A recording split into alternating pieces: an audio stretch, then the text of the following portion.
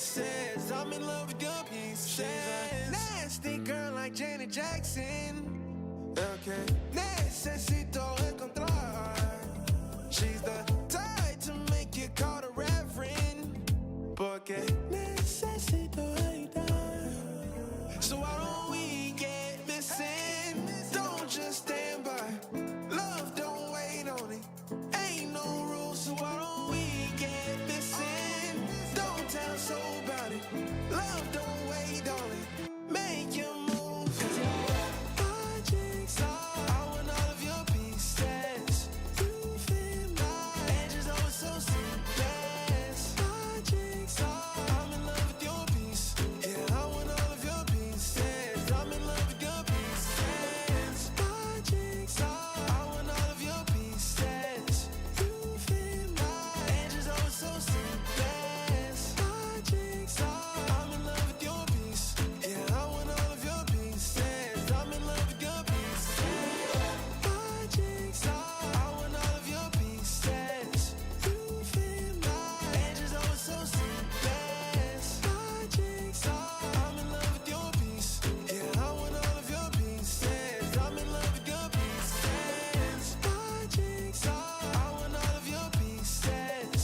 You fit my edges, always so seamless. My jigsaw. I'm in love with your piece. Yeah, I want all of your pieces. I'm in love with your pieces.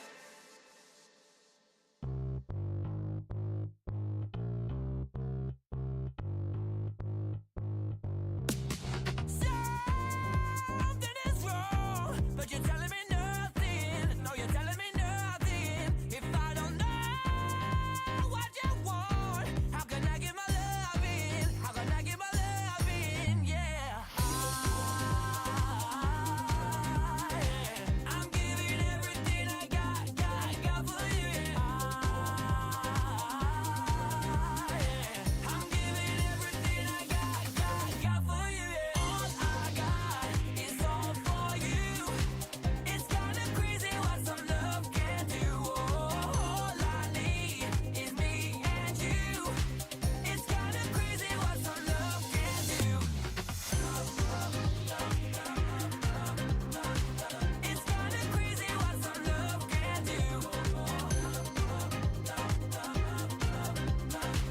It's kinda crazy what some love can do.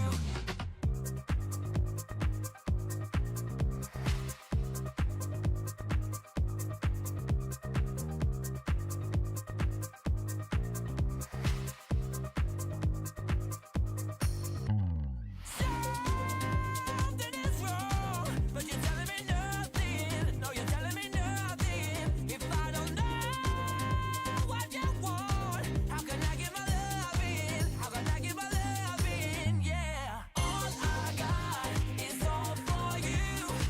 It's kinda crazy what some love can do. All I need is me and you. It's kinda crazy what some love can do. It's kinda crazy what some love can do. It's kinda crazy what some love can do. All I got is all for you. It's kinda crazy what some love can do. All I need is me and you. It's kinda crazy what some love can do. All I got is all for you. It's kinda crazy what some love can do. All I need is me and you. It's kinda crazy what some love can do.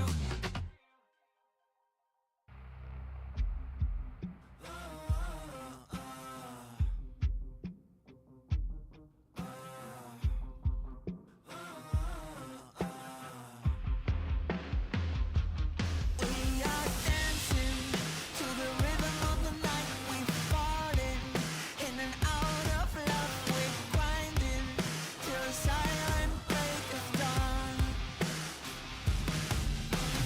Moonlight turn us into werewolves, you and I.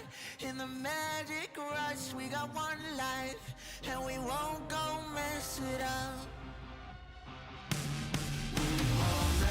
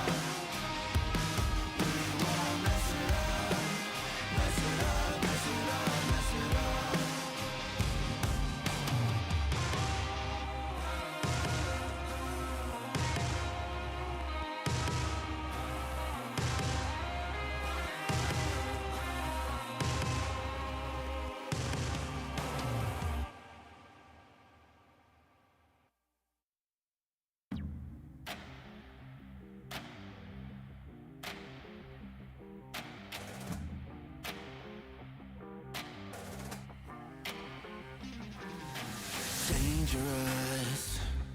It's getting dangerous. It's getting dangerous. It's getting dangerous. Getting dangerous. There's danger in your eyes. It's tempting blessing in disguise. Oh, I'm falling for your lies. Welcome to paradise. There's danger in your eyes. It's tempting blessing in disguise. Oh, I'm falling for your lies. Welcome to paradise. There's paradise waiting for you. It all comes soon enough. Let's go for it.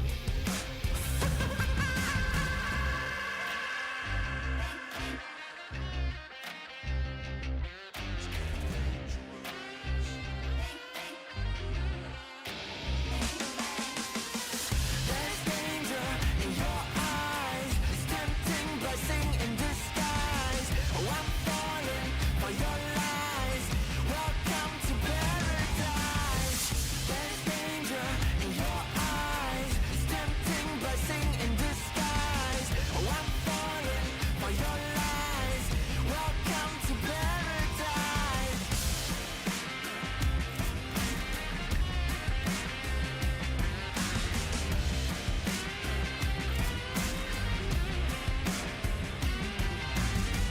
There's danger in your eyes. It's tempting blessing in disguise. Oh, I'm falling for your lies. Welcome to paradise.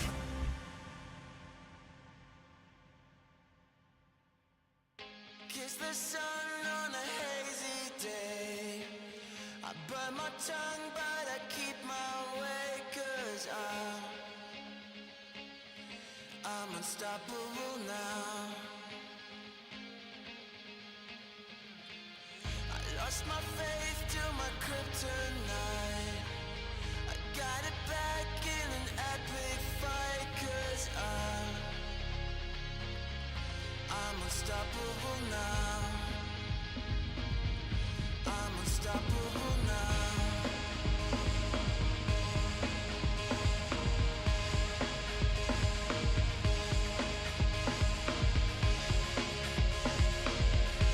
I'm unstoppable now.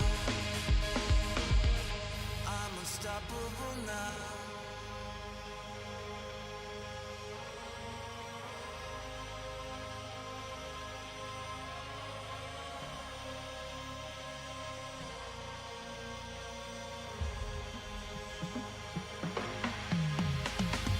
Don't you cry on rainy days, 'cause we gon' be alright. I'm unstoppable now. Kiss the sun on a hazy day. I burn my tongue but I keep my way. 'Cause I'm unstoppable now. I'm unstoppable now.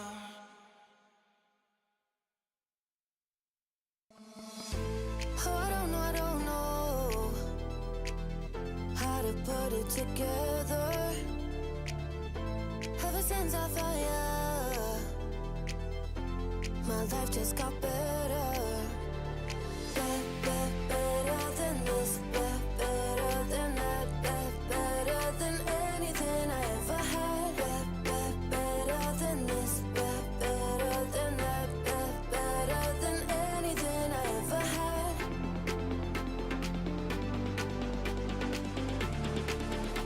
Than anything I ever had.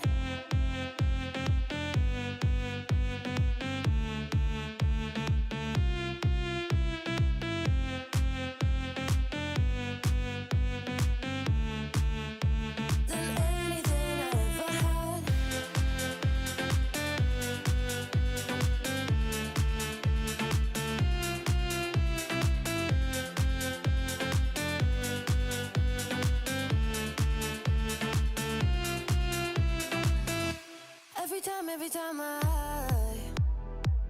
start to doubt if I'm good enough,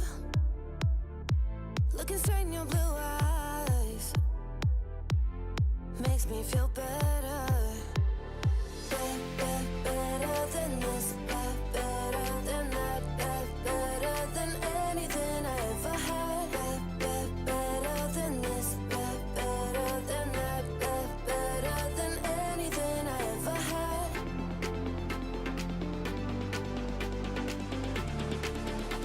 Than anything I ever had.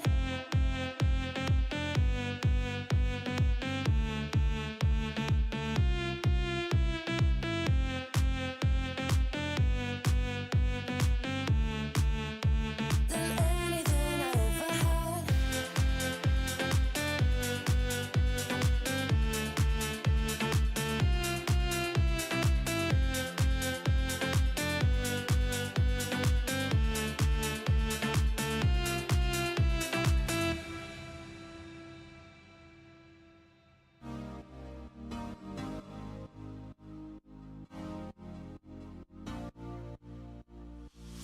You like me, I like you, and I'm not gonna hide it. It's crazy, but it's true.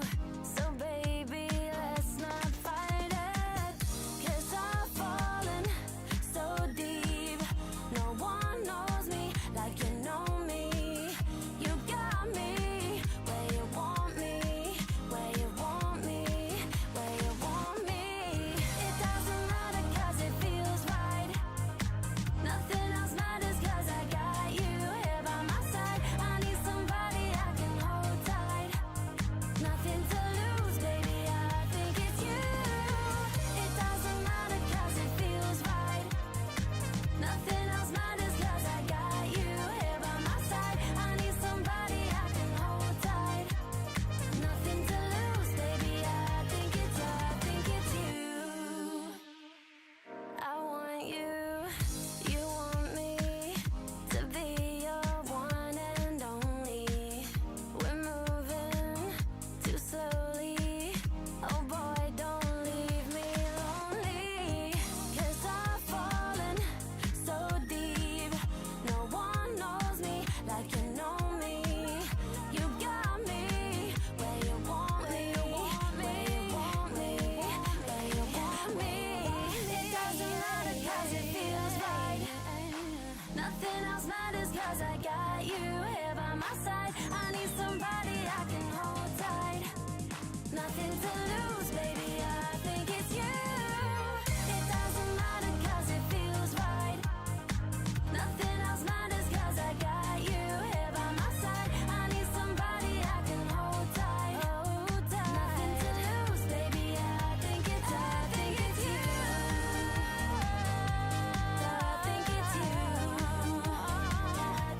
I think it's you. I need somebody I can hold tight.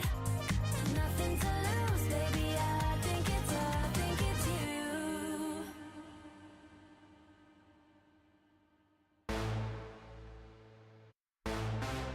We ready to fight.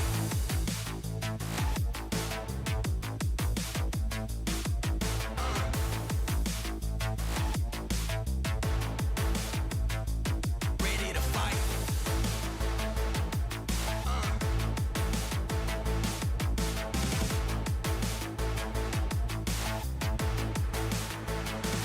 Ready to fight.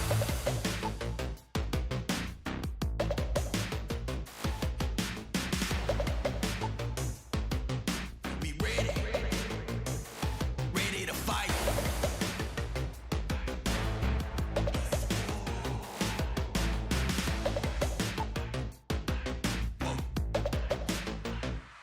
Ready to fight.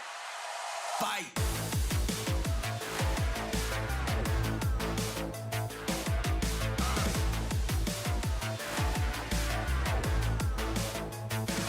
Ready to fight.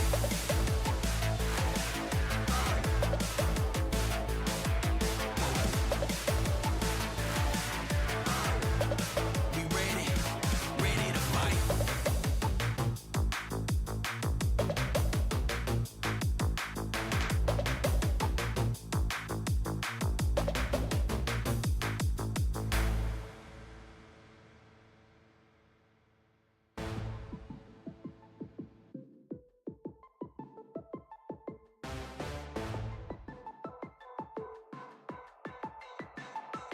Here we go.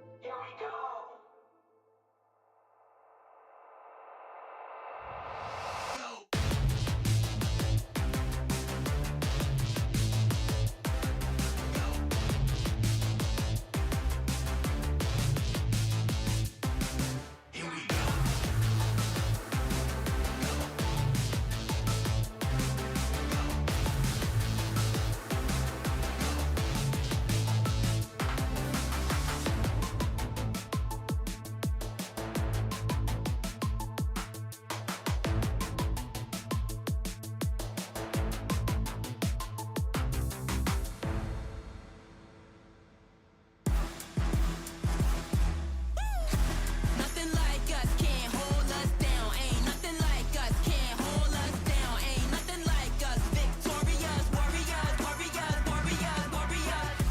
Nothing like us can't hold us down. Ain't nothing like us.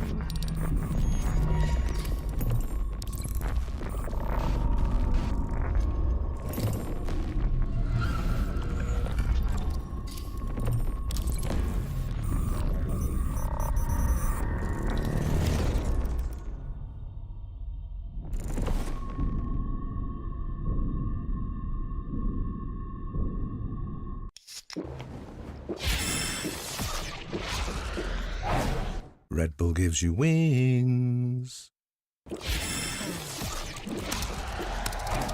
Red Bull gives you wings.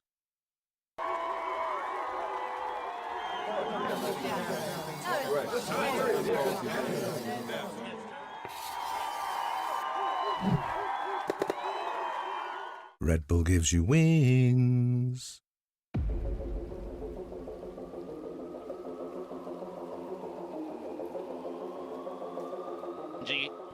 Can they not give up the isolated fights? Munchkin spotted him out, able to find him there at range. That extra little bit of HP, pushes the corner, finds one. Still multiple players to try to get through, but Berserk! The door shut. The turret up over the top, tries to look for the timing, goes up over the top and cannot find the shot!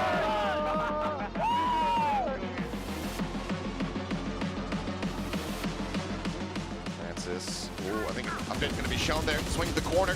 Dami going to be the one who actually just push out. Manya, nice headshot. This is a little bit more costly, but Dami looking for an ace and will be able to find it.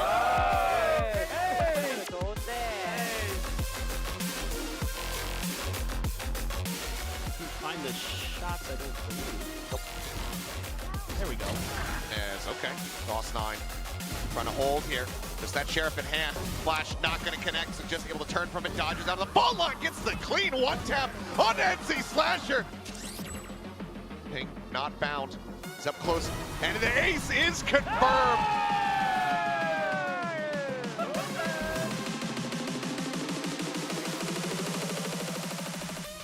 been left relatively wide open. Got here, Texture, nice slide in. What a read. Yeah, able to find Dals9 delivering his first death of the map thus far. Finding a third. And Sharon Slash are both going to be eliminated. Mr. 4K online. That's the big question. Do you even want the ace given the win record? He's going to take it. 야, 이겨야 돼. 나 에이스 했단 말이야. 에이스 했어 이번에? And he's trying to catch Jit Boys. Flown kind of ignored, but still. Okay, at least the Selvos will get sent through. Ooh, numbers now. Talon might have the sight, but a bit of a tap is not going to be enough. Shots on over, but look at Killua!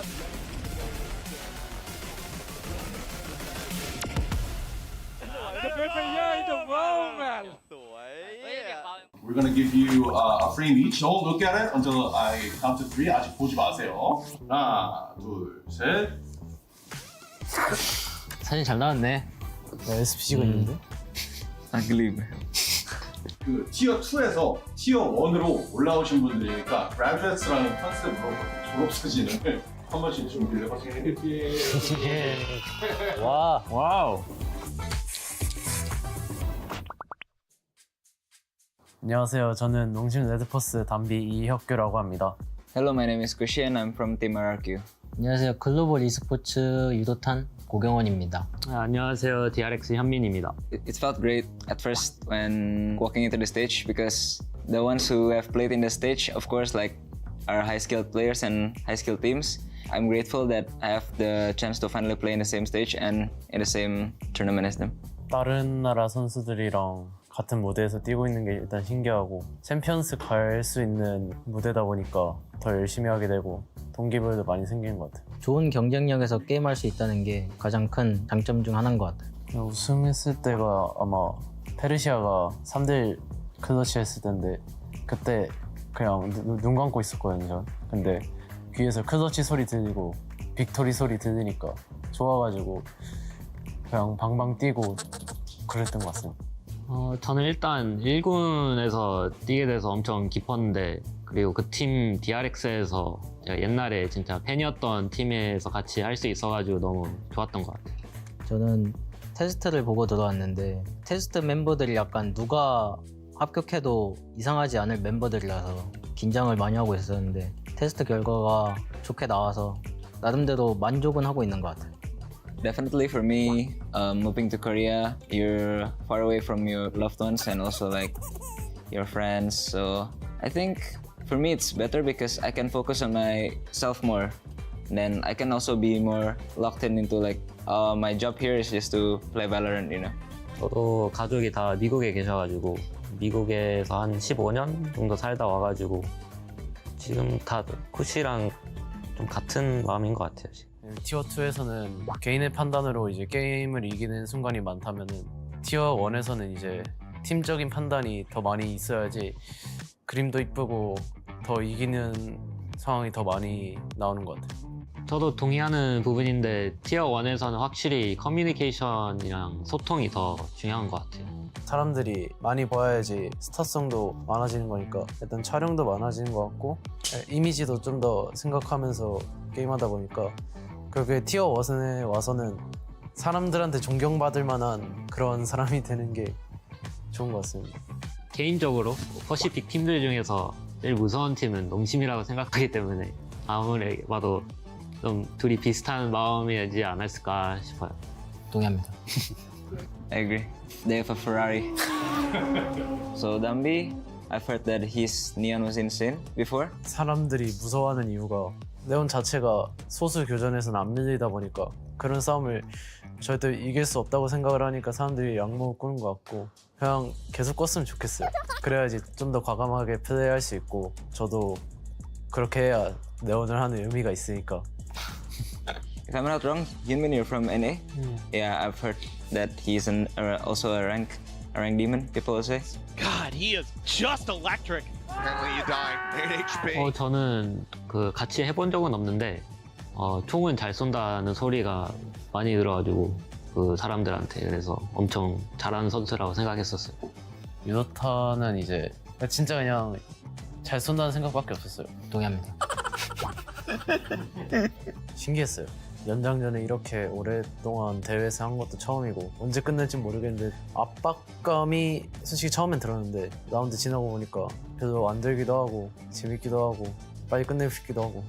For me, it was super fun, really fun. When you're in the seat, you don't realize you're playing like the longest OD game in Pacific. You know, you just play the game, and suddenly, oh, we're like 20-something, 2020, and yeah. Preston, 22-20. We are far from done. But good God. 안 친한 팀원들이 있으면 뭔가 비즈니스 관계가 돼 있으니까 말하는 것도 불편하고 뭔가 좋은 말만 해줘야 될 것 같은데 진짜 좀 오래된 친구가 있으니까 심한 말도 막 하고 뭐 그러니까 이제 미운정 다 들고 하니까 피드백할 때도 좀 더 확실하게 할 수 있다? 저는 담비 선수랑 동의하는 부분은 피드백 같은 거 할 때 좋게 말하려고도 안 하고 그냥 이렇게 했어야 됐다 아니면 이렇게 하면 더 나았겠다 라는 식으로 그냥 대놓고 말하니까 오히려 더 좋은 것 같아요. 저는 팀원들이 카메라 여기 안 깔았어? 카메라 안 켰어? 트랩 여기 깠어? 뭐 이런 식으로 뭐 약간 장난식으로 주고받는 게 중요한 것 같아요. 한국 베테랑들 1세대 프로게이머들 있잖아요. 그런 사람들이랑 한번 해보고 싶은 게 어떻게 게임하는지도 궁금하고 피드백도 어떻게 하는지 궁금하고 게임할 때 임하는 자세가 가장 궁금해가지고 뭔가 같이 해보면 좋을 것 같습니다. 사람들도 가장 기대하는 PRX랑 제일 하고 싶은 게 커요. 게임도 일찍 끝날 것 같고. Yeah, I feel like a Ferrari against like a Lamborghini maybe. Pepperex against Nongshim. Yeah, it's gonna be a fast game. It's gonna be fun to watch also. 일단 티어 1에 올라왔다는 거가 국제 무대에 갈 수 있다는 기회가 생긴 거니까 국제 무대 한 번쯤은 가볼 수 있으면 좋을 것 같아요. I think winning the global event will be the ultimate like goal. Try to become the best initiator, I guess. 꾸준하고 오래 할 수 있는 선수가 되고 싶어요. 돈도 많이 벌고 싶어요. 가장 중요하죠. 저는 돈보다 그냥 게임을 얼만큼 재밌게 할 수 있냐 오랫동안 그게 제일 큰 걱정인 것 같아요. 너 그렇게 말합니다. TRX에서 많은 변화가 있을 수도 있고 없을 수도 있는데 많이 기대를 해주시고 응원해 줬으면 좋겠습니다. Don't forget to watch our games and support RRQ, and also don't forget to buy the RRQ bundle. 좋은 모습으로 돌아오겠습니다. 좀 더 매운 농심 보여드릴 테니까 많은 응원 부탁드립니다. 감사합니다. 짝스 진봉 크루즈 G. Boomer? Nah, I'm joking. 비주얼? 너무 What are you saying there, bro? 초창기 플레이어. We're boomer. 괜찮아. It's you, Cruz, you. You know.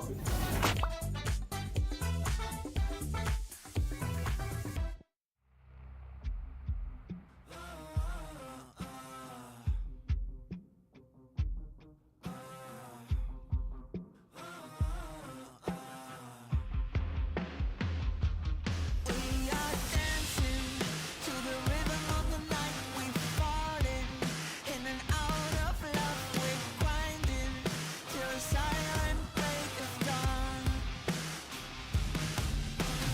Moonlight turn us into werewolves, you and I. In the magic rush, we got one life, and we won't go mess it up.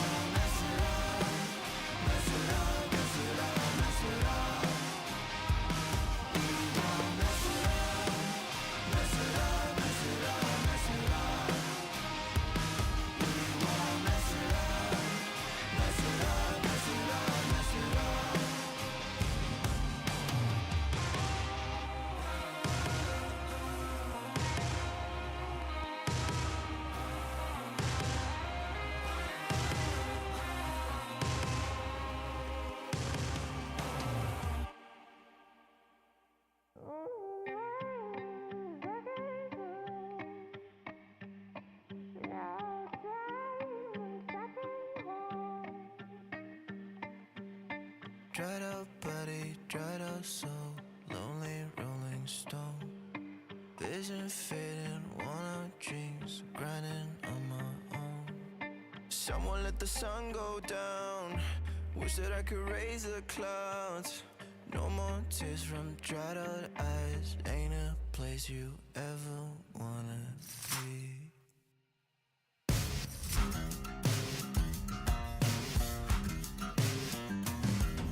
I raise my head, I close my eyes, fall down on my knees.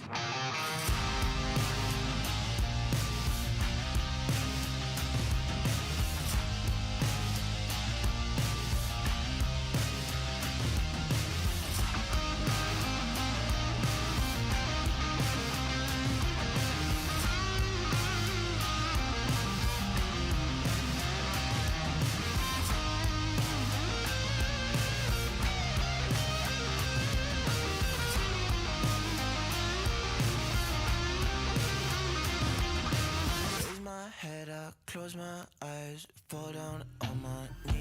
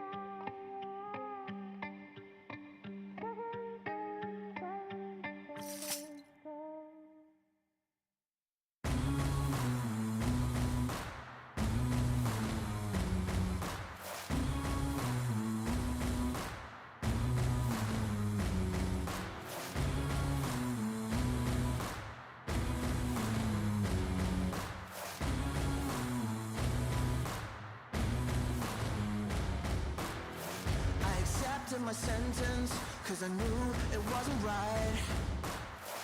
The walls and the fences came closer every night. Only the light through the keyhole kept me hoping and alive. Just me, myself and I on a mission to survive. I gotta break on my way to paradise. I gotta break on a mission to survive. I gotta break on my way to paradise. I gotta break on a mission to survive. Yeah.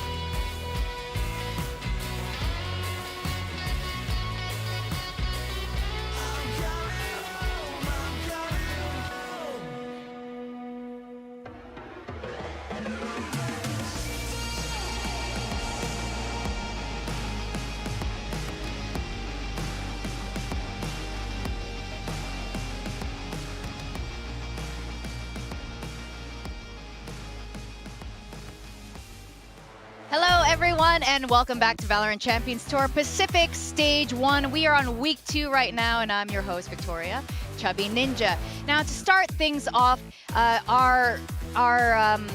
we are raising funds to help support the devastating earthquake that has affected Myanmar and surrounding regions like Thailand. So you guys can scan the QR code here as well in support of this. And if you can, please donate and together with Riot Games to help those in need and those are affected. And again, we hope you guys and your loved ones are safe and sound at home. Now, let's get started with VCT Pacific. My analysts, our guests today, and it's not big time in Pilski, but it's Coach Frost from Talon and Coach Ewok from RRQ. Welcome, guys. Welcome back. It's the first time you're both here together on the desk, and it's also the first time in a long time RRQ and Talon have faced off against each other here in Pacific. And I want to ask, at the very start, my very first interview with you, Frost, you said you don't really rate Pacific. You said it was the worst region. But have things changed? Has your perception changed of how the region sit? Yes, it has changed. I've come full circle around. I no longer think we are the worst region. However, I will say our macro play still leaves much to be desired. But the talent here is just insane. All right. So, best region? I mean, I know everybody says that because T1 run an 18 tournament, right? But Yeah. I think we're up there. Okay. But I don't think we're the best yet. Oh, you just want to commit until the Champions Trophy. All right, I get it. Right. All right, Pacific, we got to step up. Ewok, crazy guy. How has he been integrating into your team as the IGL? So of course, changing IGL is it's a huge change, right? So for us, it's a lot of learning and getting on the same page over as many things as possible. So it's just the more practice we get, the better it gets. Communication is definitely better. So that's something where we feel like we're improving faster than before. Okay. No, that's great. Now, going back to Talon, now Primi started off as a rookie not too long ago. He joined at the end of the season. Technically, this is still his rookie season. Isn't that crazy? Nobody knows that, right? Everyone just assumes, he played last year. Yeah. No, he played a playoff game last year. Yeah, you just plucked him out of rank. He played a playoff game, visited Champions for a little bit, and now you have 2 more rookies. That's a little dig at you. O2 barbecue haunts me even today, bro. Just a little visit, bro. Yeah, it's unbelievable, bro. Sorry. It's all good, bro. I was trying to say it nicely. But, I get cooked all the time. Yeah, I'm lucky. But now you have 2 more rookies that have joined the Talon roster from, Talon Academy and from the Tier 2 team. So how is Primi sitting now? Is he still one of the rookies, or is it more of a big brother role? How's that dynamic working in your team? Out of the 2, I definitely treat him as if he's a big brother and he has to mentor some of the young guys, because he did have a whole off season and he played at champs and he had a playoffs. However, he's still a rookie, trust me. Okay. Is he the primary duelist now, officially? Yeah, I think the interesting thing is Dai can play a little, Killua can play a little, so I think it kind of is neat in that way. I mean, I think you guys have already seen Killua on a duelist agent, so that's now no longer a secret. I would say for now, he's for sure our primary. What happens in Season 2 and towards Champs time? Obviously, everything can change because Thai is also a beast. Yeah. So, yeah. As you remember, you said it in one of our here. interviews, We're like, ooh, Frost gave us a hint. Yeah. Okay. Now, Frost is a huge Waylay fan. This guy loves Waylay. All your podcasts, I hear you talk about it. I'm just saying, everyone says she's low tier, and I just am like, okay, cool. Yeah, and You're staying on his end? I have a comp for her, yes. Yeah? You'll have to wait well. and see. You have to wait and see. Oh, you can tell me now. I mean, nah? It's going to be more fun to watch you lose without her, actually. Okay. There's a 50-50 chance we run Waylay. And how big is the chance you're running double Senti? How big is the chance I run double Senti? It's a 50-50 chance. 50-50 chance? All right, fair enough. Okay. All right. Well, Frost enjoy Lotus first. Frost has said, let's pull up the map draft, actually. We're going to have a little preview here. Talk us through that as much as you're willing to share. Now, Frost is also, he said he's a huge Waylay fan. He has a comp for her on every single map. You guys don't really use Waylay, or hasn't shown Waylay. What do you use? We've played it. Right? We've played it. We enjoy it on some maps, and we don't enjoy it on others. So, okay. All right. For now, we'll see. We'll see. Depend on the veto. You guys can see the veto. Yeah. We're showing some new maps today, so we'll see. All right, fair enough. Now I see off the rip, Talon has banned Pearl, not making that mistake again. Fair enough. But we want to know who has been cooking the comps for Talon, especially the one that works so well on Fracture. I mean, it's interesting what these comps are because some of our secondary comps we thought would be primary comps. Those were Jovi's. And then some of our primary comps we thought would be secondary comps. Those are mine. And on some maps they flipped. So we came into this thinking this is going to be our #1 comp. Our #1 comp became #2. So like Jovi has a comp, I have a comp, Cruz and us determine who we use what comp with when. So that's pretty much it. I will say our Ascent comp today is mine, so good luck. Our Lotus one, I believe, is Jovi, so extra good luck. Actually, I want to talk about RQ's Ascent comp too, because I mean, it was also very effective. The Euro Cypher comp. Yeah. It seems to be sort of like the newer meta here. I think a lot of the talents globally really like this comp. Yeah. Tell us We've been about the comfortable on Ascent for a long time. Last time we played it, I'm sure you can remember. Yeah. You can remember the score as well. Yeah. So I think it's just something that we feel comfortable with, especially with the players that we have. We also like kind of testing a lot of comps together and then have a couple of comps that we want to play and then we choose something for match day. So this is just one we feel player-wise specifically they feel comfortable. And it's something we kind of put together. So yeah, it feels comfortable for us. Okay. Now I know you guys want to reveal too much about your mat drafts here, but are you feeling pretty comfortable? Were there any surprises for either of you as you went through it? No, I wouldn't say so. Okay. I think it's yeah. I know he thinks he is like completely owned. Oh man, that's cap. But for us, Okay, it actually, I think I don't want to say too much, but I think you feel like you owned it a little bit more than what you did. Okay. Yeah. Okay. Okay. And Tough. That is tough. all right. We all the opinions are not being said. It's like all on their faces right now. So those of you who just like zoom in and look at their like minute facial expressions. Now it's really apparent both of you guys really care about your team, really care about your players, and almost like father figures on your team at this point. A little bit like tough love coming from Frost sometimes. But I have to ask, do you guys have a favorite child? You're like, yeah. That's a crazy question. I know. Are you Gonna willing just to spit say out that one? on broadcast? Favorite child? I can tell you which child dislikes me the most. No, I think it would be, for me, probably Cruz. Okay. I think since you said child, I'm assuming you're talking about the Any of them. 18, 19, 20, 21 No, any of them. They're all your children. Okay, so then it's Cruz. Okay. If not, it'd probably be Jit. I think it'll be second on the pecking order. All right. For sure. All right. How about you? Are you Nice. willing to say? It's a tough one. I think maybe the one that needs the most guidance and gets help the most is probably Kushi. Okay. So I think he's also, of course, in his rookie here. So it's, yeah, for him, All right. I'd like to be that, yeah. Yeah. Oh, man. He's firepower. You guys have adopted some pretty amazing kids, I have to say. Now, during the fist bump, we see the coaches come out. Sometimes you guys are talking to each other or you're fist bumping, but we can't hear you. So can we reenact this so we can finally hear what you guys are saying or doing on that stage? All right. I'm going to do the welcome to VCT Pacific. It's Talon. Are we doing the Frost. censored version? No, with you, it's never going to be like that. There have been other times where it's been either or even no fist bump, So, right. All right, I'll do the countdown. Kosher. Let's welcome Talon Esports and RQ's greatest coaches. 3, 2, 1. Good luck, bro. Let's have a good one, yeah? Yes. All right, let's entertain the fans, yeah? Yep. All right. Oh, that's so wholesome. I kind of like the censor version, but this is good. I like it. We're all friends here.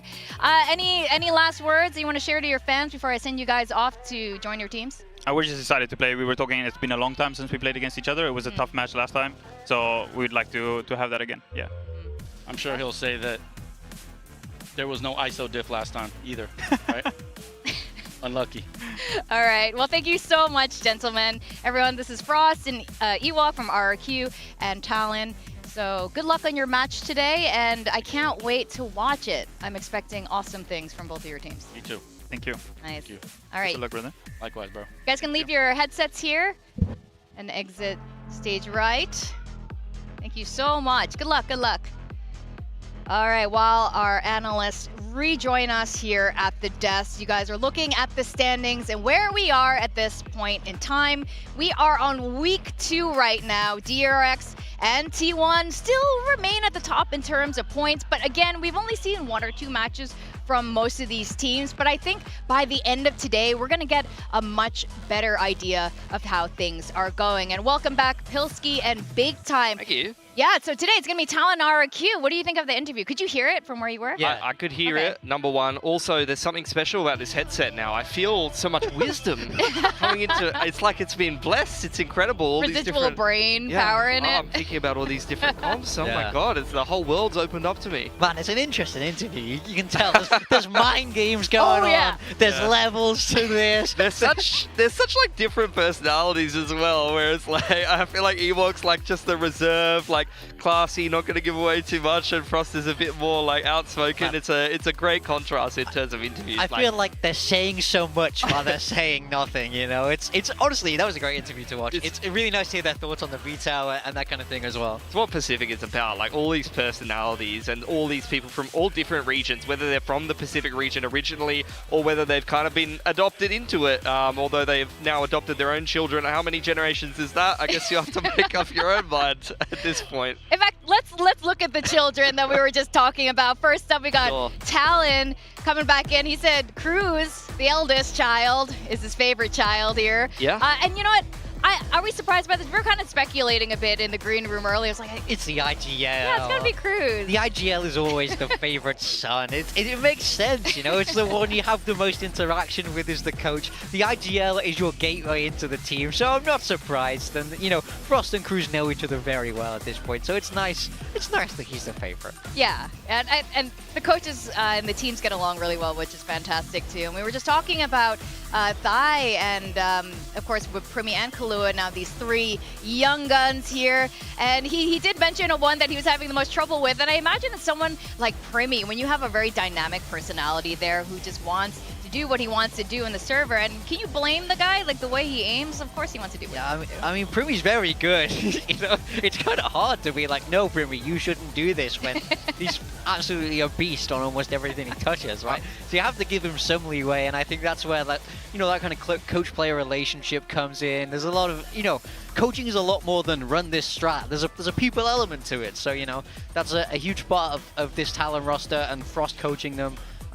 It's just how it all works together, right? I mean, historically in TAC FPS, I mean, for as long as I've watched esports, the rare exception to the rule is that your star player is very easy to deal with and very agreeable, from what I've seen. So I think you need some level of self-belief, you need some level of ego to frag that hard in the server and take over a game, and I think that that does earn you a little bit more leeway than some other people. Usually, I think the people that I would find to be the easiest to work with are usually not the people that do the most damage in the server. The people that are a bit more agreeable are the ones that are going to make way for other people and make more sacrifices for the team at the end of the day. The poor players. Yep. And speaking of you know, the different players that we have are RRQ, and we're looking at Cushy now.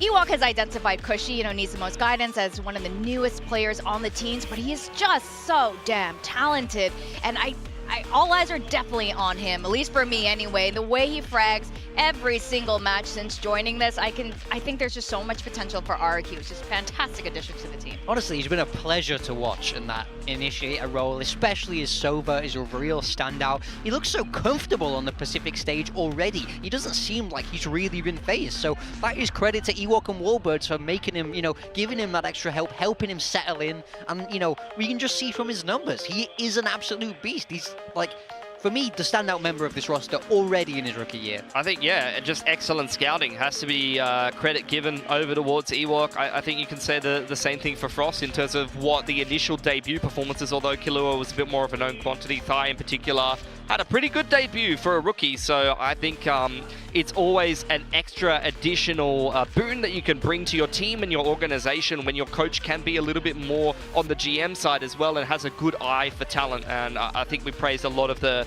Korean coaches for being able to, you know, pick good players a lot of the time as well.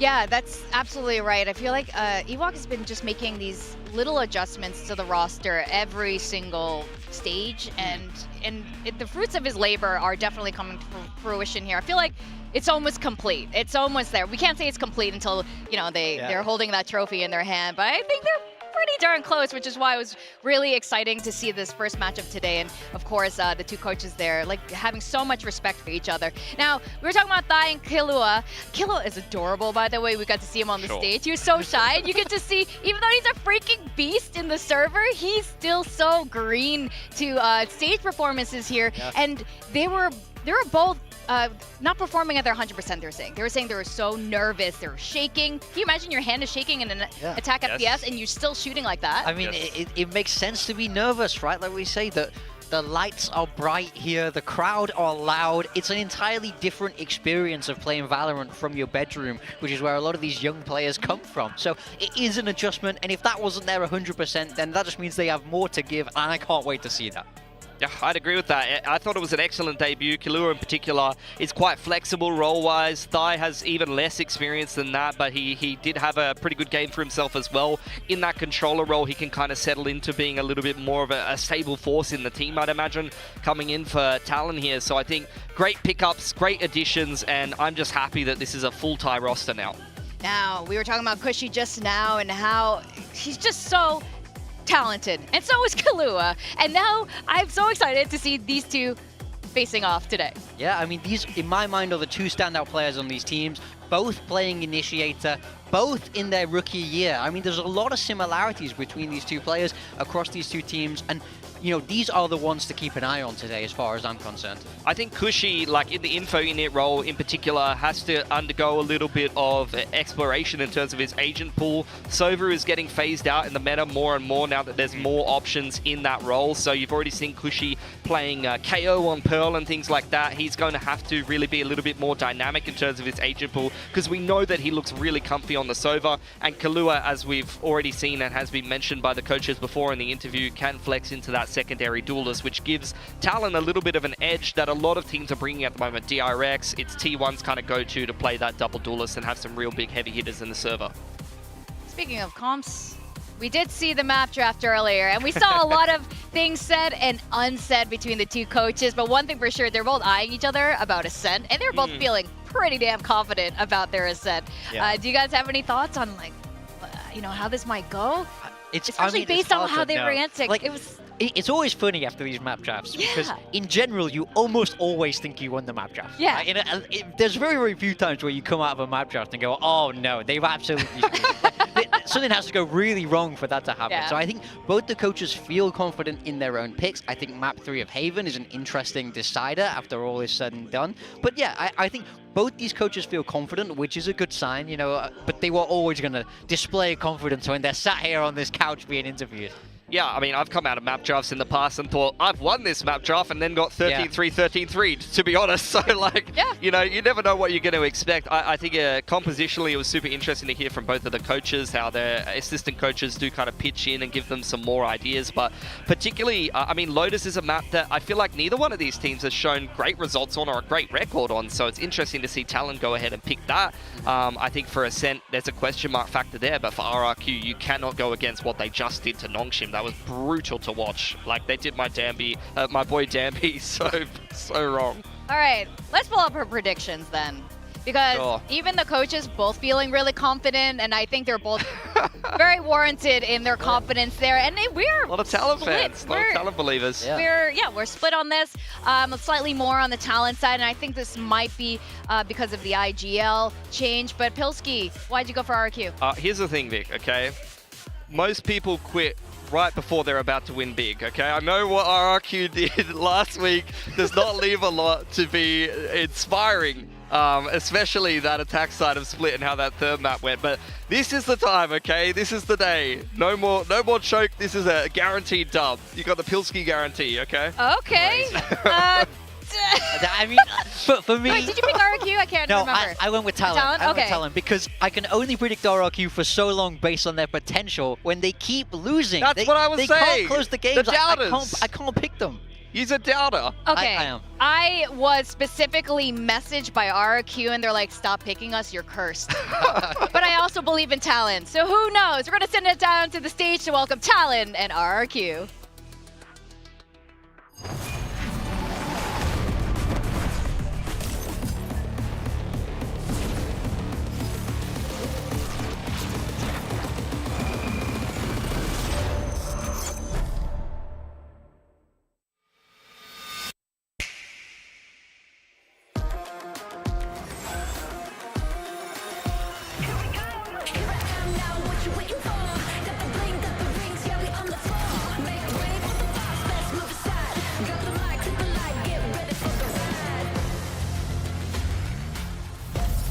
Let's fly.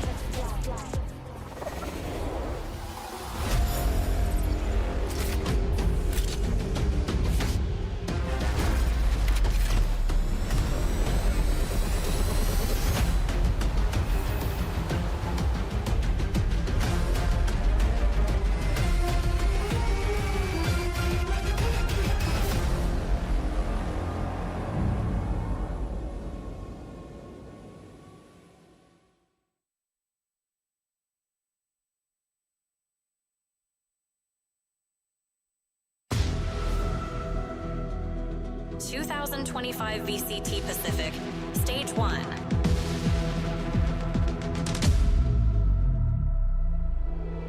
Rise Pacific.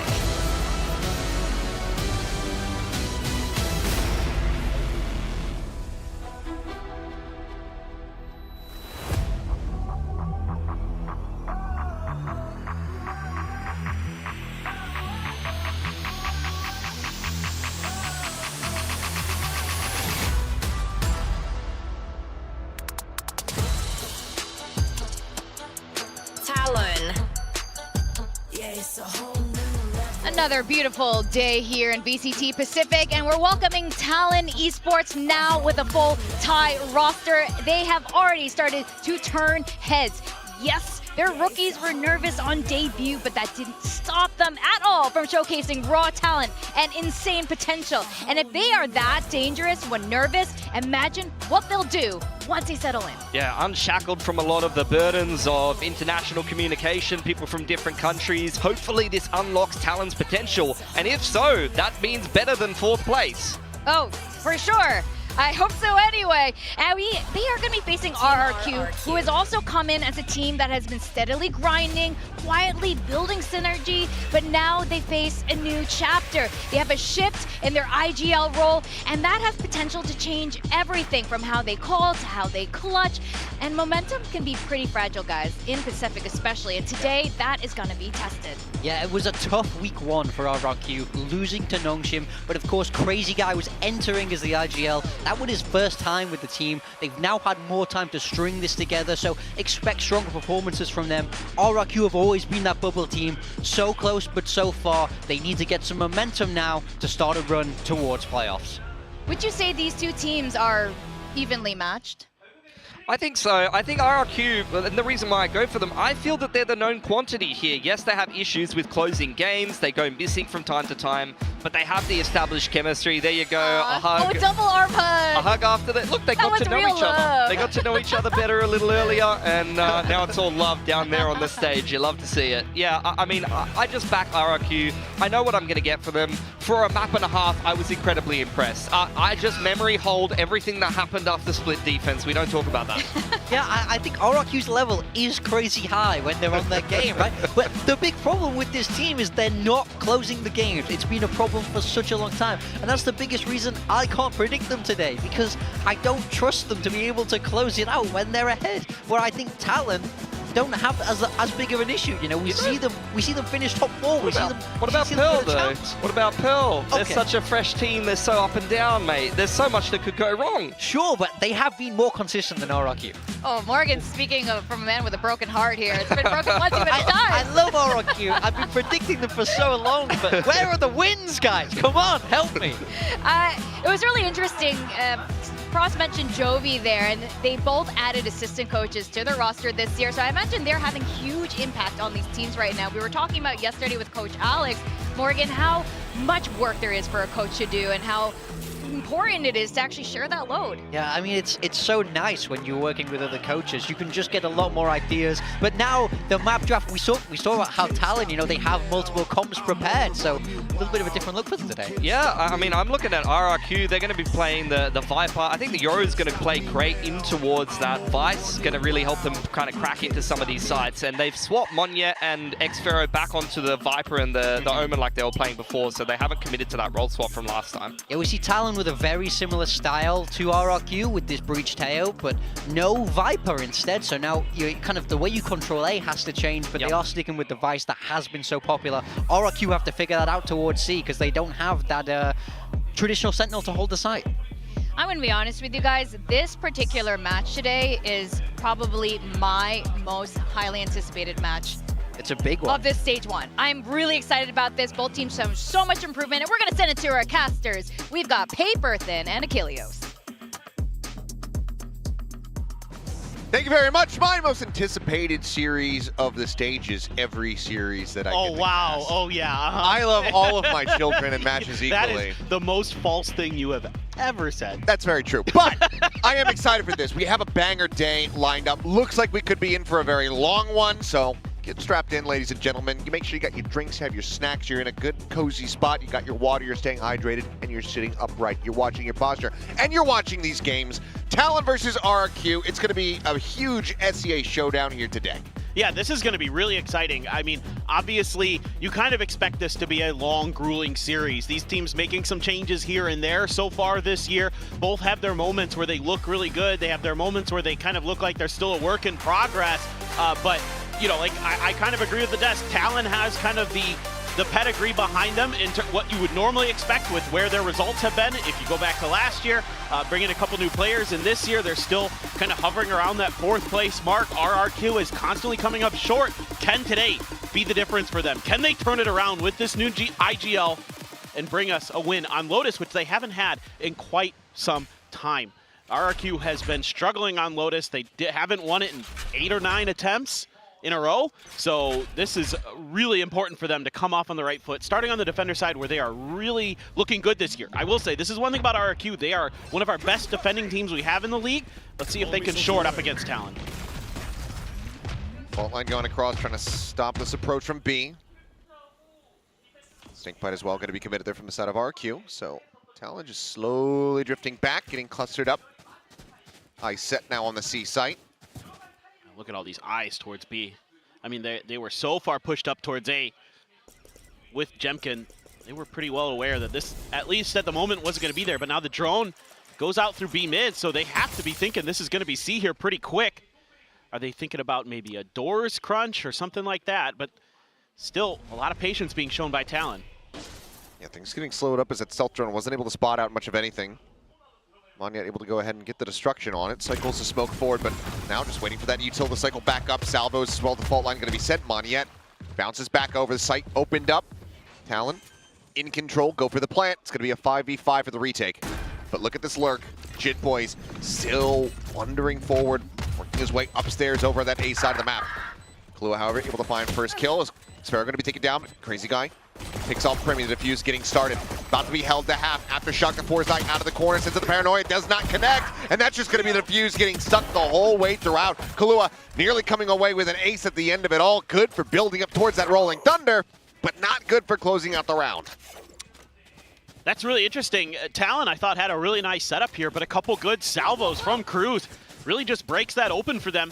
Gives them access to the site, and they're able to take Primy down, the only player who's anywhere near the site itself. Because he got pushed into that back corner, they were able to isolate and identify him. It's a nice pickoff there. They're doing a good job of kind of understanding their crossfires, but it's good work by RRQ, really selling, putting some pressure out at the front of Mound to make sure that they're able to give their diffuser the time that they need. All in all, bit of a bizarre one, but one that Talon's looking to shrug off. Xpero going to be forced away as once again, C-Site going to be taken. Bulldog in hand, Crazy guy able to find one. Jimkin going to be struck down. As Jit Boys answers back a kill.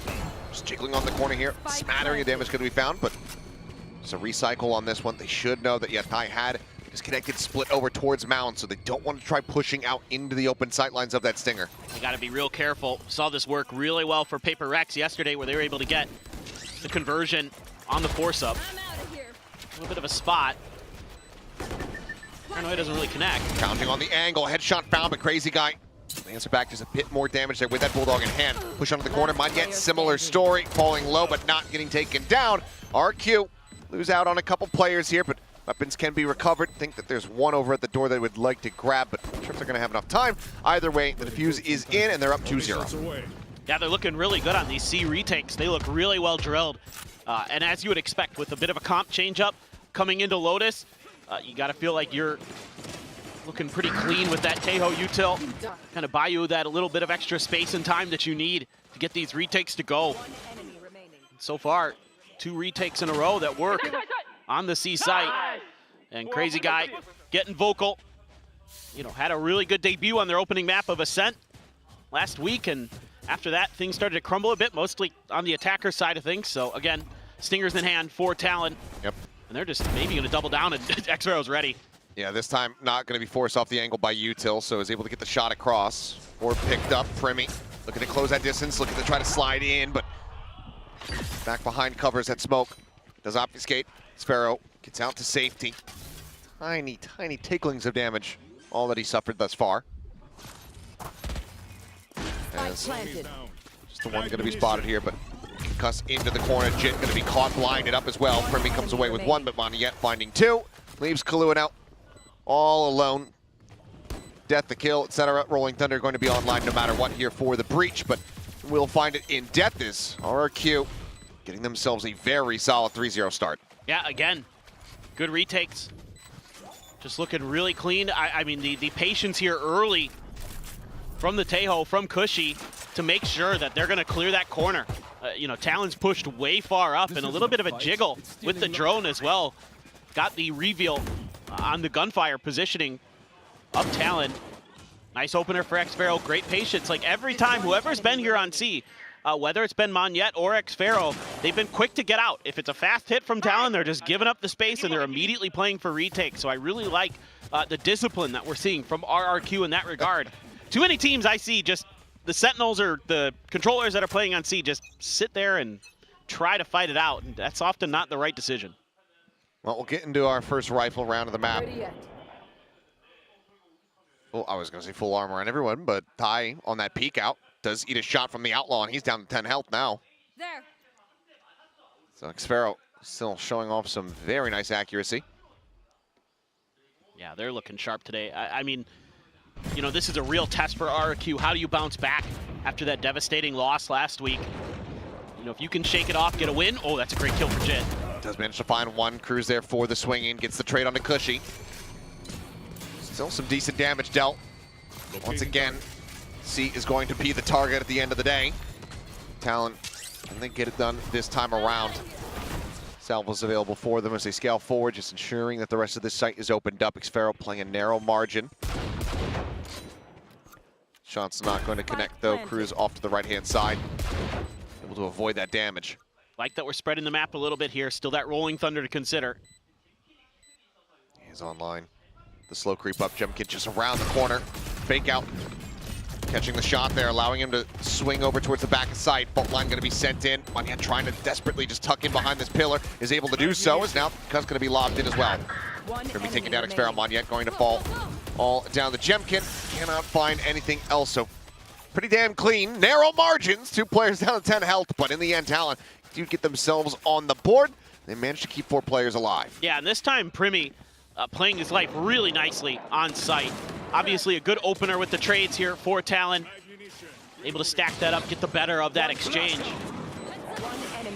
Great covering fire. I mean, the protocols look well practiced in these post plants for Talon. It's just the retakes have been even better from RRQ. And you were able to save that Rolling Thunder, which is really nice here for Talon. I mean, you could see that they wanted to challenge RRQ. Don't let them get any extra kills, push towards that spike and force that ultimate out. Nicely done there by the Talon boys. Odin's out. Spray comes through. Sliding forward, Jemkin finding 1, TPing out the safety. Crazy Guy just going to look for a reposition. Rolling Thunder still not going to get committed here as Kahlua is on the floor.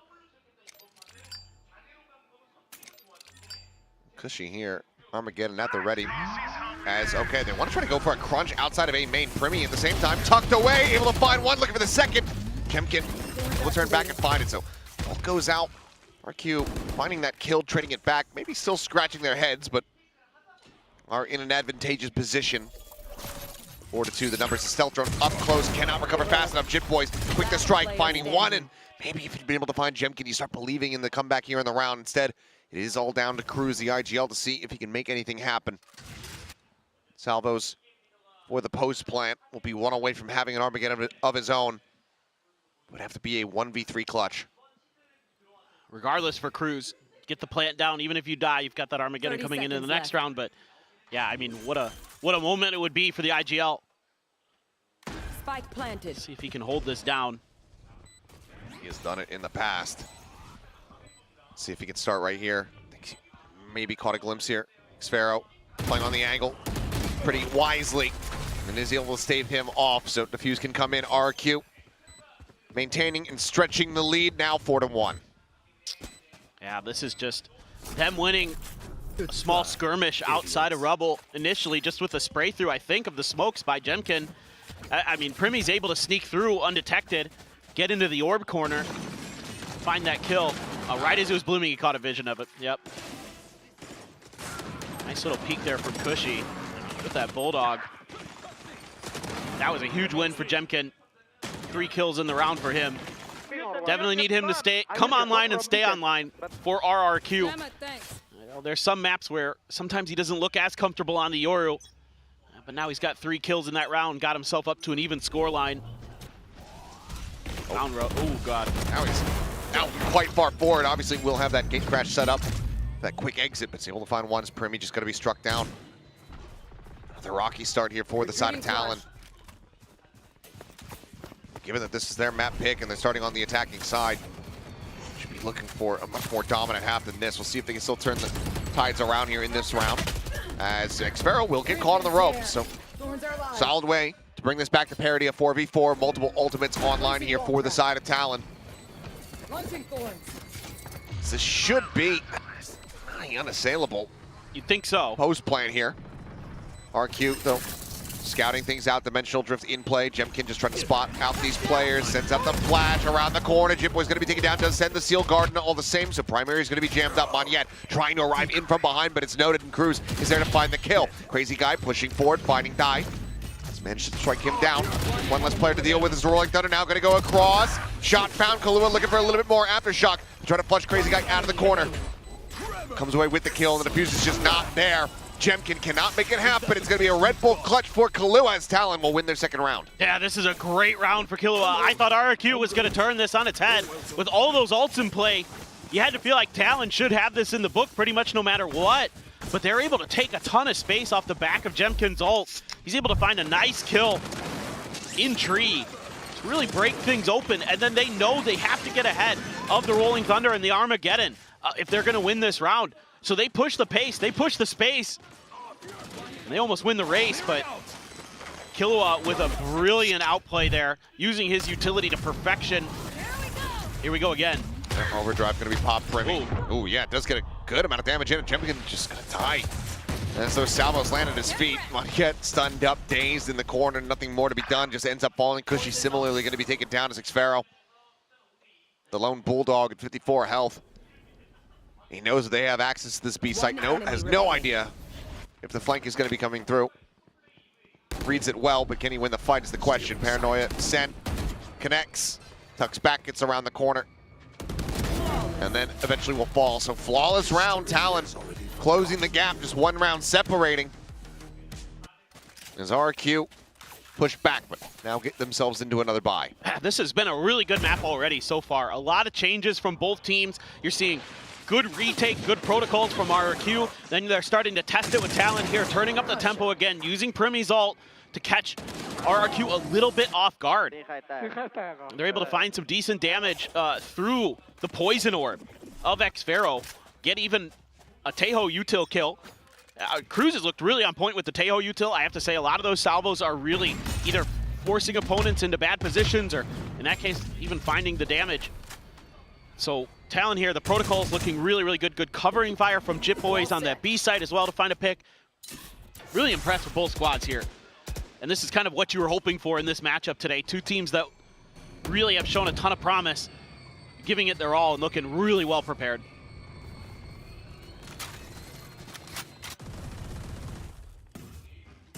Well, just Monyet, keeping him honest. Gotta be careful. Jitboy's not somebody that I would want to meddle with here. They're trying to hide Jemkin's position. Game Crash is set up. It's going to be a quick TP check over towards C. Nothing spotted.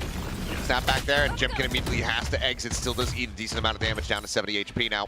Spanyet quickly repositioning, but actually bogs it. Stays quiet. And does manage to keep himself alive here for the moment. God, great discipline from Talon. More taps. Oh, this Armageddon forces Jimkin forward. He's able to dodge it. Crazy guy going to be taken down at the same time. However, is this lurking to be looking good, but now Jimkin arriving around the back, finding one. Slow falls Primy despite being tagged up. Does not get picked off. Answers one back, but then Monyet is there for the trade. Spike now still on the floor. The rest of Talon needing to crunch together, collapse in. Try to recover this spike. Kahlua tagged up. The Odin still wreaking havoc, but they managed to just go ahead, persevere, and plow through. Now the A side is open, and Xfero is all alone. Man, that was a great exchange for both teams. See if Xfero can get something done. 1v3, Kahlua very weak, so has a chance. Not much in the way of util to work with. And whittled away at down to 65. Ty on the first angle and is able to find that kill. We are tied up 4-4 as Talon start running things back. RQ likely going to be considering a timeout. There's honestly so much good little things going on with both of these teams with their util right now.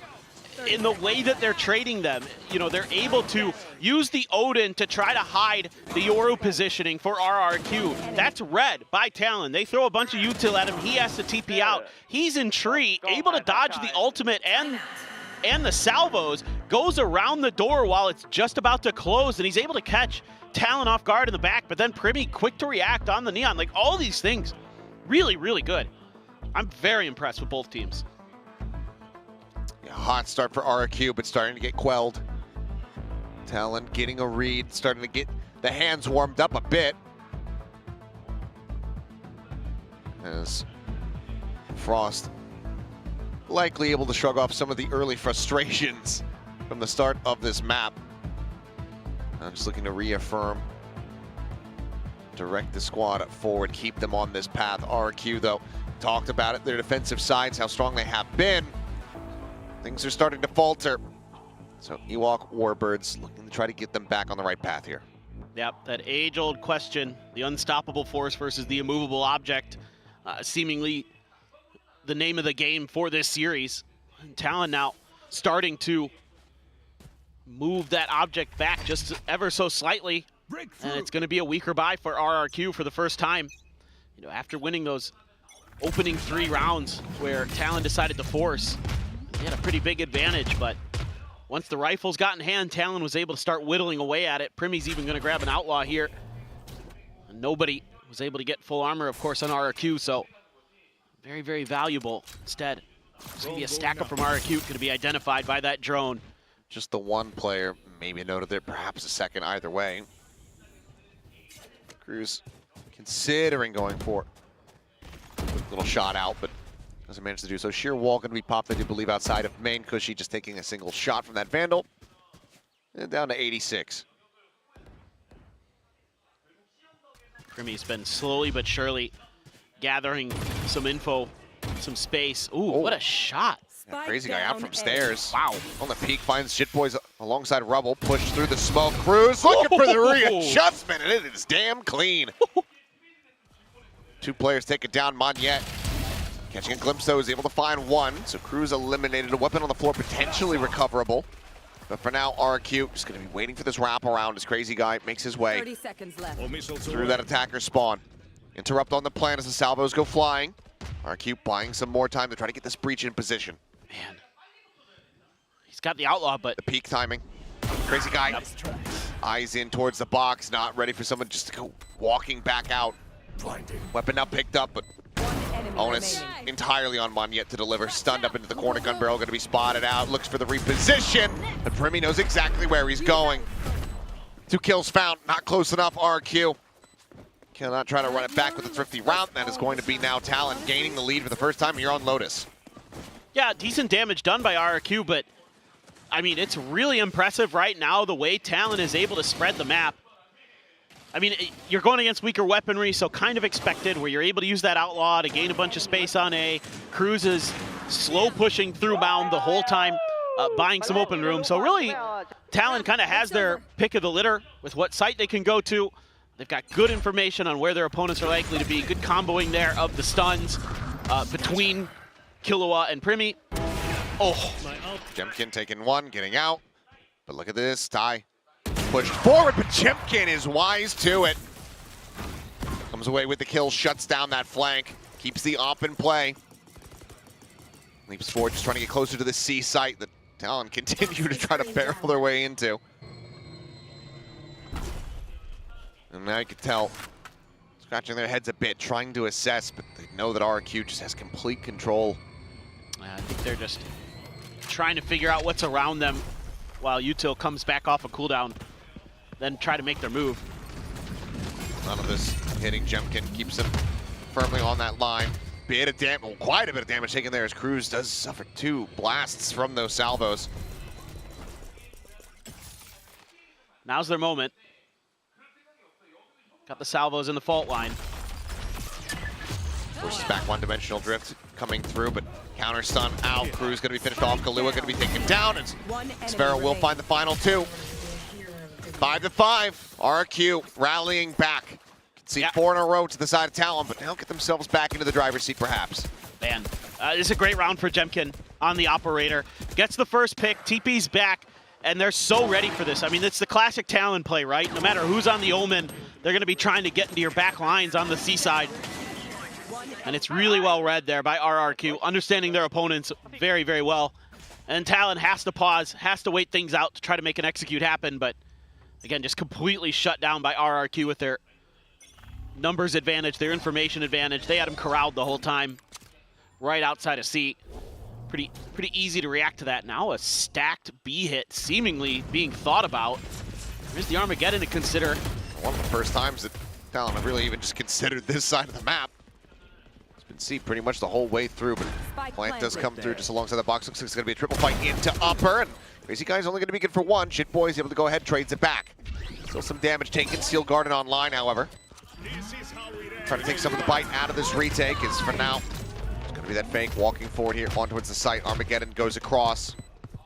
Full control of upper. Baby door in their hands. A turn of the flash. Cruz sliding down, sliding forward, but this time fully blinded up. They turn back. Cushy able to find it. Taps the defuse. Paid out a little bit more. In the meantime, Kahlua is completely contained over on this side, and now is all on his lonesome to try to interrupt the defuse being held. Finds the first, and maybe if he had been able to find Xpero, could have managed to scrape by with a miracle win. But RRQ will pick up 2 in a row, regain the lead, and potentially can close things out with a 7-5. Yeah, that got really messy there on B. Talon was having a hard time getting the space so they could feel comfortable to put that plant down. RRQ was just not giving up any ground.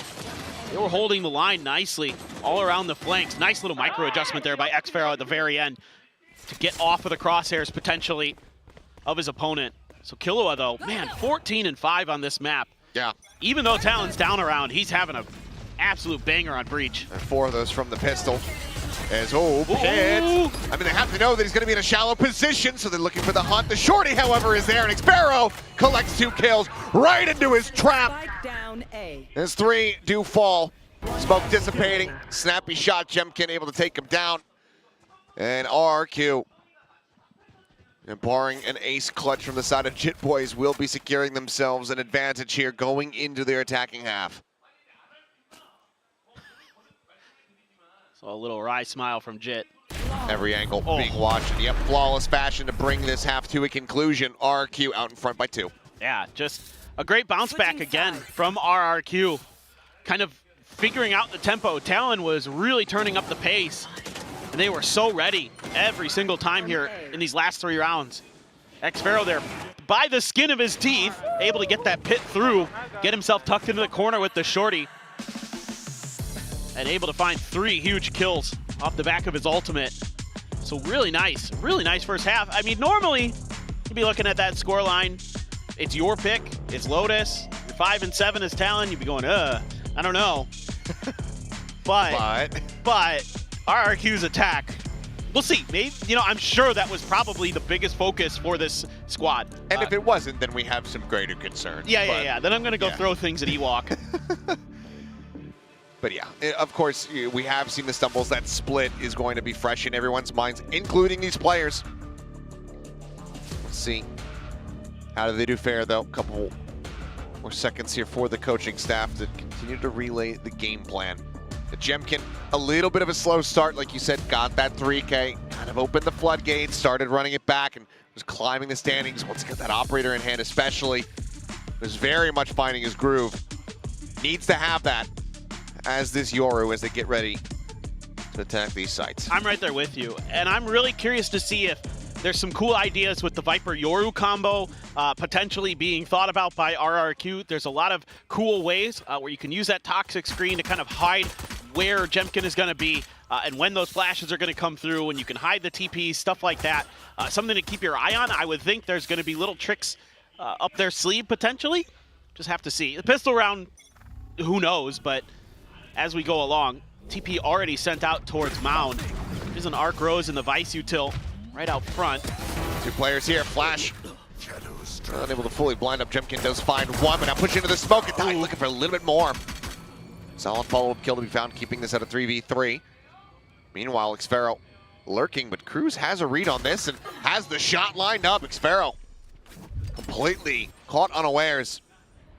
A tap of the plant, but not yet being committed to. Are they going to wrap all the way around? Might consider it here. They have plenty of time. They have the read that this position is going to be encroached upon. So, yeah, I mean, you can see waiting for the retap. Kahlua has that stun prep, but it's not going to come through. But Cruz, once again, wise to this. He's in the perfect position to try to go for the punish. Yeah, could just get one and back off. Ooh, oh, the timing, the timing. Looks back away. Oh, the timing. Peeks back into B. Still, though, getting ready to swing back through. Stays on the angle, wants it to push into him. Crazy guy will be left on the floor. Cushy trying to fake for it, trying to see if he can get Cruz to advance to come away with that kill to bring it to a 1v2, but Cruz does not bite. He has a gorgeous read on this round. That is just beautiful stuff from Cruz. A+ on the homework coming into Lotus. Just had every twist and turn dissected. Cruz will be the one to go ahead and bring it to an end. A 3K for the IGL and Tejo, as Talon will tie things up in regards to the pistol count, 1-1, and now just one round away from tying things up as they get up to 6. I mean, Cruz has been talking about in some of the press conference interviews or the post-match interviews that, you know, part of the reason that they decided to bring Killua and Tai in is because they wanted to win now.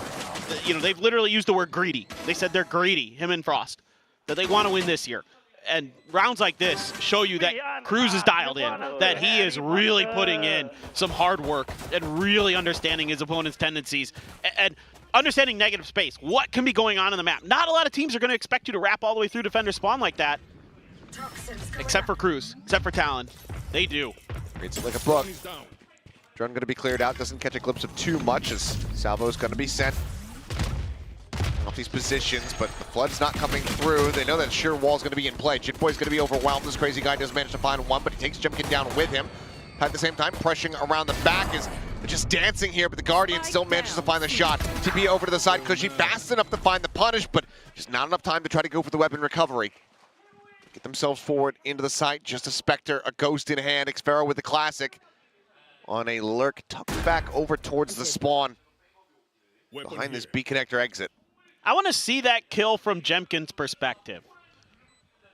I can't say for sure, but part of me suspects he might have tried to fake the clone. Oh. Headshot found. Fault line sent, but just going to be the aftershock and Snakebite to just go ahead and hold everything at bay. Monyet going to be stunned up now, very much as Riz gets the slide on the corner. Primi able to find one.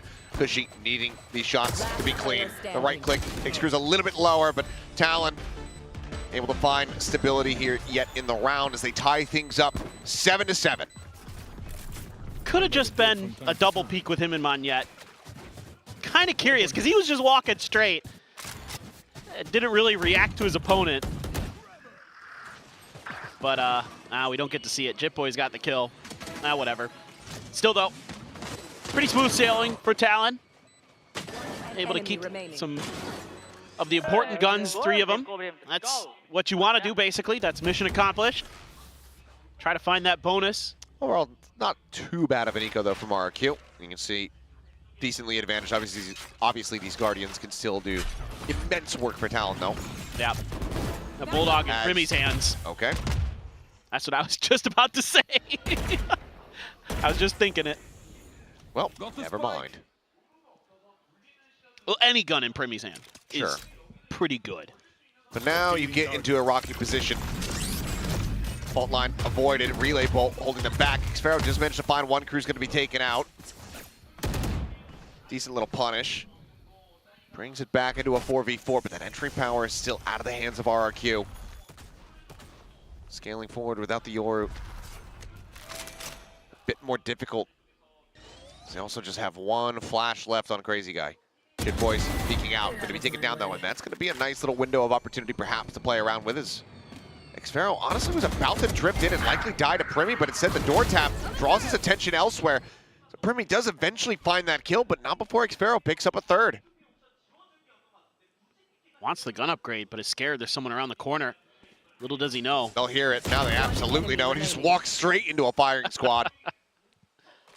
30 seconds left. RQ, though, not looking to lose any more weapons, and they will not. A solid headshot there from Monyet. Stops the bonus conversion, gets RQ back into the driver's seat with relatively fine casualties. I was a little bit worried here initially for RRQ. Right as Jemkin was trying to TP. I was going to say, I'm pretty sure Cruz got caught jumping over the rock or trying to jump on the rock. One of the two. And then it's just really clean. Group up, find the open space. Catch Primmy off guard. Don't give him any hope of turning around on its head. Time to jump. Get that spike down, get through. Primmy has an op already, though. It's okay, it's fine. Never in doubt. To the safety of the boulder. This drone cleared, knows that there's going to be some deeper presence still yet in that A spawn, or that A spawn, that attacker spawn. Primmy. Decent forward angle. Xfero, I mean, he's basically completely pinned in. Slowly drifts around, but he's going to start walking his way back in. A timing nearly found, but Primmy, I imagine it was a decent little flick there, comes away with a kill. Jit Boys at the same time picked off over a tree. As the A site now opened up, ready for the taking.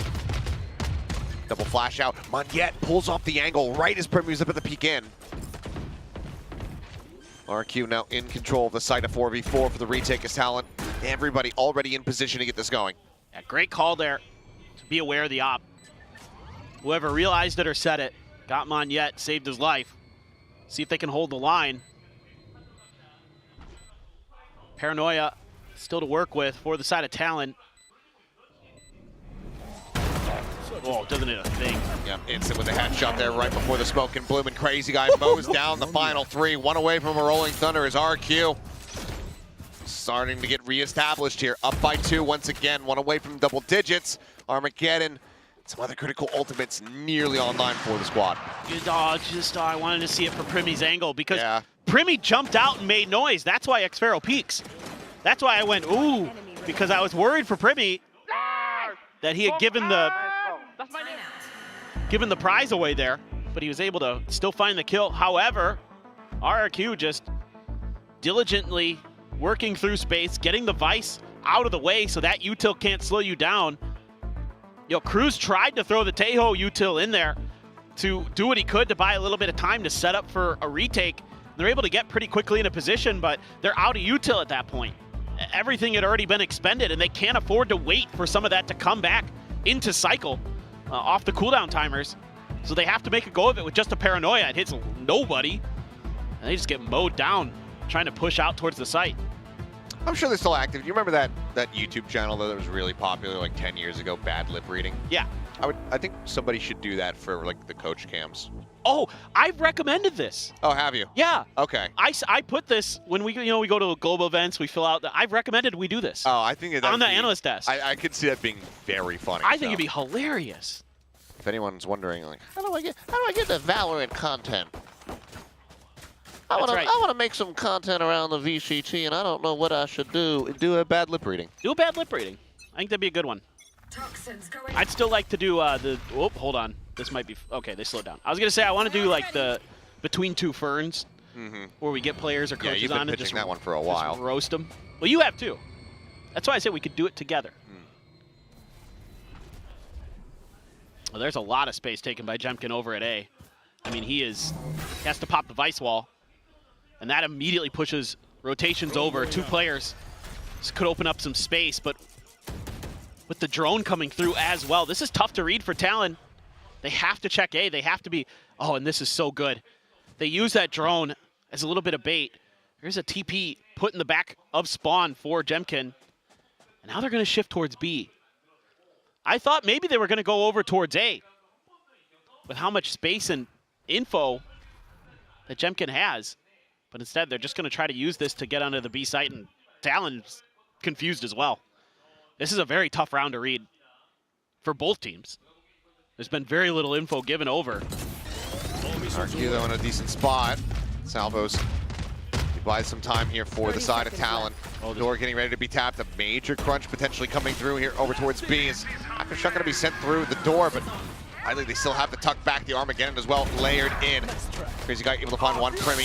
The overdrive in play, finding Monyet. Rolling Thunder going to go crashing across, pushes back the Neon, doesn't find much else though, is flashed through, turned away from, and now Primi left alone. Classic in hand, finding one, needing to get that point blank against Xpero, but cannot. The shorty is drawn out, and the timeout does not lead to a round win. RQ now up to 10. That was wild. I mean, that was really, really difficult for both teams to read, but in particular for Talon. A lot of util, a lot of kind of false information being thrown at you by RRQ. Obviously, it is a weaker buy. You know, Primi does have his ult, gets a classic kill, so be it, but other than that, not much they had to work with in terms of firepower. And they're starting to get fired up in there. Need to keep that confidence and energy high for RRQ, using that Teho util by a lot of space. Locating target. That relay bolt was interesting. It was a thing that happened. It's not on the tie, quick TP away. Double Thorn set up though, try to really gum up the approach onto C. Go ahead. A slash over the top, Armageddon to clear out back sight. Jemkin gets his way forward. He's held in position for the moment. Util gonna be waited out. Jit Boy's through the smoke, able to just go ahead and find a timing. Not sure if maybe her footsteps there of Xpero. Either way, finds that kill. Galua comes away with one himself. So she's picking up two. Keeps the round competitive as the spike gets planted, but Jemkin to try to open things up, but as he swings wider and wider, Jit Boys is at the ready. Finds the punish. Monyet now alone. Just a paranoia to work with, a smoke 6 seconds away. Here's the footsteps, just waiting to see a Pixel out of place. Spots one, but now they know his position. Counter swings back in, is good for a singular headshot, but Talon are good for the round win. There we go. Talon finally able to punch back after a couple rounds in a row for RRQ. Get this defender side a little bit more stabilized. I'd like to see some of that early exchange again. That was where a lot, oh my god, Jit. Yeah. I mean, there was a ton of util dumped on the C site. You're just going for a timing there. Cushy criminally get away with two in that moment. Had no business doing that. Still though, Talon's able to stabilize. Get these retakes finally to come to fruition. I mean, I think that was probably part of the timeout here was don't give up anything for free early. Jemkin getting through ahead of the Teho util. That's something you want to see. It's part of why everybody's been leading into Yoru with this Teho meta. You have a little bit of extra flexibility, and they have a lot of control over A. Primi's on there by himself, but RRQ again, just trying to force rotations out of Talon, trying to play with Cruz's head. And they've done a pretty good job of it, potentially. They're just really trying to catch somebody off guard, saying, please come peek into the door. Yep. But Talon not falling for it. Try to get it with the clone. Going to check in towards main, nothing going to be spotted there. Primi, 3 peeks, finds Crazy Guy outside the door. Jemkin going to be struck down the spike, now on the floor. Monyet into the corner, trying to backpedal as Talon look for some more. Cushy pushing into B main, comes away with Cruz. Steel Garden at the ready. Monyet, for a TP. Picks up that spike, starts sprinting over towards that C site. They've got an opportunity to at least get the plant down. Nice to get that ult out. B side. Yeah. He's got to be so careful here, though. You have the pit ready. They're going to try to put it in the back corner. A bit of a shallow one here. It's going to become a very tight-knit scrap. Well, this is really smart because Talon has to go way around the world to not just give up easy spam lines down this hallway. Paranoia catching on the 3. One yet. Oh, first the challenge in, finds Jit Boys. Knocks the Vice down to the floor. Tap through, couple pumps of the shorty. Not much more going to be found there, but they continue to fall lower and lower, and it's just a matter of time. The HP bars are just not going to be there for them. So Talon, they call for the scatter, they call for the save. Ty and Kahlua make their way out, but RRQ not allowing for Talon to really rally back in this half. They get now up to 11. It's a great back and forth in that round. Talon got a great read on what RRQ was actually trying to accomplish by setting up for the B crunch over towards A. They were able to counter that initially, but it's a good salvage from the rest of RRQ. Monyet, really clever with his ultimate, wrapping through, and then also another really clever ultimate from xFaro to put Talon in a really bad position, because at that point, RRQ had all the information that everybody's over on that A side, so if they are going to clear that spot out, they have to come through, like gravel, through the spawn, through B main.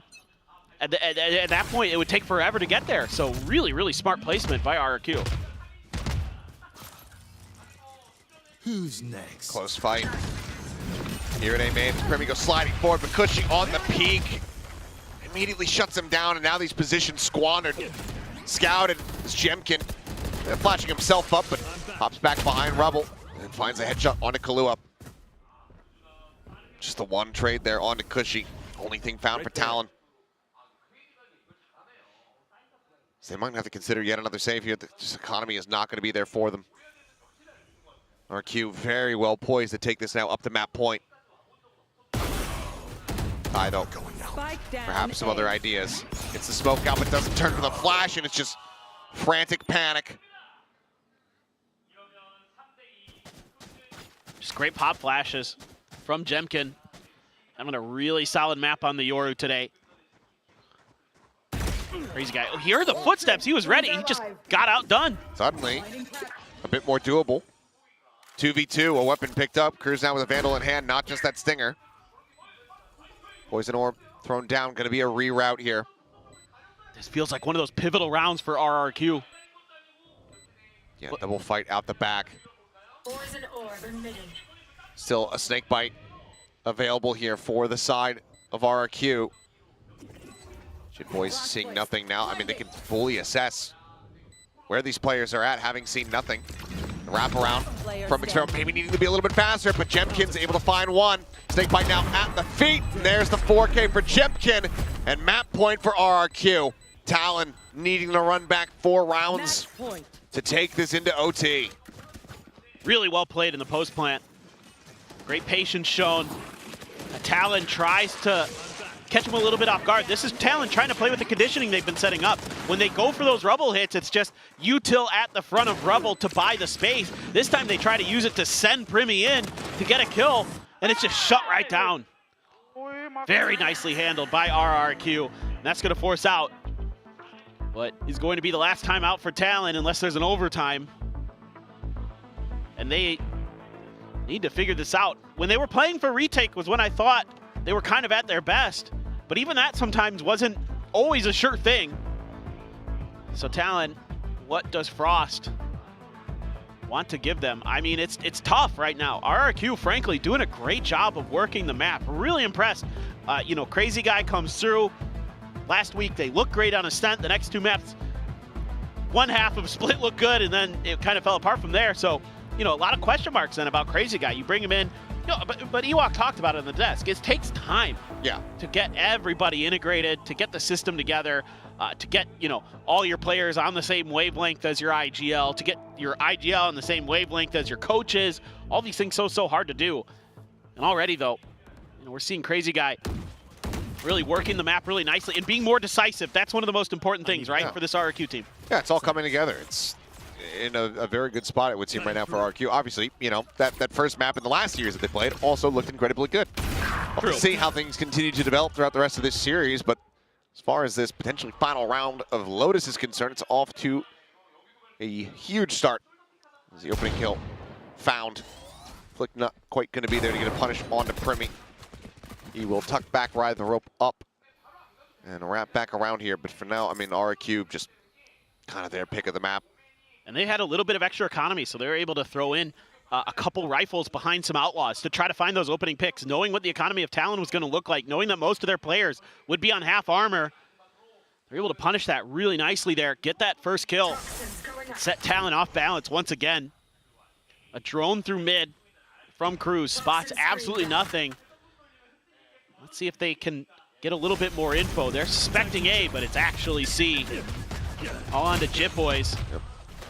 Wall is there. Everybody gets out in front of this one. Still that linger from Xfero. A late flank potentially to come through.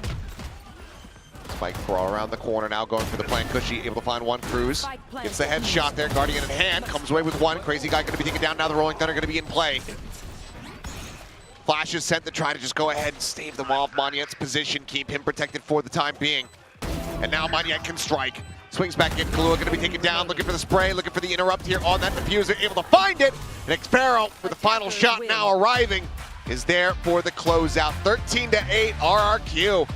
Looking alive and well on Talon's map pick of Lotus. They take them down and now have a scent on the horizon. A beautiful bounce back for RRQ from what happened last week.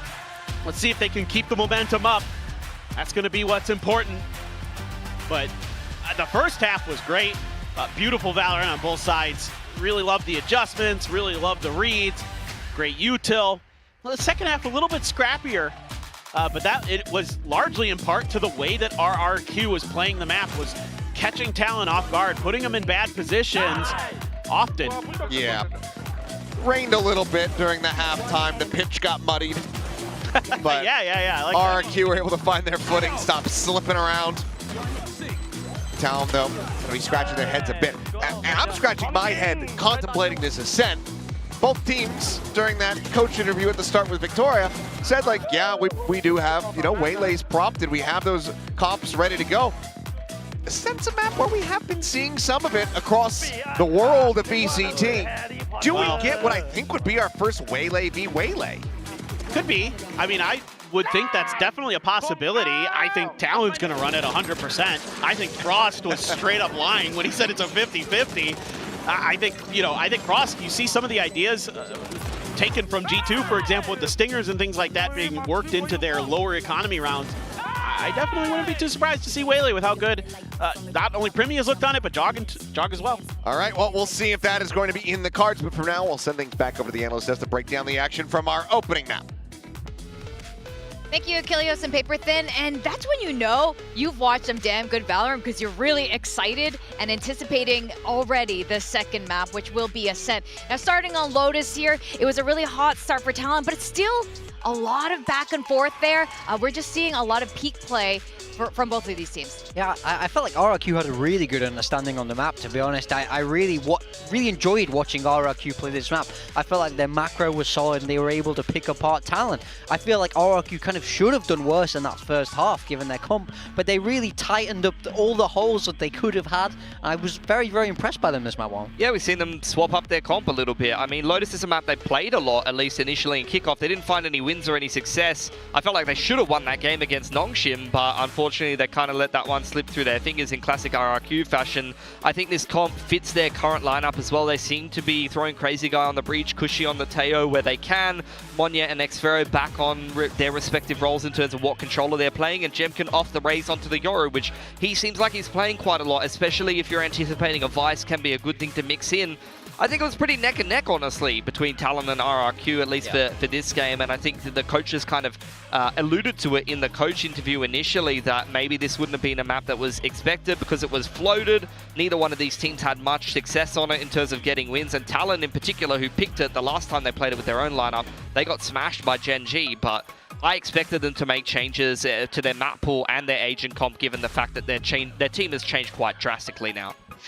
We spoke quite a fair bit about Cushy, but I feel like we also need to acknowledge both Jemkin and Xfero, who've definitely performed really well on Lotus. Yeah, I mean, Jemkin on the Yoru seems like such a natural fit. We were talking about it in the green room. I feel like it's an agent that he really understands. He's really able to maximize for the most part. But Kahlua was also the standout in my mind on the side of Talon. We highlighted in pre-game. And on this breach, again, it felt like a very, very good fit for him. I feel like he understands the util really, really well. He's able to be supportive in the right positions. And then, of course, he had this amazing 1v3 clutch. I'm not sure, is it going to be this one? It's this one. Look at this. Now, this is like breach play perfectly. He uses all the util to maximum effect to win this clutch. This is a very, very high skill play. You know? For sure. You don't see that kind of thing a lot. He's just anticipating the positions of all of these players. Jemkin on the Yoru, though, this is something to keep an eye on, particularly coming into Ascent. You see how deep he's playing these off angles and how fearless he is. It doesn't matter how much util is being thrown at him.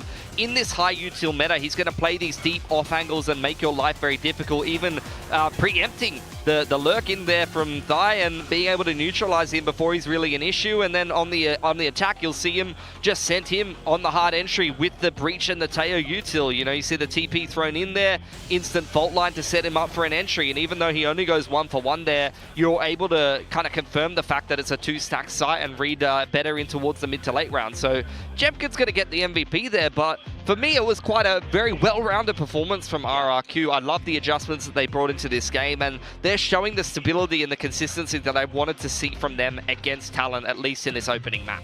Also, I want to shout out Crazy Guy. I felt like the IGLing looked a lot more solid. He also had a much stronger individual performance in that map one, which goes to show how important that extra week has been to settling him into this team. It looks far more cohesive and a lot more smooth for RRQ after that little bit of extra time. Is your heart mending slowly? I hope. I mean, look, there's potentially 2 more laps left. They did this to me last week. They dominated map 1 last week and then lost. So, you know, I would like to see them do it. And we are heading on to Ascent, the map where they did look dominant against Nongshim. It was their map pick, Ascent, for RRQ. Let's talk about that, the map draft. You know, and the casters were talking about. We find their whole interaction between the two coaches very fascinating. Pilski, what were some of your bigger thoughts on this? I think it's mostly about the Lotus for me. I mean, you can never really know what they're thinking, but I think it really is about the Lotus. It's a fact that, like I said before, Talon has not found too much success on Lotus. I felt like RRQ left it in there because they do play it a fair bit, at least in the past, even if they hadn't had success on it. So for me, it's about that being left in there and then Frost opting to pick that rather than picking something else that's really, really strong for him. He can't pick the Fracture because that did get first banned and Respect banned, and Pearl gets hard banned on the other side because that was not so great for Talon last time around. So I'm really interested to see now that Ascent's going to be the pick again for RRQ. They've showed a lot of what works for them, what Talon are going to be bringing into this map. The casters did mention before the Waylay being a possibility for them. They do love to mix that in, and I think Talon is one of the teams that showed the understanding of how to get the most out of the agent so far very well. Yeah, I have to agree with you. I mean, I felt like Primy's Waylay was one of the strongest we saw here in Pacific, and Ascent is a map where we've seen Waylay been picked, you know? So I think it would be a very, very comfortable pick if Talon want to run that. But I also think they've had time to watch RRQ's Ascent back, so it's about if they feel like the Waylay can counter this kind of Yoru Teo style. I'm really curious about it. Ascent, at least as far as Pacific goes, has long been the map for Japanese teams and the Korean teams. But I have a lot of faith for now these two Southeast Asian teams to show what they got.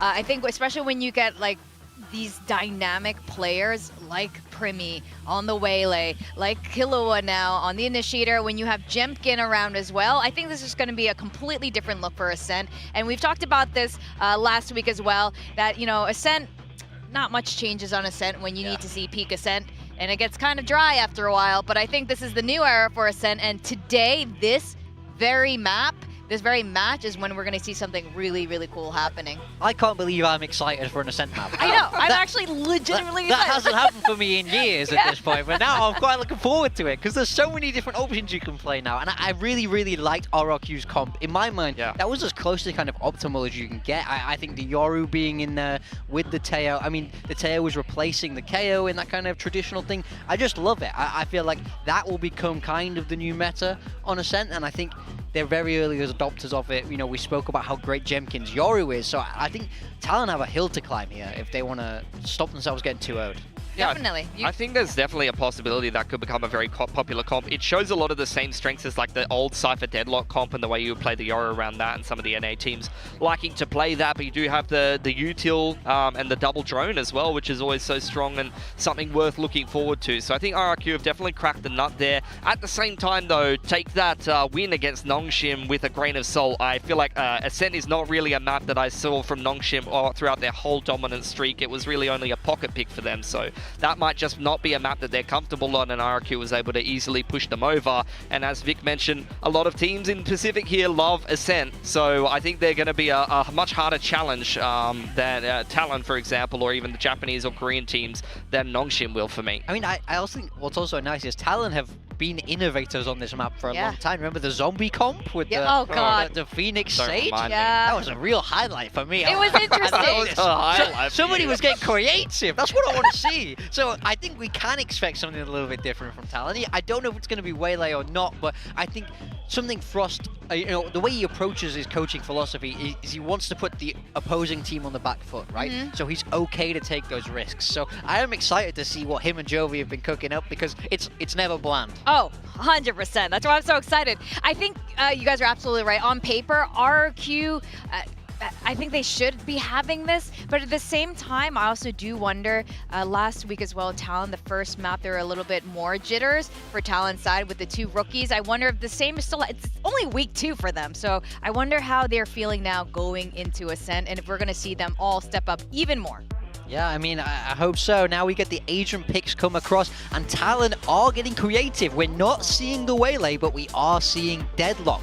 Now, I think Deadlock is incredibly strong on this map. Pairing it up with the Vice Teo as well, and the Astra, you're drowning in util, you're drowning in great set plays. I really like this from Talon. Yeah, and then you see RRQ sticking with what worked for them, so they didn't have to show as much in the second half on their second side, but they have definitely shown a little bit of what it took to beat Nongshim, particularly on that defense. So Talon will be able to read into that for the second half, but at least for RRQ, on that attack, they didn't have to show so much in their opening game just yet. Well, I know there are a couple chefs on both sides here, and Talon, I know this is a Frost recipe for this particular comp. Let's see if the recipe is any good. We're going to send this to your casters, Achilleos and Paperthin. That's right, you hear that music. It's time to jump into game. Map number 2, make some noise as we drop the beat, and I can't keep it up. I can't. I would be a horrendous DJ. But I wasn't. I thought for a second you might be going for like a WWE style walkout or something. I haven't. I wouldn't even know what that even sounds like in the modern era, unless it hasn't changed, because I haven't watched that since I was 10. Because that's who it's meant for. Anyway, let's get into the map. As shout out to GB. Permy just gonna be forced out of B main. We're getting silly today. We are. We're having fun today. I'm having a blast watching that Lotus, so I'm expecting this Ascent to be very tricky for RRQ on this attacker side. I think with this double Sentinel comp, now, even though it seemed to me, thinking back to the pre-show interview with Frost and Ewok, that Ewok had a pretty good idea something like this might be brewing for the Talon side. It's still hard to deal with because there's a lot of stall, a lot of delay, and even though Talon gave up the A side pretty willingly. Okay, Jemkin is dead. There were plans for that. Looked like for a second he was going to survive with the sliver, but he's going to take him down. Now the push out of the smoke. Cushy able to find one. The trade it back. Monjet getting another. 2v3. Singular upgrade to the Ghost, and both of these players on the side of RQ worlds apart. Love this pistol round planning from Talon. Even though you're giving up the A side, it looks juicy. 30 seconds left. Not able to get through because there's a ton of utility being thrown in there. I think 3 assists come through on that Tejo kill. It's beautifully drawn up by the Talon boys as they're now going to realize, looks like they did in fact abandon A. Had just enough time to get over here to beat. 10 seconds get left. the spike down. Still a paranoia to play with for Monjet, but beyond that, not much punching power in terms of utility. Gonna have to get it done with a classic and a Ghost. Pop flash at the ready. Monjet able to turn away. Trying to get Some capitalization there, but cannot, but does successfully manage to just go ahead, drift back into the site. Here. Player advantage firmly in the hands here of Talon. Did not get isolated and picked off. Monyet back at boats. The push out of the smoke! Was able to steady that one for the second headshot. Primi, Kahlua both decently low on HP. The swing out stops the plant, stops the defuse, I should say, as Monyet now just playing ring around the Rosie! Gets the reload and gets the Red Bull clutch RRQ. Taking the lead in pistols and starting off Ascent with a right foot forward. You gotta love to see it. You got to love those Monyet clutches. Gets ahead of that flash, basically counters the only piece of utility that Talon had left in the bag with his own, with the paranoia.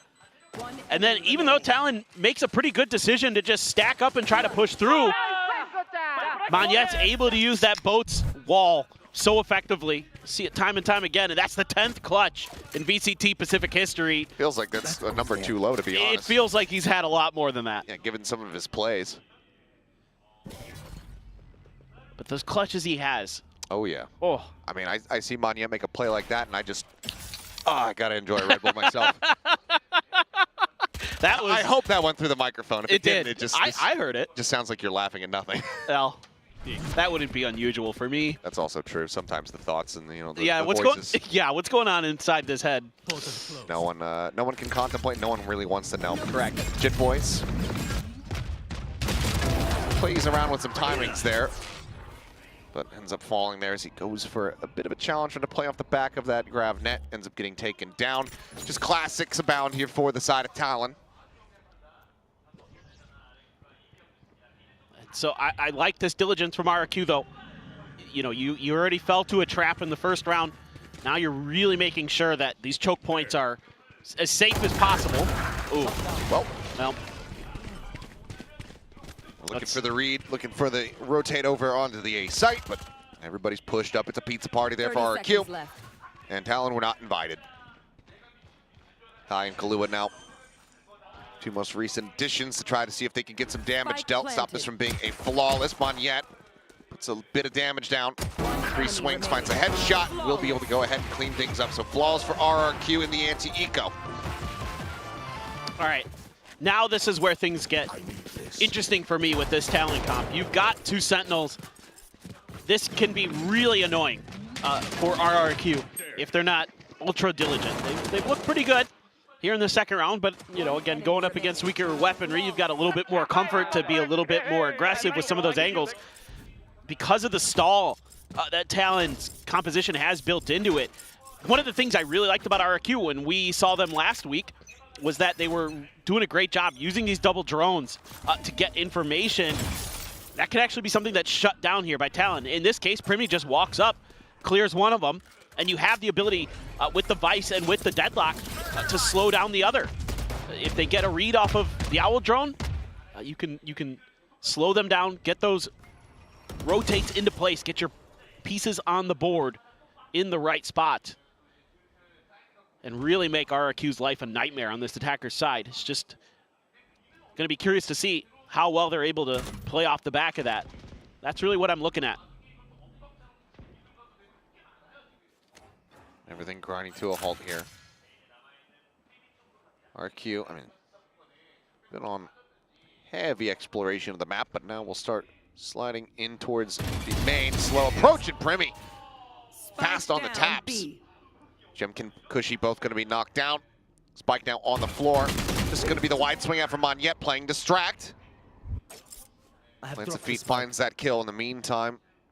Crazy guy on the slow approach works his way in towards the site. Does do quite a bit of damage here to Cruz, but cannot confirm the kill. So now a 2v4. Shadows traveling. Monyet trying to sell this, but they have the tuck now into Wine. Talon in a good spot to just basically keep this 2-2 spread. Now noise going to be heard. Ty just going to be able to go ahead and disrespect his timing. Finds the first, the re-swing, and Kahlua will get a piece there from Boats. Talon not allowing for a bonus conversion, only suffering a single loss. Get themselves a round win. Yeah, and so great round here for Primi. Just holds down B main, clears the drone early, and then is able to just kind of sit in the corner and wait this out. Wait for RRQ to be forced into that space. But the real question for me is, what are you going to learn from that round as RRQ? You saw where one of the sonic sensors was going to be placed right outside of A main and how they're trying to work off of tree for that. So are you going to try to take some tree space to kind of nullify that potential angle in the future? Primi again, though, so far forward. Smoke to try to counter it. Does eat a shot. Smoke about the drop. Does go ahead and play on a thin timing. Gets himself out to safety with the gate crash. Refills the space. Saw the fake out. Over towards Lumber in the meantime. Bit of an attack getting ready to come through onto this A site is Monyet. He doesn't cancel it. He sticks it. He's dead. Well, back Jen. Jim Boy's able to find one. Jemkin, crazy guy. A little bit of a split fire. Spike down. As yep, didn't go good. We just move on. Yep, it's them trying to create that extra angle, and just Monyet kind of commits. I think he thought that they just didn't notice, and I can stick this, and then they did. Maybe he thought they were just going to clear him, and he was going to go back anyway. I don't know. Hard to say. Well, Sparrow's dead, and that's us tied up at 2-2. Okay. Nothing more to be said. We don't have to watch the replay. Just let's just go straight into round 5. We can just watch him run around and buy guns. It's fine. And that's just the, you need that extra angle to make that execute work, and it gets shot down. So that's round over, essentially, as long as something crazy doesn't happen. You've got Guardian, a couple Sheriffs, Frenzy, a Stinger. So pretty weak buy for RRQ. There again, maybe backed out. This time by the Tejo util. Try to buy some space to set up Primi. Big push out in towards mid. Kahlua able to collect one. Xfero going to be taken down now. Talon just getting wrapped around in towards this A site. This time Monyet just TP up towards Jen. Much safer spot. Plant going to be coming through. So Jemkin down to 21, eating quite a bit of damage with just that frenzy in hand. Cushy, however, late linger in from mid. Does manage to find Thai, takes him down at range. 4v3 though. This crazy guy ends up getting picked apart. Dimensional Drift goes out. Primi on the hunt, pushes forward, spotting one. Monyet has somewhat successfully dodged around it until this very moment where he does get spotted. TP's back in towards Hell. Cushy still coming up with value. Comes away with 4. It's on for an ace. Oh. The late lingering Sova to turn the tides of the round. Unreal scenes from Cushy. Will not be rewarded with an ace. Will not get another one under his belt, it would seem, but RRQ will steal away the round in what should be considered a thrifty. Now up 3-2. What a play there. First of all, just the late linger by Cushy. So smart there. Catches the smokes player, and a great TP from Monyet. Sends Talon scrambling behind the Gen, and Cushy is right there waiting to capitalize. Brilliant. Brilliant play from him. Now he's got a Hunter's Fury to boot. Xfero has the Neural Theft. Your boys does have the Annihilation, so a few things to toy around with in terms of ultimates, and think about that. You use that Dimensional Drift. Now, granted, it's a Yoru, and you're just kind of cycling through those as quickly as you can, but that's a brutal one for Talon. And a great outplay for Cushy, the best Sova we have in the league. At least this year. It's certainly been looking like it. Jemkin spotting out to Paranoia. Hunter's Fury trying to track and unable to find those tags there. And Ty swinging out from tree, able to find one. Monyet couldn't put on the floor. Jemkin quick to trade it back. So a bit of a botch there on the ult execution. RQ for now still in control of the site. Annihilation goes in, does get the reel in onto one. Xfero trying to play the doorway. The spray to try to just go ahead and break the cocoon, but even if you do, yeah, I mean, he's already dead. As these are just back-to-back insane rounds. It's been pretty chaotic. Both teams reacting really well to each other. And widely just squandering their advantages. I mean, somehow that Hunter's Fury combo, I mean, maybe a bit of a curse by calling the best over the league. Doesn't find any value off of that, despite the tracking and the scouting from that Dimensional Drift. Crazy guy, fresh, back to the stage. Now needing to pull off the 1v3 to keep the lead here for RRQ. He's got his salvos. Oh boy, but he is in such a brutally shallow spot. But he manages to get the transfer. Jitboy's Premi both going to be taken down. Cruz has to know that he's out on main. Just needs to win the firefight. Shots fly, swings it. Cruz plants his feet and survives. 12 HP the difference. As Talon suffering heavy losses, but winning the round and tying things up 3-3. This is just so wild. I mean, almost again heroics for RRQ.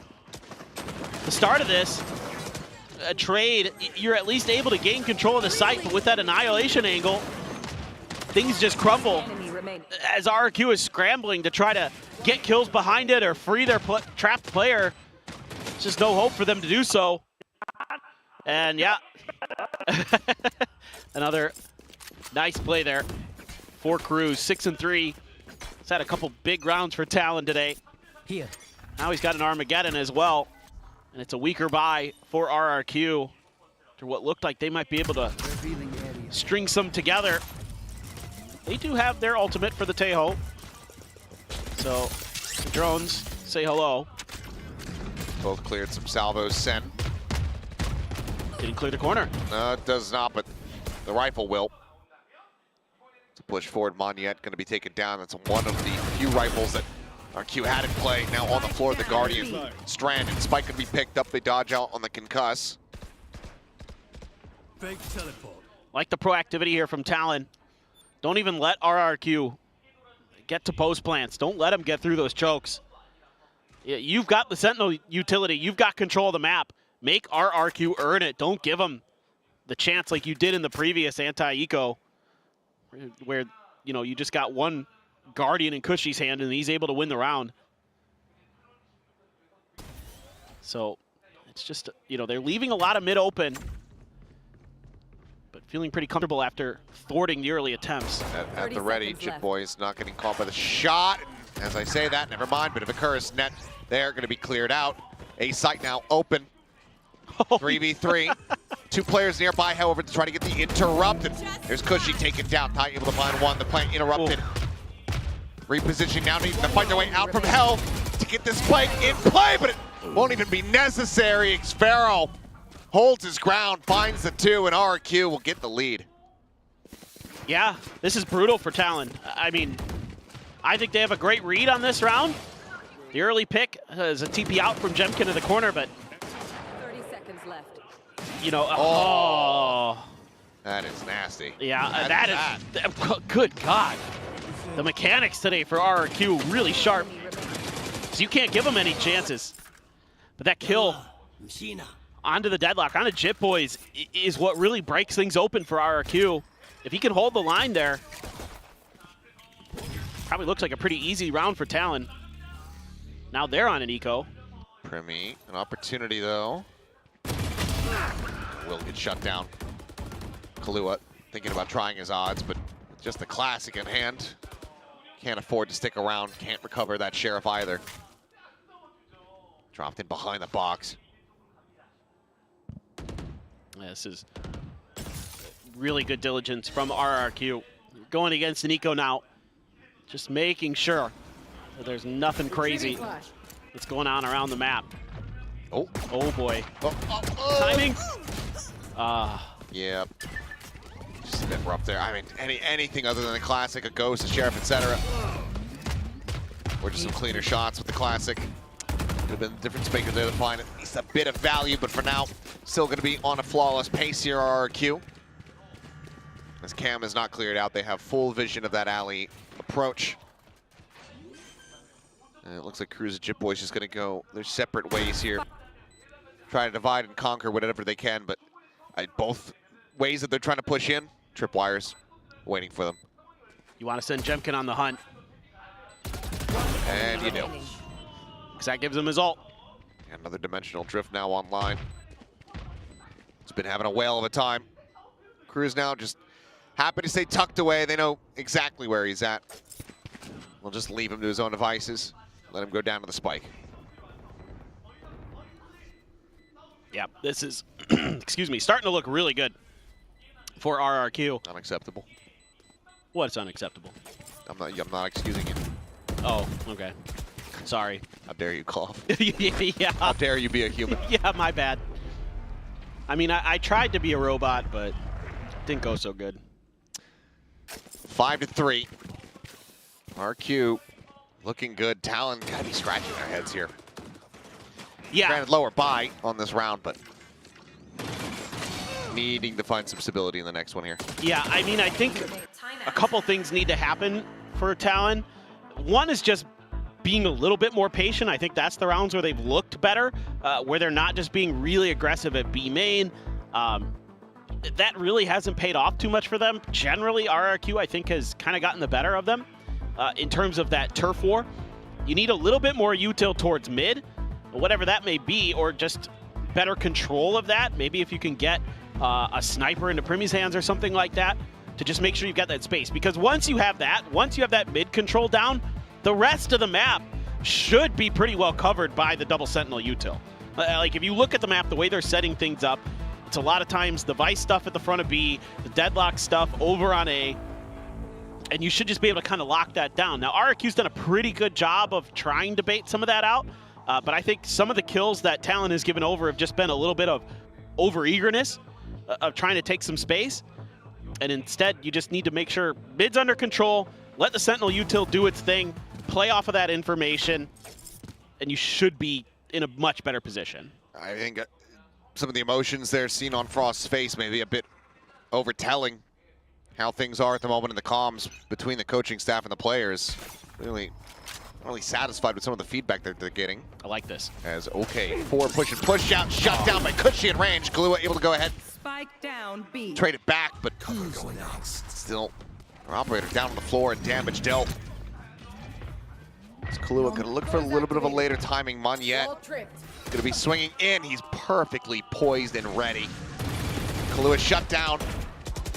And RRQ firmly in control of this B site. Spike planted. I mean, given that there's an op on the floor, the economy that you have, I could they have to consider for the save now. I think you save, you grab the op, and you just take it a little bit slower. Seems like they maybe favor it, at least for the moment, with that Armageddon coming out, buying a little bit more time. The cam there on to Cruz. Paranoia now, everything being sent his way. You're gonna have to consider this more and more. You're running out of time to try to make it happen. Now Cruz is gonna be taken down. The players into committed a position. Jemkin will fall, and Jit Boys maybe left this go on this recovery mission, but he's not gonna be able to get out in the mid. The angle's already watched. Xpero is there. He's pinching in from bench. He's looking for the shot. Jit Boys will be able to find one, but needs to find a hell of a lot more. A solid headshot to clean it up a bit. Looks for, okay, Monyet, and will be able to find it. So good answering damage back. The ult is online here for Jit Boys. He retains his weapon, but everything else is just ripped out of the hands of Talon as RRQ now get to 6. Yeah, I don't mind the idea, but it's just a better response by RRQ. They're really ready for this. Cushy again.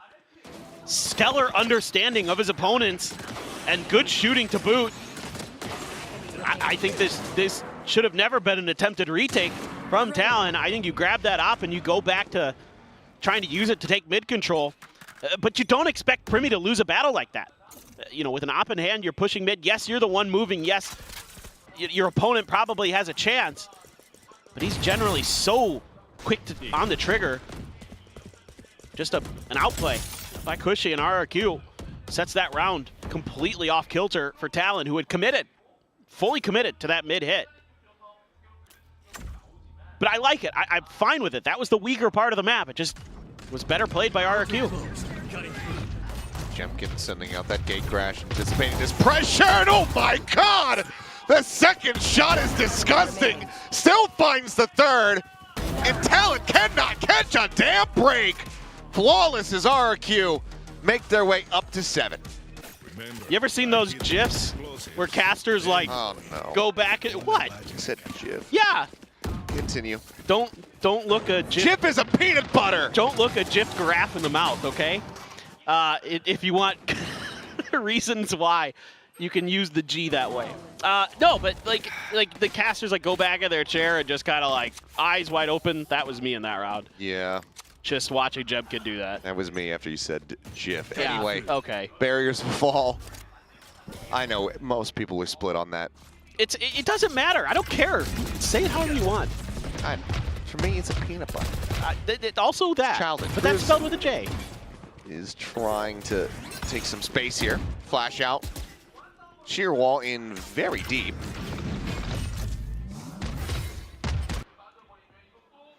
As Jit Boys, Monyet not noticing. There's a pixel off place there. He jumps across, but an immense amount of damage taken. Monyet down to 30, forced out of Gelato. But that should give you a lot of comfort to take some control of the map here. You had so much. The only thing you really need to worry about is catwalk and mid. That's where Primy's going to be watching partly. Otherwise, just trying to play off util for Tree. For Ty. Here we go. Dimensional drift forward. Jemkin. What can he find? He's going to see the Vice and Cruz. Immediately, a Steel Garden in response. Trying to slow things up. Jemkin's going to be taken down on arrival. Monyet tucked into the corner. Just waiting for that rifle to be available to him once again. Cam spot out onto one, but Cruz counter spamming. Monyet low on HP, ends up falling. It's Primy tucked over onto the side. It's going to be easy little mowdowns here for these players. Time dwindling. Cushy needing to fight his way through, but Primy has the headshot, slams the door on him. As Talent will break that 4-round win streak from RRQ. Potential for a 7-5 to try to keep things decently close here at the half. RQ still in a very strong position, though. Going to be looking for that 8-4. Well, this is where some of that control, that map control that Talent is able to take comes into play, because Primy's able to shift really quickly over out of mid. He's been watching it the whole time. You know nobody's over at A main. You pretty much know this is going to be a B hit. The Oro ult gets popped. You know where it's going to be at. You wait for it to run out. You throw down the Steel Garden, take the guns away from RRQ. Primy steps in, knocks players down. Really well thought out there by Talon. That is a great reaction from them. And this is great understanding of what's going on. So you need more of that here to get this 5th round. RRQ, gonna send out the shock dart, looking to clear util. No. There wasn't anything there. The Arc Rose is up on the wall, so I don't think there was a... I think the Vines... The Vines were not... I think it's just the one in play at the moment. Yep. I mean, you can see Kahlua doesn't have any money. He's bought down to half armor, so I think it's only just the one Razor Vine in play.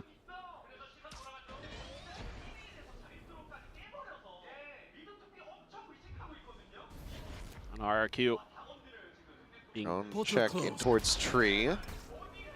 Die smoked off here for the moment. Pushes down to refill space. Jemkin has a gate crash available. Just a hair off on the peak, and they catch a glimpse of each other, but these two players just going to be going their separate ways. But you know that there's probably on 3 on B. But they're still going to try to make it go. Dimensional drift now. Scouting forward. Flash connecting. Ty blinded up. Wraps around towards Alley. What is the play call here? Looks like they're just going to try to push their way forward here out of market. Ty going to be taken down. Just a straight shot from Cushy out through the smoke. Able to find him, but the time is dwindling. 12 seconds. Hunter's Fury opened up. Cruz falling. Kahlua trying to hold the line. Dodges out the shots. This plant being stuck. Needs to be stuck. Monyet. He finds that headshot, but does he have it? Just barely does. 0.4 seconds remaining. As Jit Boys asks the clutch. Finds the first. Cannot get any more. 8-4 RRQ. Leaving Talon on the floor. I mean, quite frankly, a couple of these rounds have come down to just RRQ being ultra sharp with their shooting. And this is another one. Killua, oh jeez Louise. This is the right play here from Killua. If he gets this kill onto Monyet, that would have been round over. He has to take that timing. Maybe you could argue he was a step too soon, but whatever.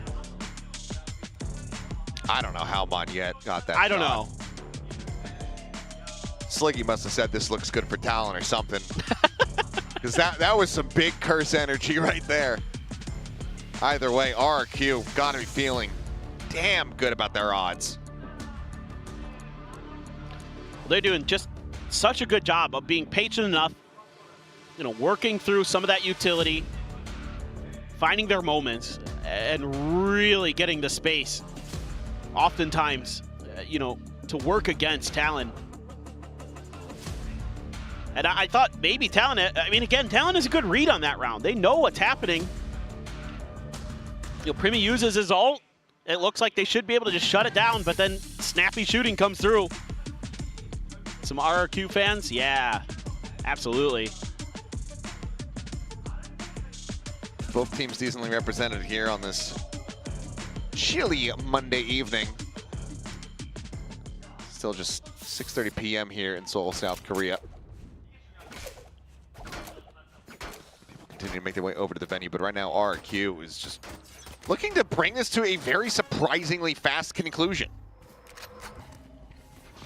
This is such a good map for them, and that attacker side looking so good. Cruz getting a little bit info, but yeah, just have to force the TP out there. Not much else to do. And now the real question is do you kind of try to work the map a bit, wait for those to come back online?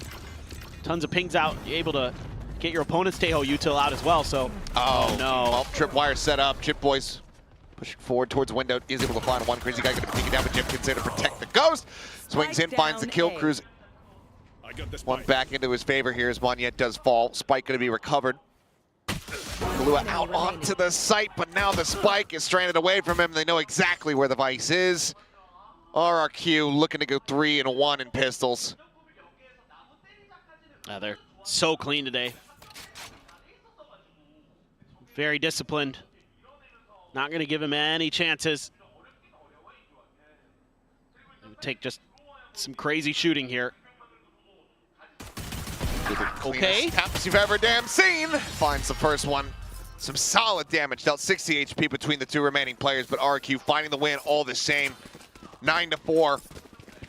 Talon, I see a stinger there as we get ready to go into the replays. I was just thinking it. I'm like, do you force up again here? Because losing that pistol is backbreaking. You really needed that one on this attacker side. With how fearsome RRQ looks on both sides of the map here on Ascent. Eat every round you can get, and indeed, it is going to be the Stingers. A couple Bulldogs and a bunch of Spectres for the side of RRQ. Try to hold things down.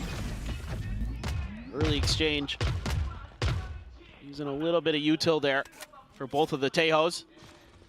Just trying to find that moment to open up a little bit extra space. Cruz on a fact-finding mission. Doesn't see much, but that means Xfero's position in spawn is going to be unidentified. He can lean a little bit more towards B, especially with that other drone coming through. Shock dart there. Sent on the entry. No one receiving the damage from it. Just clearing out that fake up for the time being. Here. On the recons, just trying to get rid of this wall here is Xfero. Over at Alley, the push now getting ready to come through onto the side. Jimkin trying the first, find the second, find the third is Cushy. Will go ahead, get himself one, but running out of bullets is Primi. Stunned to the corner is Primi. Dead is Primi. As RQ will move up 10-4. I love that we got to see that from Jemkin's point of view because he pinged that out. He pinged that call out. He said, Cushy, fall back. We're going to set up a crossfire onto this corner. We can allow Xfero to watch our backs from spawn, even if they smoke that space out. And that's exactly what happens. That was really nice. Really well thought out, and you got to like to see Jemkin getting involved there with some of the IGLing, with some of the ideas. Calling some shots. 18 kills to boot here on the Yoru. Having a tremendous day for RRQ. Him and Cushy have been lights out here on Ascent. 18-8-1. It's been a rather large performance from Jemkin. Monyet caught in a net. No chance of a punish. Oh, Light gonna be spotted out. Jemkin puts some damage down, but decides to go ahead and jump away. Gate crash keeps him safe. Shit, trying to crouch underneath the smoke and looking for the peak. But Monyet not going to give it to him, at least initially. Jemkin quick to rotate in. Oh, good shoulder peek, but tries to go for the follow-up, and Jemkin just shuts it down. 19-8-1. Do we see 20? Getting closer to your birth year. Just needs to get a couple assists. And then we're good to go. God. All right, I'll give you that one. That was good. You got me to laugh. 18-8-1. That was when the American Red Cross was founded. Oh, really? I was gonna say, wasn't that like? No, that was 1812. Was that war? Yes. I remember that one. Famously called the War of 1812. Yeah, I remember that one. As Jit Boys trying to make his way across in towards the site. Some decent damage going to be found, but spray through these SMGs, doing wonders here. As Ty does manage to find a right click through. He's running out of time. Can he even get the plant down? Nope. It's the drop down, and that's going to be the final kill. 11-4, RQ looking to just run away with this entire map. Well, I mean, you go for the force up. Tough going into the next round. You're just not going to have much economy to back it up. So desperation from Talon gets thwarted. And RRQ in cruise control to take this one. Potentially 2-0, barring a miracle comeback here. I mean, they're playing so smart today.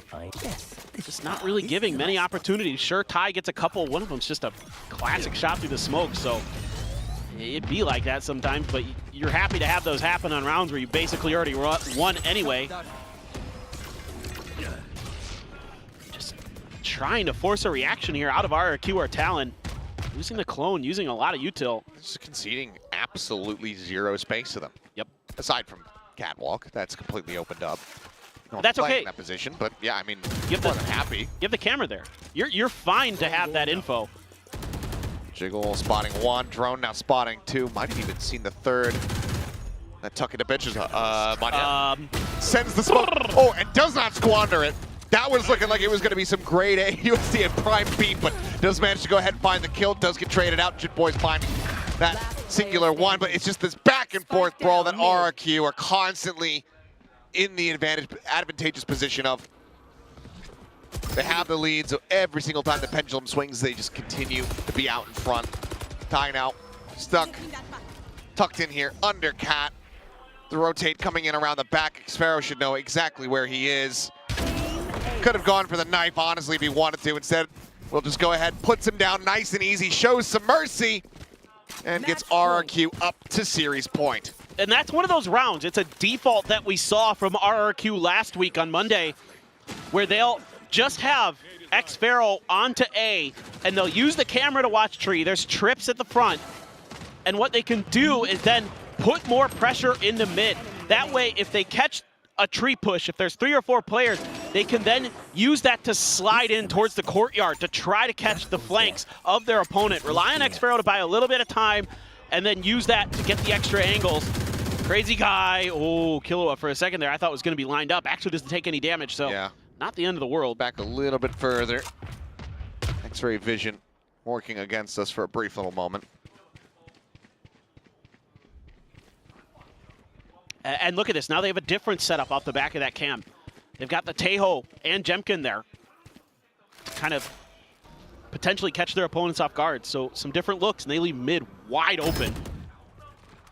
Just feel like with this weaker weaponry, maybe Talon won't do too much exploring on it, but in fact they do. Cruz is going to use that drone to get that info, and immediately Primi starts sliding in. And they've got, yeah, this is great from RRQ. Play for retake here. Cosmic Divide, yeah. They're ready, just looking for any kind of angle, checking out boats. Nothing available there. RQ fully disconnected positions. Brilliant. As Talon in control of the site. RQ just letting them dump everything. Now we'll look for the retake. They have the dimensional drift. They have an Armageddon of their own, but it's going to be Jit Boys and Ty coming away with some nice kills as Manya and Kushi both going to be taken down. Cruz up in the market, finding one, and the dimensional drift while scouting. He's not going to be seeing much other than likely round loss, but Jemkin has some other ideas. 5 HP, surely not. Even with Kahlua at 1. The swing out, Primi will go ahead and puts him down. Talon hold on by a thread. Yeah, even though this round doesn't go RRQ's way, I like the way they play it. You know, it's thorough. It is. And they force out all those ultimates because they just leave the site. And Talon has to press. They have to make sure that every round is 100%. And then a couple kills from Jemkin with the economy and the state that it is right now for Talon. That's so painful. And obviously you've got match point the rest of the way through, so go nuts. Now he's got an op. an Odin for Crazy Guy. He's got his ult. There is an Odin. Who's looking to match. Yeah. It is no longer the B main spam battle, which I think most people are kind of okay with. I am. Oh, just waiting out that drone. Now gets onto the angle. I think Cushy might have popped the Vice wall. Yeah, he did. A lobby out of their hands now. Fake teleport. Gate crash setup. Oh, Monyet. Towards that A heaven. Monyet here at Wine. This is risky. He's playing on the wide angle. Tucks back in for a moment, cycling that smoke. Sets up for the one-way. Jit Boys goes up over the top. Do they expect this though? Net on main, catches a glimpse, and Cruz catches a stray. Wow. What a shot from Monyet. Who's next? Now the Armageddon, the red carpet laid out for him. Oh, blind connecting, exiting on that dimensional drift. Premi able to find one. Spike over at Switch. Crazy Guy on the spray. Just a hair too late to be able to find the punish. They manage to get into position as they try to go for the plant. The salvo's now going to be sent out right at his feet. They interrupt. 15 seconds remaining. No further interruptions to be found here. Spike just down underneath held the swing in. Kahlua finding one. Jim can put down Premi on the trade. Cushy the off. The peak. Kahlua dead. The drop down. And Ty, it's just a little bit too late. Xparrow on the cross angle will be the finisher. Will get the defuse. And 13-5 will be the scoreline as RRQ manhandle Talon. Oh, their ascent is so beautiful to watch. They are so well drilled here. They just make great decisions. And in this case, this final round, Monyet, brilliant stuff. Shifting into Wine. Why? He knows the Tejo salvos are off cooldown. He knows he can't get cleared from there easily. And it isn't in Talon's head anyway. Sets up the smoke, gets the kill when they pop their own smoke. TP's out, finds another. That's the difference maker in that round. That 2-for-1 that he gets is what allows the trades to come through for RRQ and get the win. That's good. Well, RRQ, their first win of the stage, and a very well-deserved one. I mean, 13-8, 13-5, only surrendering 13 rounds the whole way throughout. Clearly, whatever issues they were finding on the attack really got cleaned up, especially here on Ascent. Well, and I'm sure everybody knew it on the team.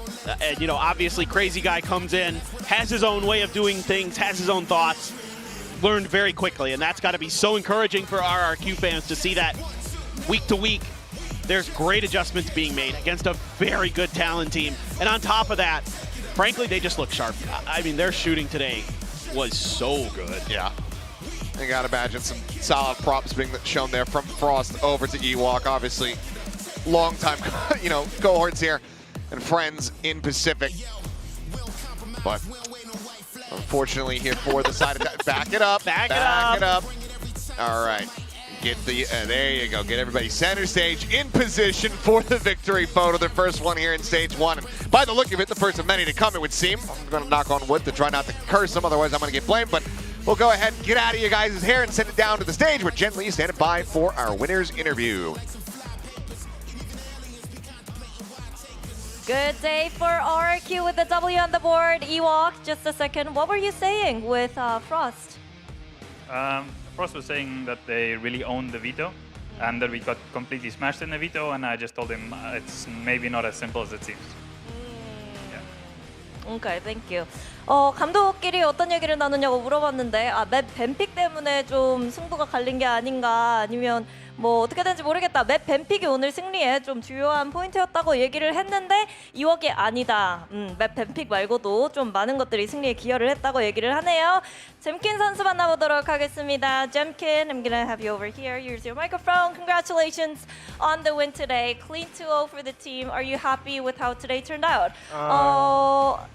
Yeah, I mean, I'm happy because we win 2-0, so it was kind of fast game, especially the second map. So we're happy that we showed today that we can win, not like the last game. So we're happy.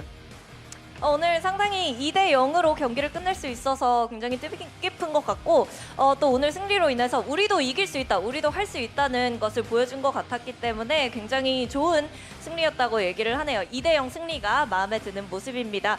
이어서 잼킨 선수 지난 경기부터 요루를 선보이고 있는데 좀 얼마나 자신이 있는지, 이 요루가 Z만큼이나 좀 잘한다고 생각하는지 궁금하고요. 그리고 솔직히 요즘에 요루가 타격대 중에서는 S티어다라는 평가가 많이 나오고 있는데 여기에 대해서는 동의하는지 어떻게 생각하는지도 물어보도록 하겠습니다. I want to talk to you about your Yoru. You've been playing it since the beginning of stage 1. And Agent, we haven't really seen from RQ or you, that is.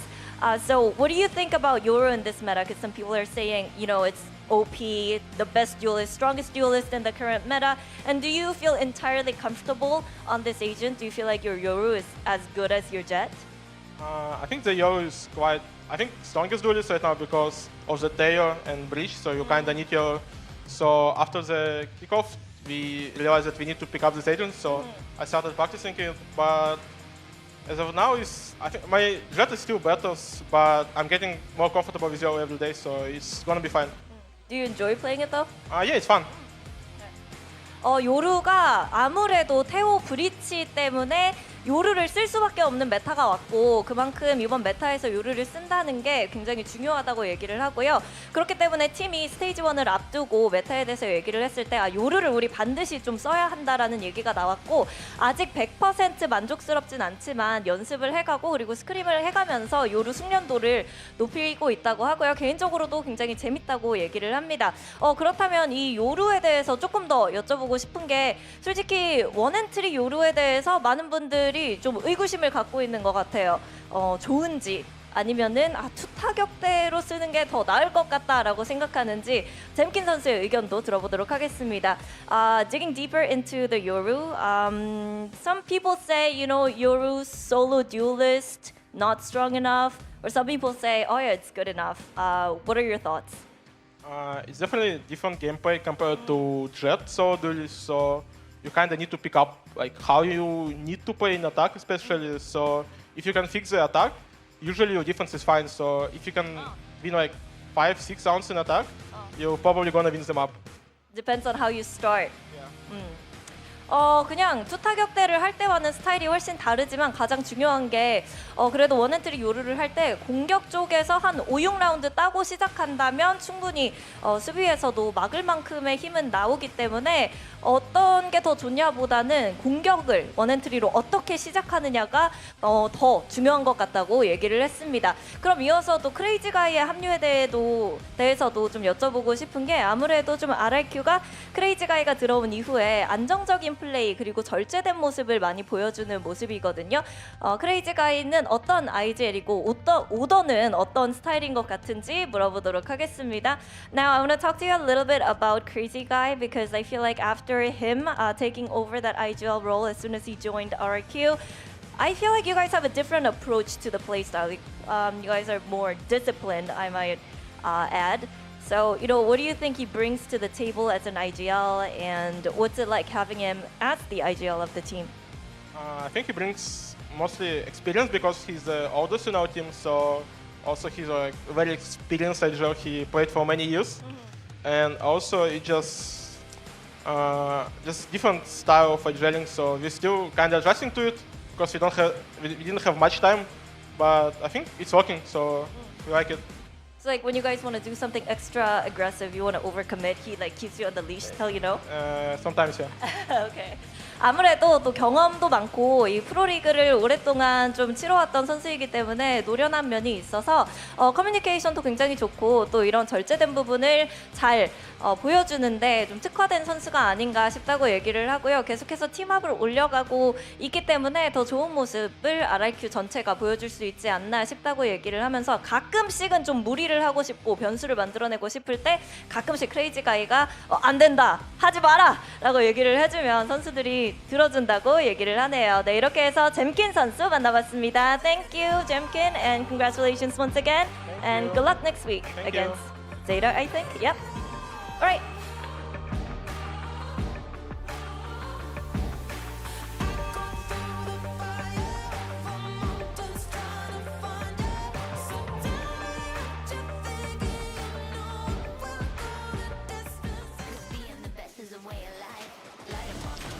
we didn't know how that was going to end, and even at the halftime mark, we kind of knew that this was the point where RRQ could lose it all, but they stood strong and they proved you wrong. They did it!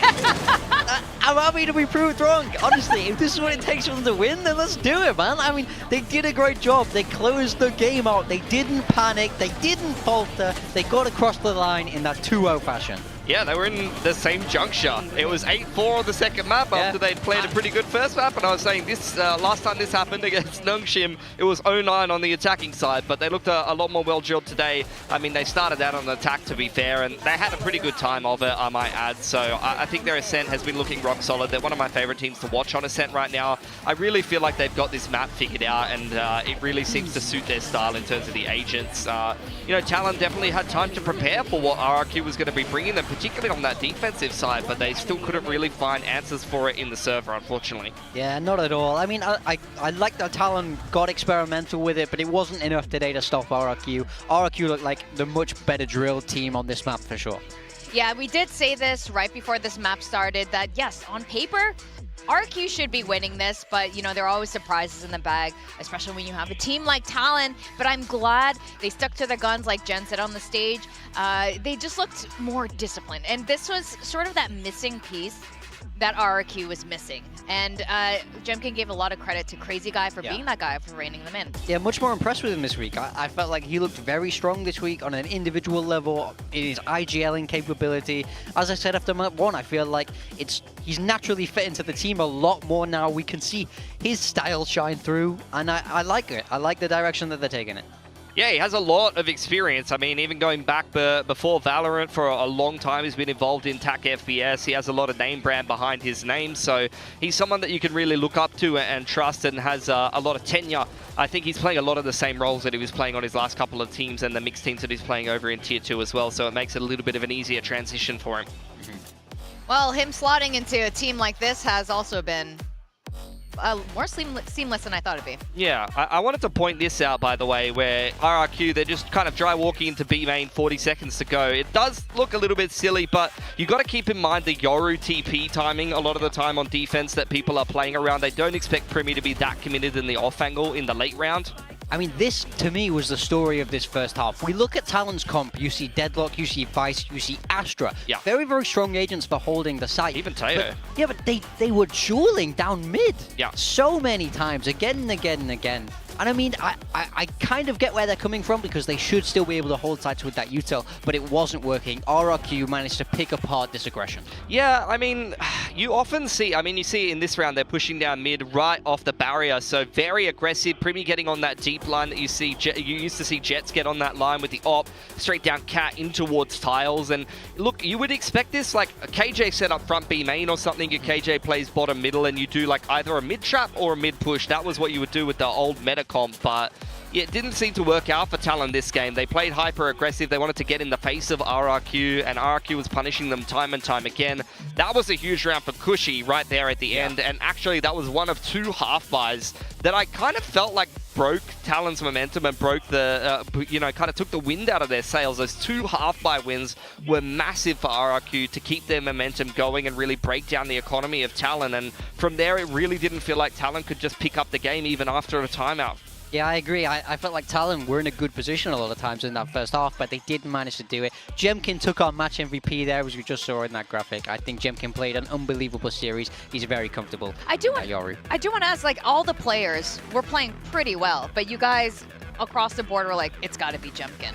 Why Jemkin, though? He seems to be one of the better players on this Yoru. I really like how aggressive and how fearless he is when he has that TP up. He's great at creating openings. He really embraces that entry presence, but still gets numbers on the board. And for me, Jemkin was the best duelist of kickoff. RRQ didn't make it as far as they might have wanted to, but Jemkin was an absolute force on the jet, and now really embracing the Yoru and playing that to a very, very high level. He's been fantastic to watch, and he's got great structure around him as well. We also got to hear a quick word from Ewok at the end there. There was some banter before the cameras were rolling. And yes, Frost, in fact, was BMing a little bit, really confident with his map vetoes there. But as you guys know, as ex-coaches, like you just never really know. You feel confident with the map draft until you get 2-0'd, and then it's like, oh, maybe it wasn't the best Ewok pick. was so classy about it. He's always just so classy. He's just like, he's trash talk. He's like, he may not have been right about that. Like, that's Ewok's trash talk. It's the way he does it. It's so dignified. It's got a little bit of that UK style in there. Anyway, we are going to go on a quick break, and when we come back, we're going to see another banger lineup. We've got another Indonesian squad playing against Global Esports. Boom Esports versus Global. So guys, don't go too far away.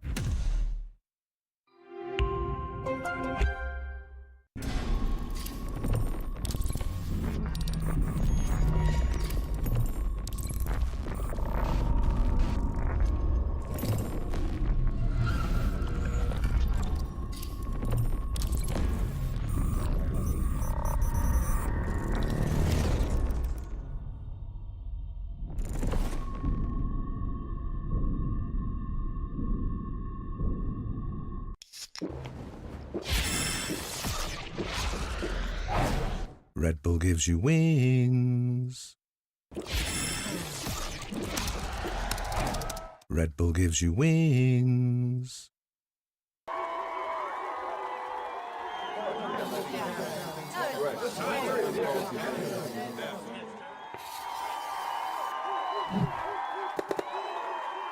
Red Bull gives you wings.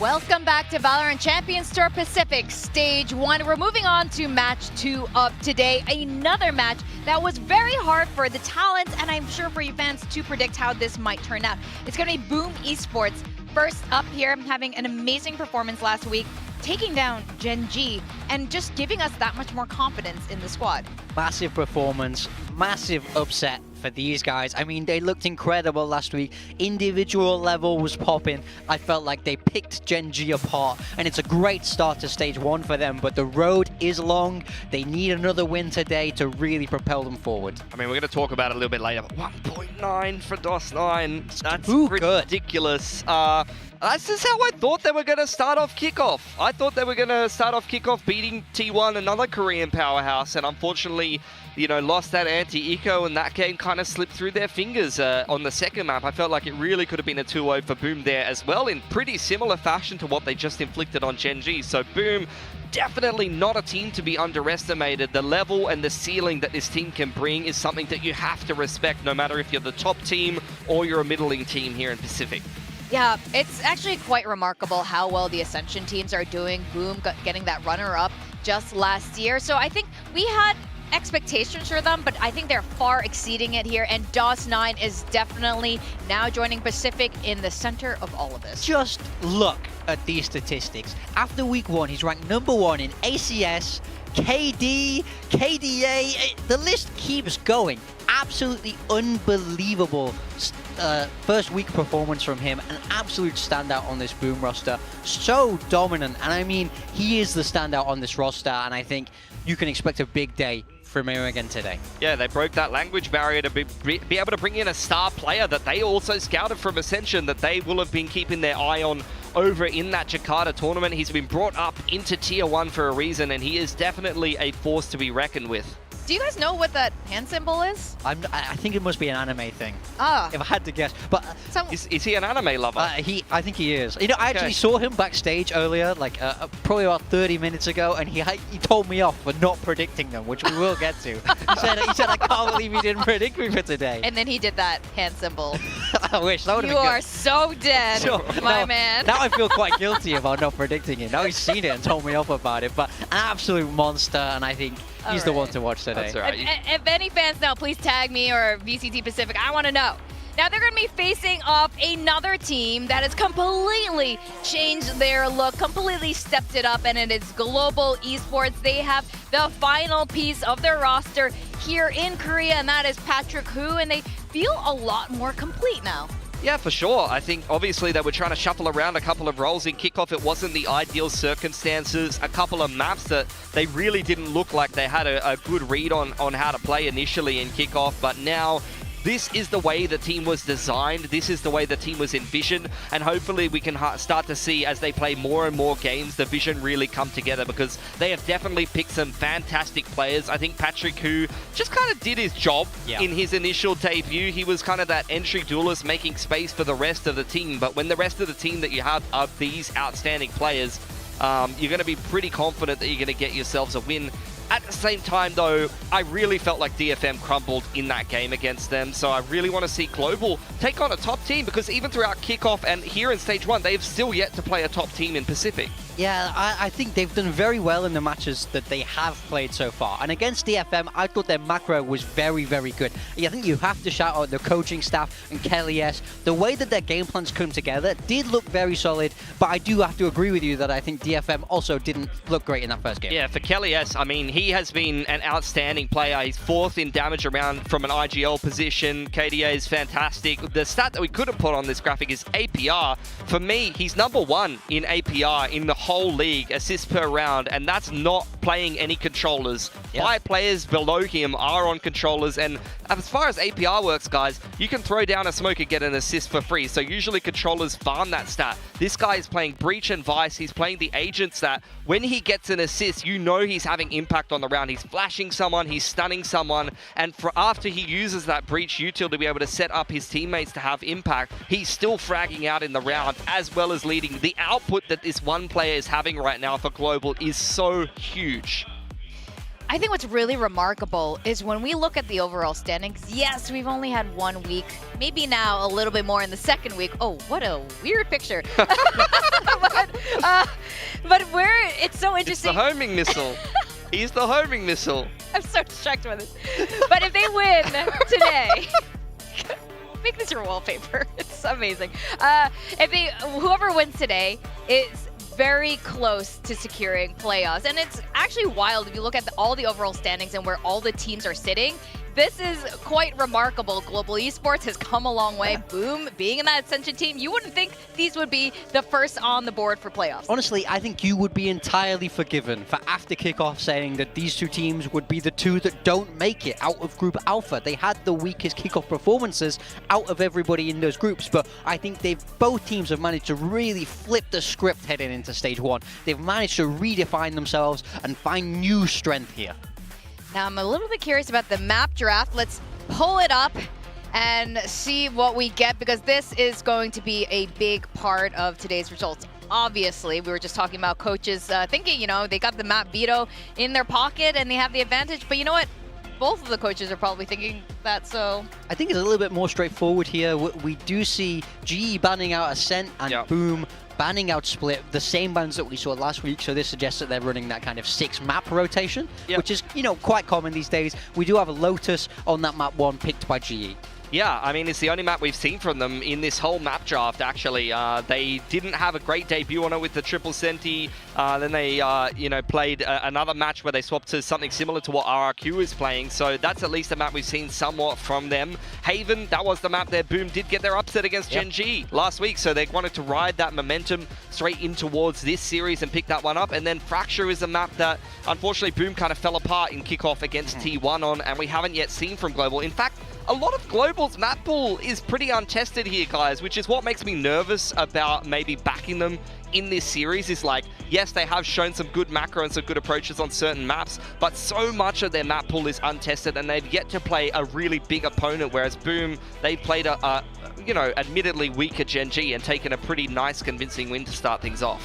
Well, I'm curious what you were saying earlier, Morgan. You were mentioning something about your predictions and DOS9 giving you the look, the stink eye. So it's gotta be Boom, What right? did you do? What did you do? I did go for GE today. No, there is some. We are very, very split, and I was personally very split about who do I predict here, because I love DOS9, I love the Boom guys, but I do think last week for them it was a perfect storm for them to beat Gen G. I think Ashen Suggest had time to bet. Yeah, they needed time to get together, and I think the Boom players played amazing. But Global, I really loved their macro. I think in that kind of perspective, I think they should be dominant, but I think Boom are the ones that need to show up today. If Boom are able to frag like they were last week, they can easily take this game. This is incredibly 50-50 for me. This is so 50-50. I practically tossed a coin for this one. I feel exactly the same here. It could go either way. So we will just have to wait and see. We have no other choice but to just watch Boom and Global Esports and see what they got.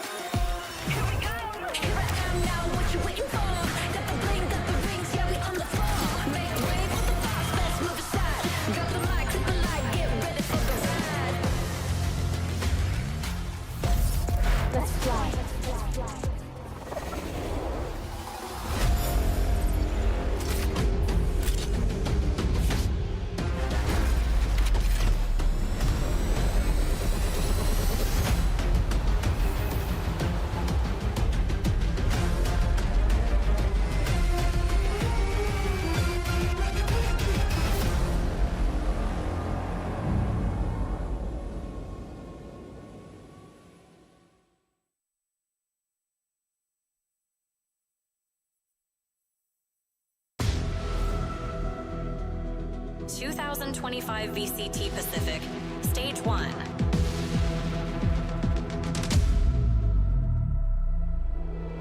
Rise Pacific.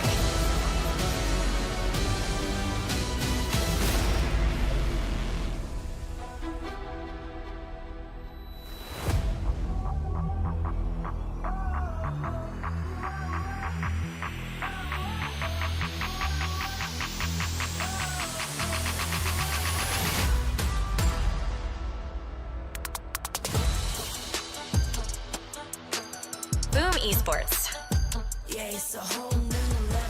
Well, it's Boom Esports versus Global Esports, and both of these teams has our full attention. Now, Boom have pleasantly surprised us and the region when they took down Gen G. It was an upset that gave fans a lot more confidence in Boom.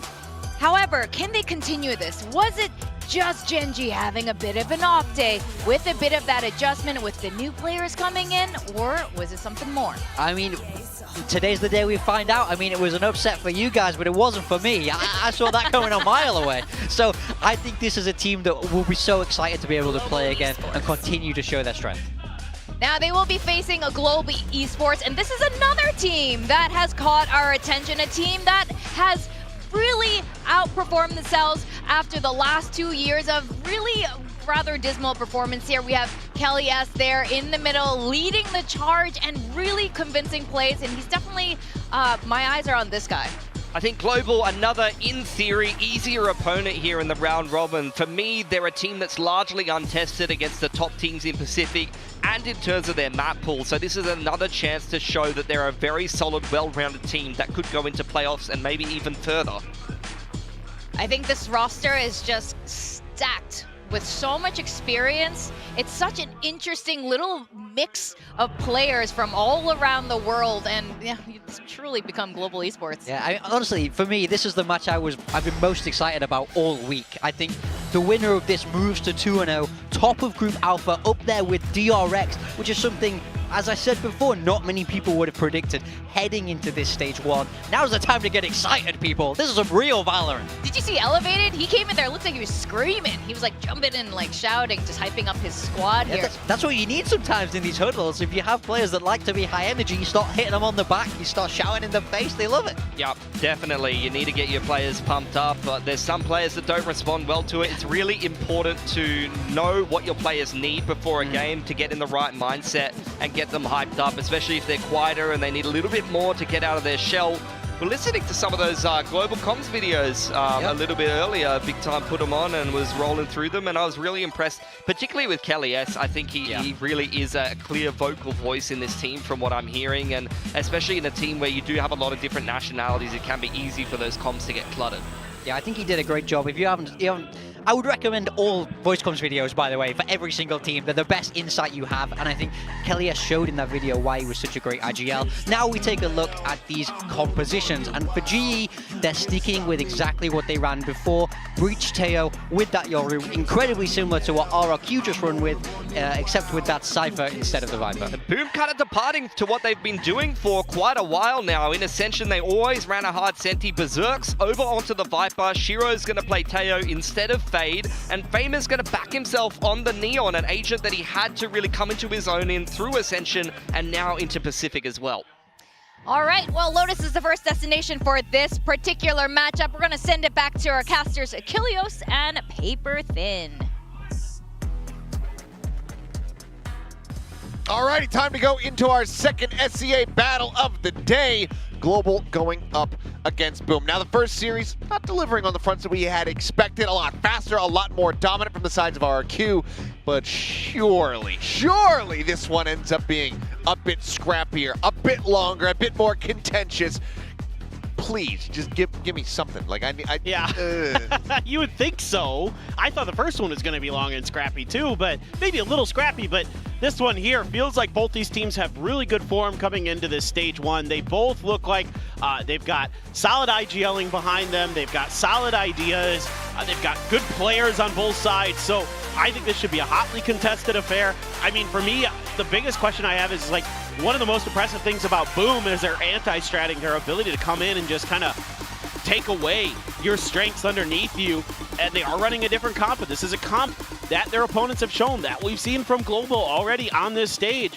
So are you going to be able to use this Neon to kind of set them off balance, use that Tejo Breach util to catch them off guard? Things like that are going to be really, really crucial because GE, especially behind their two initiators, behind Kelly S and Crystal, look dominant against DFM. They were locking them out, and a good start for Famous. Okay, well, Patrick Hu just going to be taken down there. Little approach across at Rubble. Solid for his kill, spot up to multiple players, bite at the ready with the wall raised up. Just trying to make B site unassailable, and so far it proves to be just that. Kelly S now going to be taken down as well. It's a two-player advantage in hand for Boom. Looking for a very hot start here on this pistol. Just some good timings for Boom. They're catching global esports players right as they're trying to come out of choke points. So a couple big picks already. Patrick, a little bit of util exchange there in the middle. I was just about to say Patrick Watson because that's what it said on the back of his jersey. It truly is just an enigma. Isn't named Patrick. Yeah. It doesn't have Patrick Hu on his jersey. Is he a big Sherlock Holmes fan? Perhaps. Yeah. He's an international spy. He's got multiple aliases.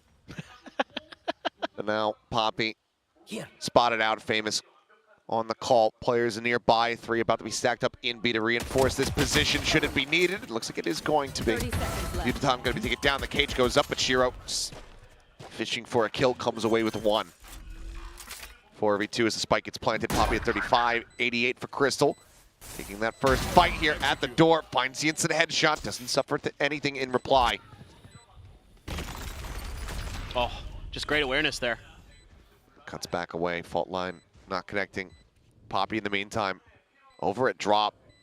Time being bought, and salvos are available here for Crystal. Just needs to stay alive to try to play this out for the post plant. Wall goes up, and he finds Berserk. Suddenly, Global in a very nice spot. Defuse going to be held up to half. Salvo not finding anything there. Poppy, Paranoia going to be sent flying. DOS9 caught by it, goes back over. Looks like he's just going to try to hold for it. Saves up the first. Here's the push coming. Finds it out. And he's going to have that defuse. Close, but no cigar for Global. Just less than a second remaining as Boom and DOS9 pull off a Red Bull clutch to get the pistol win. Oh, we're just picking up right where we left off last week for Boom. DOS9 just comes in and does people dirty. This looks so good off the rip, but you have Crystal alive. He's so dangerous in these situations. He's so smart, so methodical, so accurate, doing so many nice things throughout that round, but God, DOS9, he's just dialed in too. Robotic. 2-0 start for him. So, clearly some decent fight there from the side of Global. We'll see what they have as we go into their eco. Shiro taking a quick little pause, trying to see what he could spot out, but it's going to be the one in the end. Sheriff for Crystal could spell for a bloody round here. It's a very different buy from what we're typically seeing. You know, Boom, I forget how much they were doing this last week, but 4 Stingers and a Bulldog.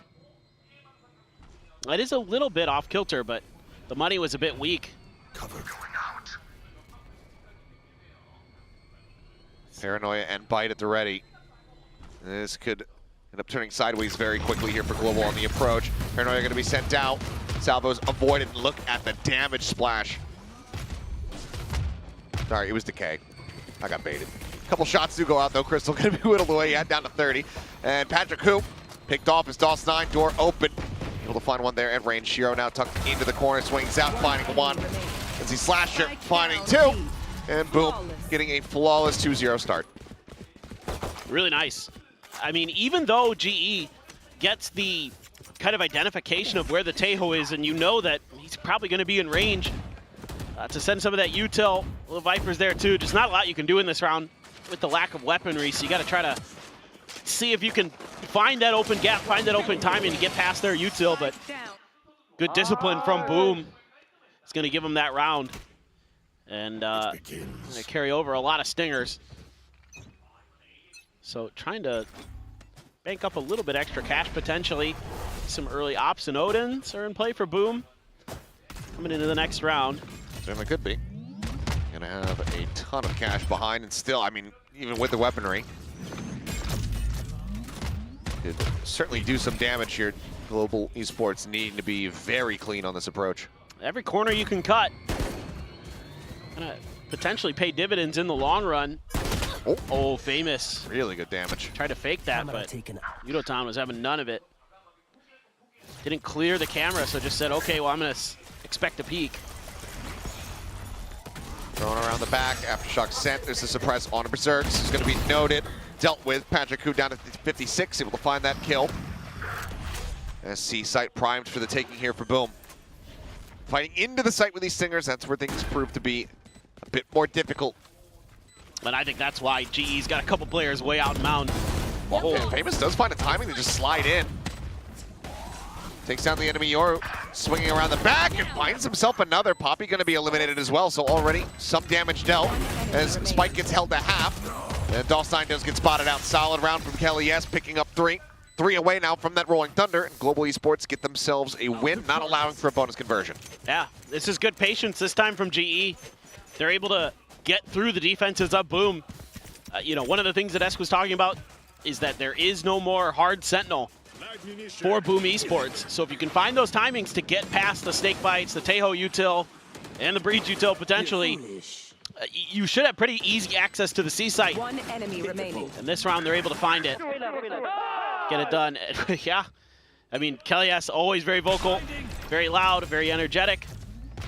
Here he is. There you go. There's that early op. It's the operator, but it is going to be the glass cannon. I thought for sure that They would just have Shiro buy it down, given that he had a little bit more money behind. Or not, rather, DOS9 buy down, I should say. Could have afforded it and then gotten some armor across onto Famous, but either way. Cage triggered. Patrick Hoop, dead. We'll have a dimensional drift for the next round. Boom right now in a good spot to keep themselves in a winning position. Let's see. DOS9 is going to handle this. A little bit of backup this time for Berserks. I was going to say, think about the alt orb there. Try to get closer. Oh, Shiro.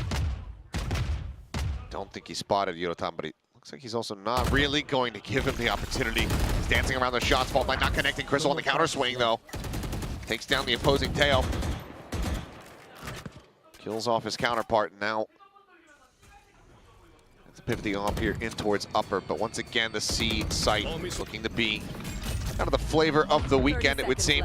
DOS9 strafing forward, blinded up.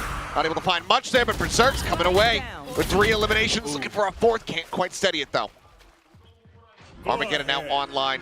Send Famous just out of range, is drifting closer and closer to being in the blast zone, but keeps himself safe for the moment. Tiny amount of noise being made there on the drop down. I'm out of here. Line sent the slide, goes for the peaks, knows both players' locations now. Good information, but can they play off of it is the question. Drifting slower, closer here towards main. Kelly S eliminated. Crystal playing on a very, very narrow margin, and it's one that Famous is able to take advantage of.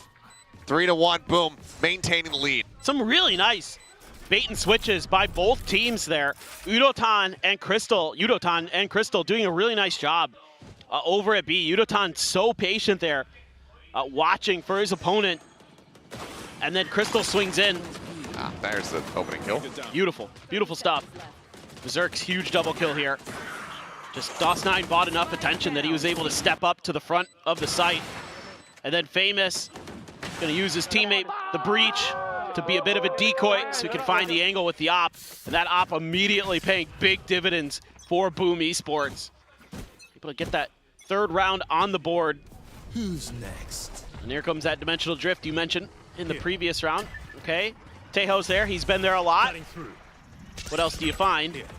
Nothing interesting. Berserk's over in Waterfall and DOS9 on C. So you know where their default is? You're able to scatter them, find the open space to get the plant down, I think.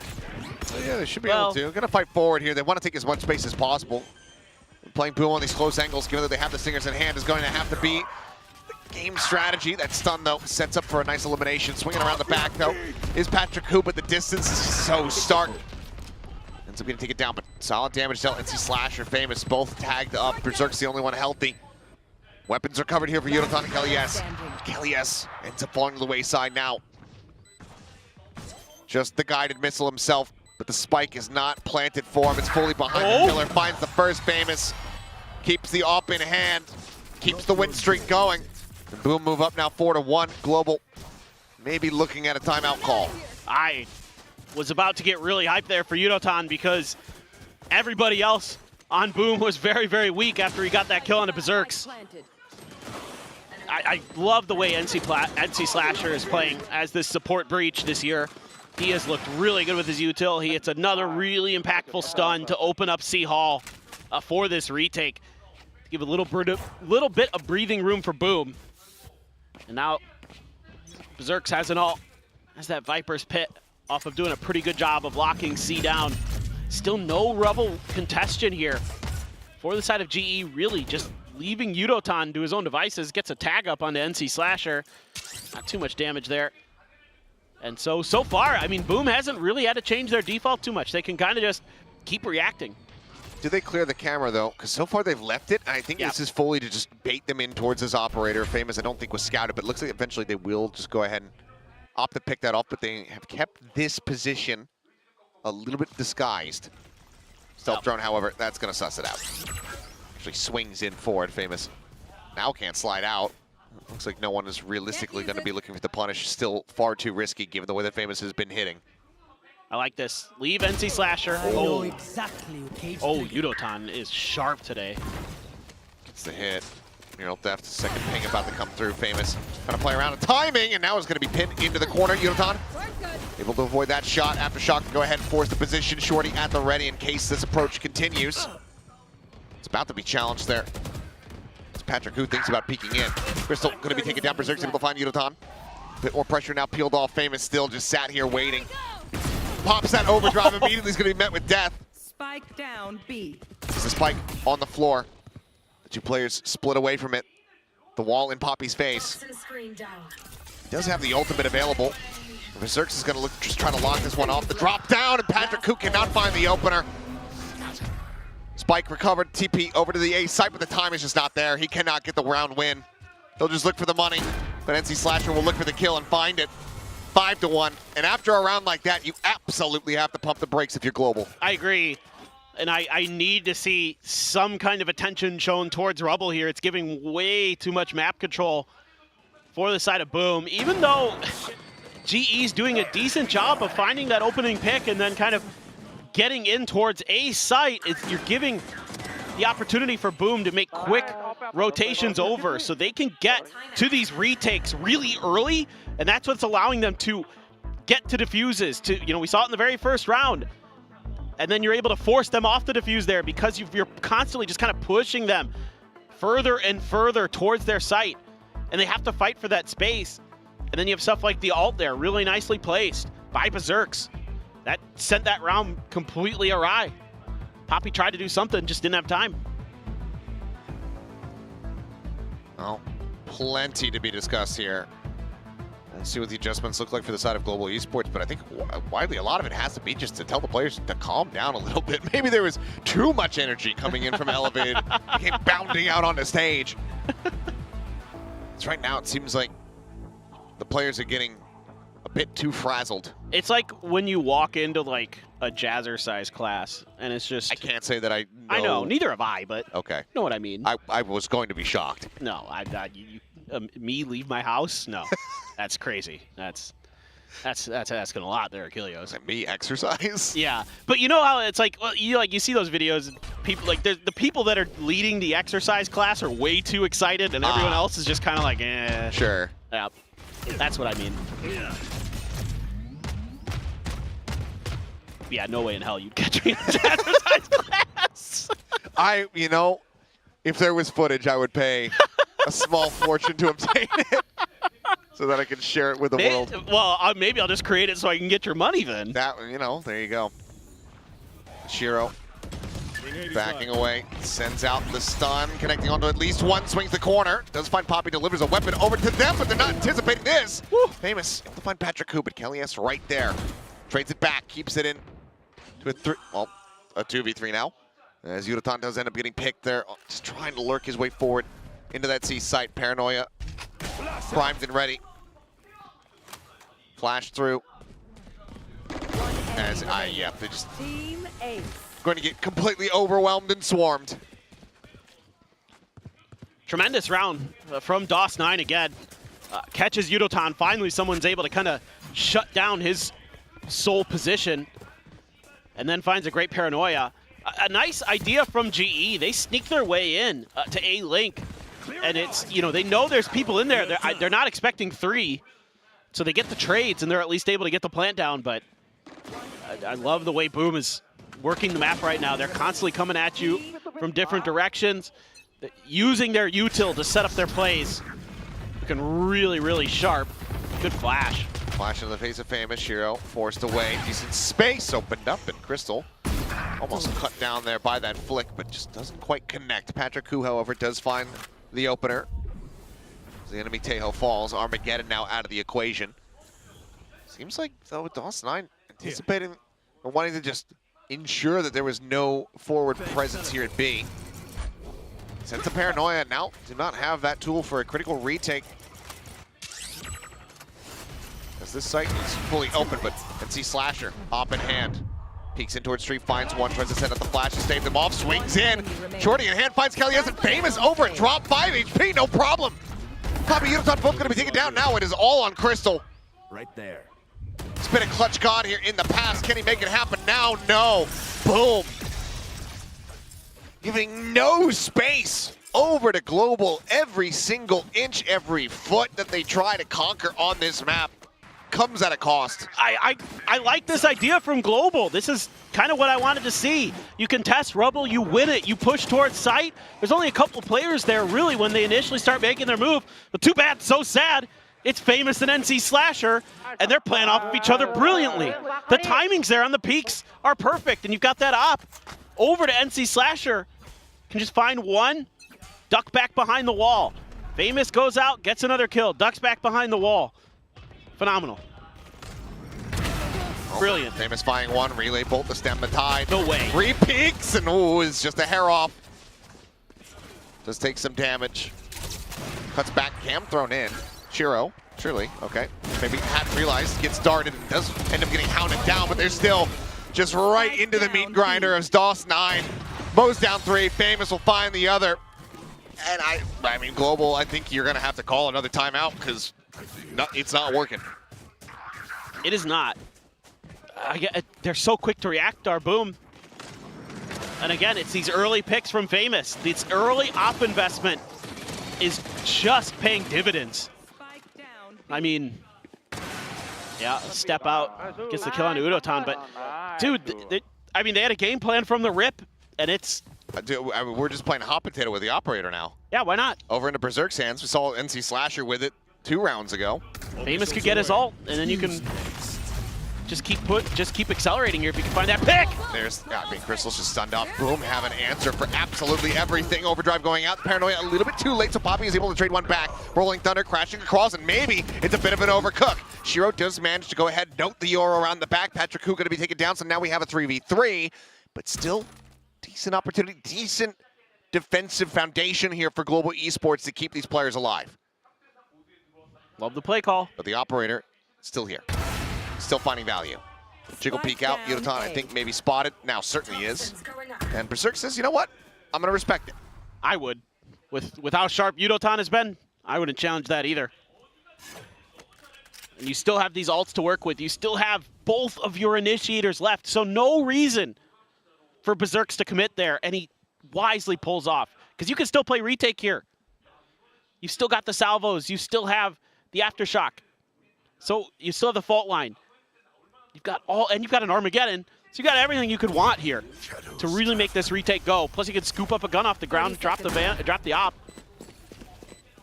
Taking their time though, really making sure that no one's pushed further forward. I mean, they have 0 map control, though. That's the one thing they do not have going for them. That's why they have to use this Armageddon to clear. Sent their way salvos on the back end. NC Slasher dealt with. Poppy able to find them first. Splits over to the side, gets himself a 3rd, looks at the 4th. Berserks, however, still alive now into the 1v1. And he has been sharp.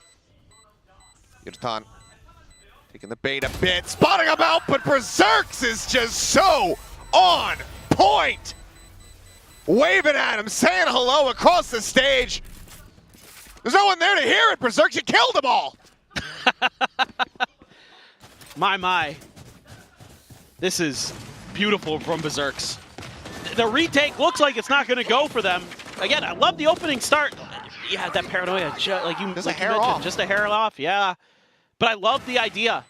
Get that kill, accelerate into the overdrive, and just see if you can wipe them off the board. And Poppy plays a great position.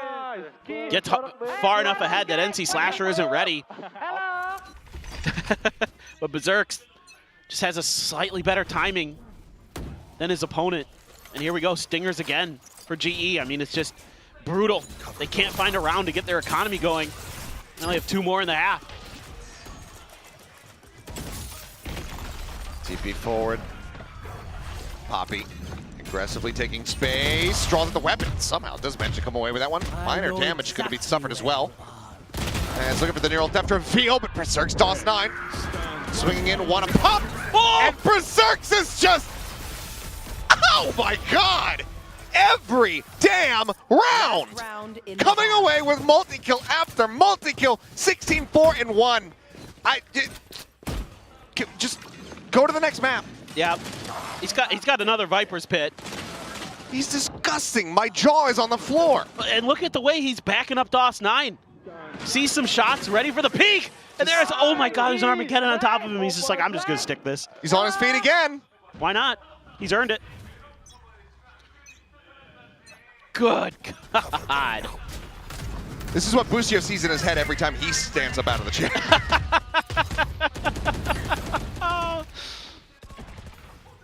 Camera taken out. Fame is pushing forward. I mean, these lurks, they just don't even give him any type of opportunity to get something started. This is a chokehold on a map that we very rarely see, and they continue to play into it. No credence given to the thought that maybe he pushed further forward. He's only done it most of the time that he's had it up. When he's pushed that far up, he's tried to press the advantage. He did it over on B a few rounds ago. They just don't seemingly have the coordination right now, the memory for the tendencies of Boom. Granted, you haven't seen this look from Boom on this map. They've been playing, the old meta comp on this map for forever, and now they changed it, and it's a very different style. It's a very different flavor. Rolling Thunder in towards the site. Oh, okay. Poppy's fine. Only Shiro. Stun at the 30 ready, seconds left. but Spike planted. waits for it. Stuns exchanged. Firm handshakes.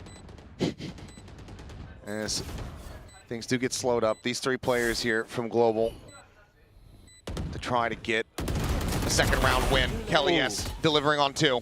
The DOS 9 Berserks, the players still alive, and they will not falter. Damn near perfection, 11-1, Boom, showing up to play, reading Global Esports so far like a book. It's just tremendous how well prepared this Boom team is week to week. I mean, this is such a scary team with prep. You gotta give a ton of credit to Six Fingers and Fields with what they're doing with this team.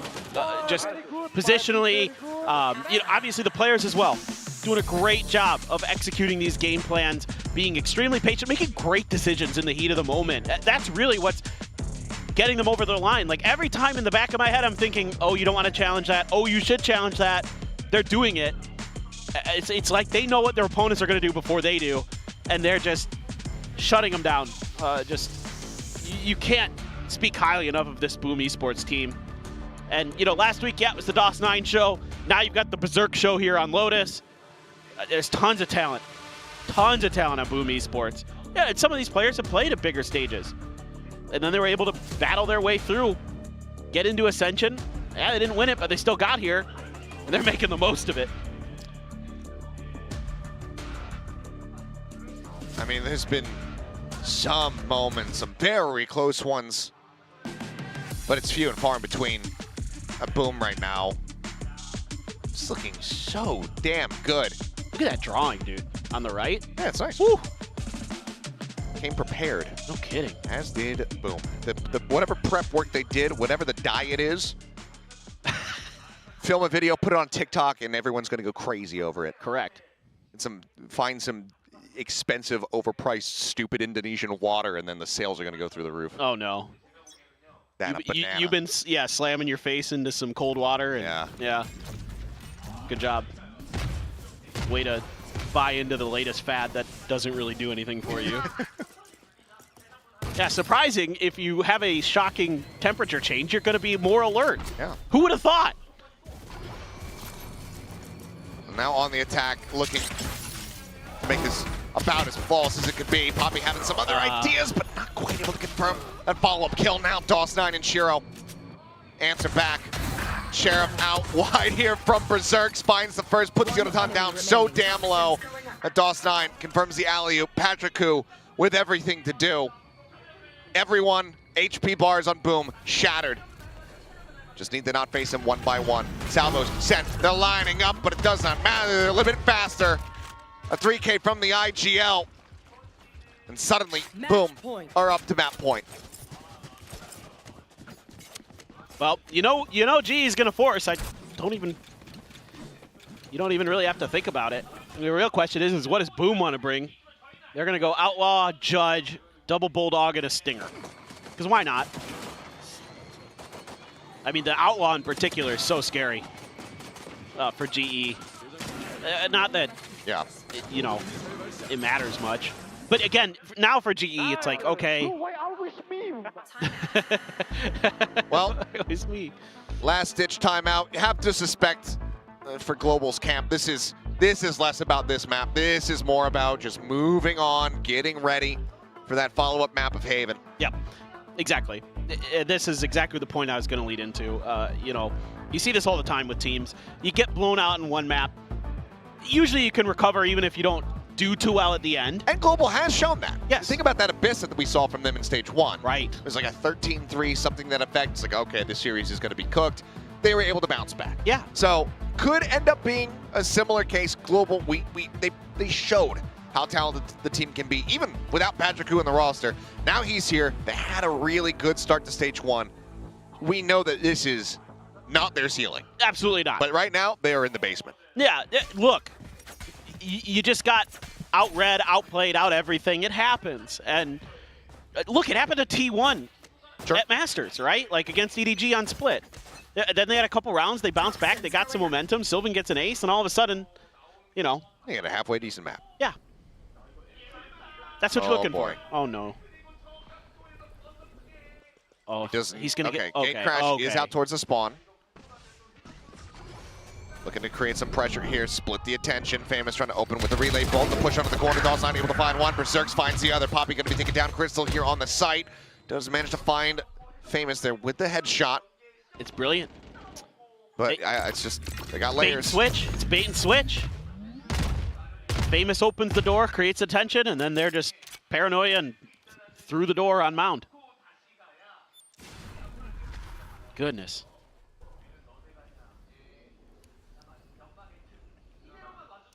Two players lingering here within the smoke. Crystal gonna try to surprise them, catch them off guard. Flash through. When does he decide to swing? The answer is right now and is immediately met with death. Here for a good time, not a long time, is Boom Esports as the spike gets planted. And Yudotan, a smile on his face. He knows that this is screwed. He knows that this is over. As Minnie famously said, there's nothing you can do but just laugh and move on, you know. It's cooked. Well, swing the corner, finding the first, runs out of bullets, and NC Slasher will put him down and send Global Esports out the pasture here on Lotus. 13-1. What a showing here from Boom. Looking alive and well, taking down Global on their map pick, and now we set our sights on Haven to see if Global are going to be able to have that bounce back that they so desperately need. It is quite surprising the way today has shaped up. Definitely wasn't expecting this, these kind of map blowouts. Oh, you tell me 4 SEA teams are playing today. I'm like, okay. Let's go. Let's strap in. Let's go into some overtimes. Yeah. And we have been about as far from OTs as we could possibly get. I mean, I'm pretty sure we're on pace to have the fastest day ever in Pacific. We'd be cutting it very, very close. It's not even 8 p.m. over here at the moment in South Korea. As Boom, I don't know. Maybe they got some nice dinner reservations here tonight. They need to get out of here in a timely fashion, whatever it may be. That was a hell of a performance from them. There's very little to fault, obviously. Again, they have a good game plan against their opponents. I mean, you could see why they favor defensive sides, because that is really where they can utilize some of their anti-stratting here. Early investment into the op, and it just is game over. Game, set, match. Move on to Haven next. GE, let's see if they can bounce back. Well, I will say the same thing to Global Esports that I will say to our analyst desk that is about to come in here and look to break down the action from Lotus. Good luck. You guys better have not just cursed with a tech pause or something like that. Because yes, it is a really fast day, and it is really weird considering our predictions were very, very 50-50, and now things are very much in the extreme. We got a 113 scoreline on Lotus.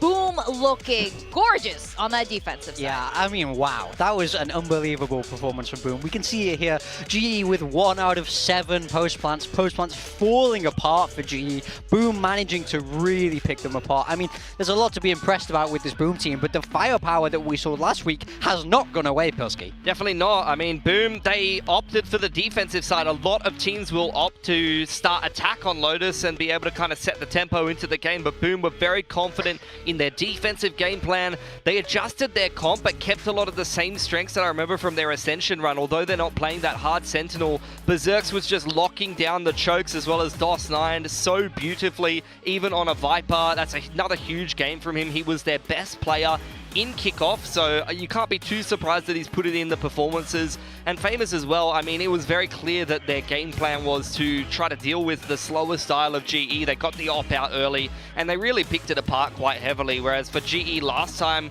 when they did win against DFM in their opening game, it felt like they were getting kills for free with Teo, Breach Utility. They were not getting any of those free openers against Boom today. Yeah, the op turned out to be a great answer, which is something you wouldn't necessarily expect against Breach Teo, but they kept passing the op around like a hot potato. NC Slasher had it, Berserks had it, Famous of course had it, and I mean, that's how do you deal with that when you're trying to attack? You've got no idea where the op is. The Boom guys just showed that anybody can use it, so it's really hard to expect, right? Hey, try this gun, it's really good. Guys, I want to try it. Yeah. Oh, it is really good.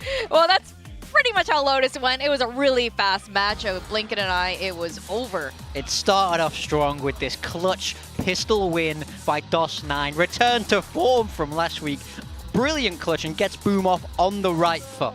Yeah, already a disappointing start to the game for GE. That's kind of going to take the wind out of their sails. And of course, winning that pistol and putting yourself in a strong economic position is going to allow you to get that op going. And that's where Famous got going. You see how many opening kills he's able to have here, playing those off angles, disrupting this Teo Breach comp before it could even really get rolling and get the Yoru into sight. And even when they did get into the post plants, you saw exactly this. Beautiful retakes from Boom. Yeah, and then now we have the highlight Berserks also getting the top frag there in this supportive role. We saw him break out the op. We saw him retake brilliantly. I mean, there's nothing he couldn't do this map. 358 ACS. Absolutely unstoppable performance. He's a player that I really feel like when he has a read on how to defend a certain team, he's incredibly difficult to deal with. You saw it in Ascension where he was swapping between Killjoy and Cypher. Now, as I mentioned, he's playing the Viper for the team, but he knows exactly where to position himself to be able to multi-frag, and he's a really underrated player on Boom. Like I said, he's their best player in kickoff, but someone who doesn't always get talked about enough. Yeah, I mean, for sure. I think he's kind of easy to overlook in a way. He doesn't have that kind of crazy big name that you would necessarily think about, especially after last week with how brilliant DOS9 was. He got kind of swept under the carpet a little bit, but he's, poking his head out now saying, hey guys, don't forget about me. I'm brilliant too. He's been around for a while in Indonesian Valorant, and for him now, to kind of poke his head, I'm like, look, I'm here. Everyone has had their, a chance to shine on the Pacific stage, but it is my turn now. DOS9, still Boss 9, still very excellent showing all around for Boom. Now, predictions were a little, I didn't even bother really asking about it in the former match because it was a 2-0, but it could have gone to the third map, but it wasn't as extreme as this. A 13-1, Global is not looking good at all. Both of you predicted Global. I'm a bit scared now. I mean, I can't lie. How can you not be scared after that performance? The reason I went for GE is because I felt like their macro game against DFM was so solid, but I didn't see that in this Lotus game today. I felt like Boom were just able to pick them apart. So, and of course, as I said, DOS9 told me off about it. He's really trying to prove me wrong here. Yeah. Fair play if it lights a fire under him. Well, you know what? If that's what you believe, I'll make it come true. I'm worried he's not going to talk to me again after this. He won't reply to my text, guys. Help. I don't really know how this is going to go because they are Southeast Asian teams, and even with a 13-1, things could go the other way. We've seen this pattern happen over and over again. So, map 2, let's break this down. How are you guys seeing how the agent comp might be playing out, especially with global esports, slightly slower style as you were talking about earlier. We've seen them ban Haven before, but they haven't had a chance to play it. Global has not played that many games. They haven't played a lot of the top teams who do play a lot of Haven. You see a lot of Haven from T1, from Gen G, from RRQ, and those likes. Boom have played Haven. They're going to pick it into this one, and they did play kind of a similar like little comp to I think what has worked for them in the past. You've got Neon, you've got Famous on the Neon. He looked very comfy on that, and he does like to op on Haven as well. So I really wouldn't be surprised if they're just going to back themselves on this Haven pick. They did win in OT versus Gen G last week with this comp, and it's a comp that they played for a very, very long time. They're very comfortable with it. Yeah, but then on the other side with GE, we have no idea what to expect. As you say, they've not played it. I mean, I wouldn't be shocked here to see Breach Teo. I think the coaching staff very much like that style. The only thing I don't want to see from GE is I don't want to see a Viper. I felt like Boom understood the Viper very well last week. So if you bring that out, then I'd be a little bit worried that Boom could kind of bring across a lot of that anti-strap. It's a very niche pick, though. That's I mean, true, that's but a Gen I could G see special nowadays. Yeah. That the Viper Sky is out of the meta, so I don't think we'd ever see. If they bring out a Viper, I'm going to be like, what? Yeah, I mean, I'm thinking Breach Teo for GE. If I had to have a wild stab in the dark, but who knows? Okay, I know the global esports team, the coaches, everything is completely different than when you were there at this point, but do you think their mental can overcome a first map loss like that? I mean, I hope so. I've spoke about this before, and I think a 13-1, that kind of scoreline is sort of the easiest to reset from, even though it might not necessarily seem like it. It's very easy to just kind of sweep that away and go, okay, we weren't even playing that game, we'll move on. If you lose in a very close overtime, it kind of plays on your mind more, because you're like, oh, I could have won this round if we did this, then we would have won the game. But in 13-1, you're outclassed, so you just go, okay, that was on our map, and we move on. And you don't have quite the humiliation of a 13-0, which is can plague you. And I know that they do have a performance coach with them, which is something, you know, I've always been big on in my own coaching career, is that performance coaches can help a lot. So now it's time for him to make his money, prove his worth, get the boys turned around. That's what you got to do.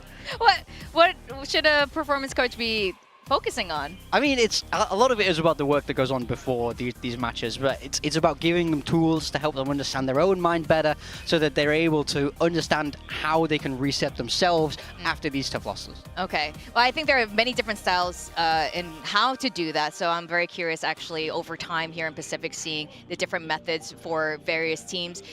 We were even just talking about highlighting the different personalities from Boom and global esports, or even comparing Southeast Asian teams to the Korean teams or Japanese teams, so kind of curious about that.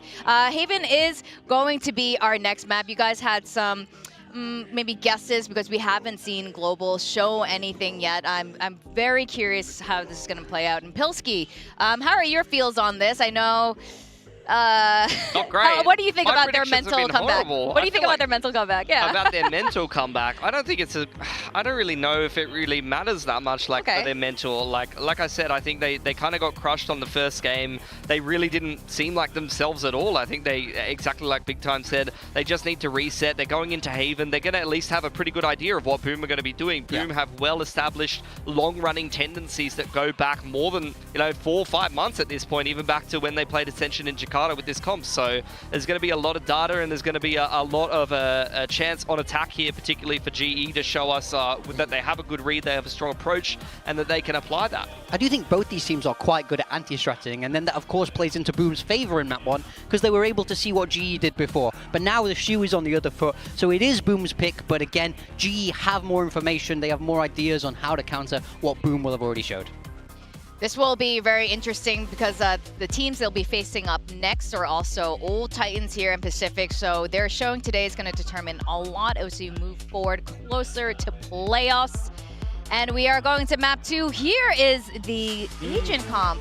Yeah, I mean, for Boom, another it's nothing ISO. special. They didn't change anything. They changed up their Lotus a little bit, but this is going to be Berserks on the Senti. DOS9 was phenomenal on Omen against Gen G last week, and I don't think it's going to be a departure from the norm here for Boom. GE opting for that Fnatic style double duelist with the Yoru in the ISO. We're seeing Yudotan onto the ISO, so a little bit of a throwback to Kickoff a little bit when he was playing that duelist. Yeah. Kellyas on the Sentinel. So things are changing here. This is not necessarily the comp I would expect for GE, but I do think it is a very strong one, and we've seen it quite a lot of the That's going to change how they IGL and their structure overall. He has to IGL from the Senti role when he does play on that attack. So he's going to have to call from the wing and lurk based on what's happening inside the round. You know, Talon Esports, Cruz thanked Fnatic Boaster for helping him on this particular comp. I wonder if he's also helping Global Esports, because they're going to need it in this map too. Haven consultant. We're going to send it back to our casters, Achilleos and Paperthin. Thank you very much. Let's go ahead and get ready to get into the action. Staff here from Global Esports in person in South Korea, hoping to see a bit more liveliness from the players, a bit more of a contentious map, as well as the win itself. This will be the first time that we get a look here at Global. Yudotan moving over onto the ISO. We saw how crispy could be at times there on Lotus, so him being in this ISO position could be a big boon, but they mentioned it, DOS9, this guy was a boss. He was all over the place. That's a huge shock dart already. Yeah, tons of damage done. Good read early from Shiro. He backs right up while the rest of his team is pushing through garage. Kelly S. Watching from window, pulled off the angle there for a brief little moment. Stun does connect, but so does a ton of damage. Is Famous just closing the gap, slides forward, collects that kill. Tripwire immediately going to be canceled out. Another shock dart still at the ready here from Shiro. Lining it up, but Crystal wisely goes to the back of the box as they're going to look to try to fight out. Shield raised, He's not able to find one, gets a reset. Crystal eyes in towards that A connector. He's able to shut down DOS9, now a 3v3. HP bar is low on a couple of these players, and the site has been given up. Undercut across, Famous, double damage onto him. Shock dart, however, not going to be connecting, and NC Slasher is going to be the one coming away with an elimination, but now it's down to Berserks. Raid Boss in his own right in the previous map, finds the headshot. And he's going to hold this to half. Does he bite? No, swings in, ends up falling to the wayside. That's going to be 3-0 in pistols in a huge Red Bull clutch from Berserks. Continuing on his merry way, carrying forward the performance from the first map and getting Boom the opening round. I've just was so impressed with Berserks, but again, I like the ideas from GE. It's just Boom is just outplaying you. You know, the coordination there with the fault line into the relay bolt, into Famous dashing completely past you because he knows you're stunned up to make sure that you're going to confirm that kill on a Kelly S. Huge, and it's a little bit of a timing thing for Kelly S. If he's still holding that garage door, he might get a one and done and get out of there, but instead, he pays the price. And then they push past. I love the post-plant positioning that they take. They know Shiro's out there by himself because they saw how many players were storming out of garage. Oh well. Wow, my eyes are down. They fought nicely, but so far, Boom's just been the better team today. Camera spotting out at least the one there, garage. These trips. Yeah, shots heard as well. Just wanted to stop them being able to take any kind of deep control on that B side should they decide to push into it. NC Slasher swinging the corner, spots out multiple fault line, will go ahead and shove them back. That B site now likely looking like the best option for in Global's eyes. One of the shocks, one of the trips rather going to be cleared out. Shock dart there towards their feet, but damage not yet found. Push for DOS9 on the crunch. Able to find one. Paranoia goes across. Yudotan in the corner gets the shield out, but eventually will just be chipped away at. Single elimination going to be found. Not a flawless here, but damn near close. Boom Esports, a very solid anti-eco. It's just great play. I mean, the utility is so on point. You know, NC Slasher gets pressured, uses a fault line. GE can't push into it, because if they do, they're probably just going to lose minimum 3 players to that Bulldog. That goes right into the Cypher setups. Like you said, they don't want to allow them to push back sites so they can set up these crossfires at the doors. And they do. They execute it nearly perfectly. Able to carry over 2 Bulldogs. Stinger. It's going to be a Sheriff for Shiro. He's doing a little bit of spam action. Famous hiding behind the wall with him. Looking for any contact, but none going to be found. Boom, exploring the other side of the map. Setting up the smoke on C. NC Slasher waiting with utility. Is this all just a play to grab an orb, or are we truly going to make an attempt? I doubt it off that orb contact. Maybe wait just a little bit longer, but here we go. Teleport set up. Recon at the ready. Cleared out. Triple push up. Gate crash around the back. The swing getting ready to come through, but Patrick in a little bit deeper than they might anticipate. Is able to exit out. Dawson at the same time. Going to be taken down over that A connector. Solid spacing, opening up the spike, however, being brought around the corner, and Famous intercepting, but cannot confirm the kill on the Crystal. Takes him to 21. Now just Shiro and NC Slasher left standing. Spike still being brought forward. Left. Poppy here at window. Swings out. Is able to find it right through the corner of the wall. Shiro with everything to do, just a Spectre. Gets the instant headshot. Pushes forward, Dart connecting. Knows the Crystal's going to be low. Does find him. Makes it a bit more costly. As Global, once again, able to find a win here in the anti-bonus. Needing to find the follow-up. This is really nicely played off the rip by Global. This slow push-up, not seeing any contact, kind of anticipating that there might be a player hidden behind the box, allows Patrick Hu to swing out wide to dodge that fault line, making it a really tricky position for Boom to be in. They're able to go the other way, using that ISO util to find a pick onto the B site, open up some extra space. Still though, 3 guns dropped is costly. They have enough for another buy. Boom, that's loose with the dart. A little bit of information found, but GE just storming their way through. Not much ambiguity about what's going on here. And they do have the ult available here, the kill contract online. Fault line to slow the approach. Flash over the top. As there's the kill contract, gets a grab.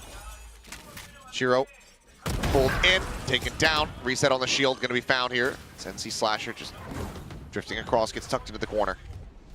Leon at the ready to slide forward. NC Slasher finding one. Patrick Hu going to be taken down, but Poppy able to answer back in a big way. Finds 2, keeps it contentious. This is going to be blow for blow. Berserks, Kelly S, both so close in HP. I must wait a moment. The regen shield giving him a little bit more oomph, but it's going to come down to reaction. But bonus is on Kelly S here for the moment. The cam toggle gets the spot out, taps it, just trying to bait him. But Berserks not falling for it, nearly finds the timing and takes him down to 2. 30 seconds left. Realizes now that he is going to be sticking it, his options a bit more limited. Does get the opportunity to slide out towards long. Watching that held position.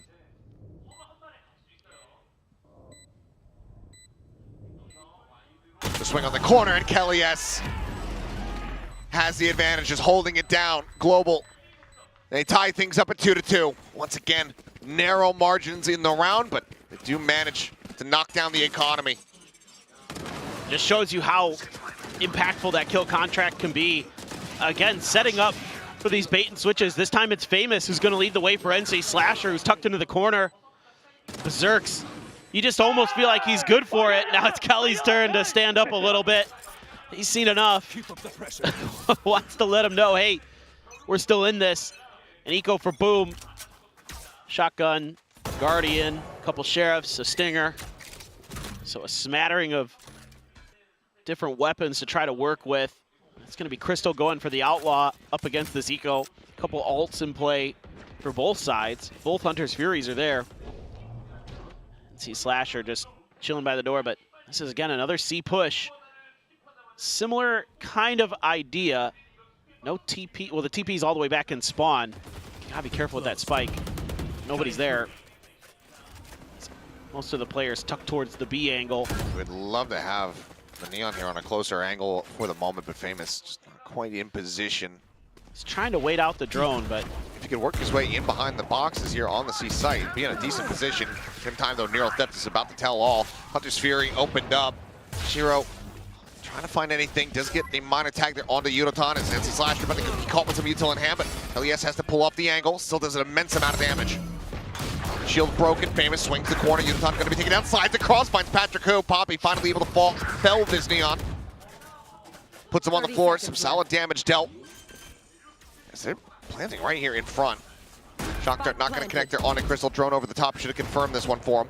Shadows traveling. Poppy tucked back behind the box at the ready here with the teleport. The smoke, however, dissipating. Push out of the smoke. Shiro taps 190-degree pivot, finds Poppy. Chulo finishes him off. Is the defuse now? Widely being stuck. No, retaps it, the push in. Kelly S will be able to find DOS9, but Shiro with 3 gets them the round win. What a turnaround here from Boom. Devastating for global esports. I mean, credit to Shiro hitting some crazy good shots, but this is a... Show me this, too. Yeah, oh. He scalped him. Oh, no. Oh, famous. That, oh, my God. Oh, no.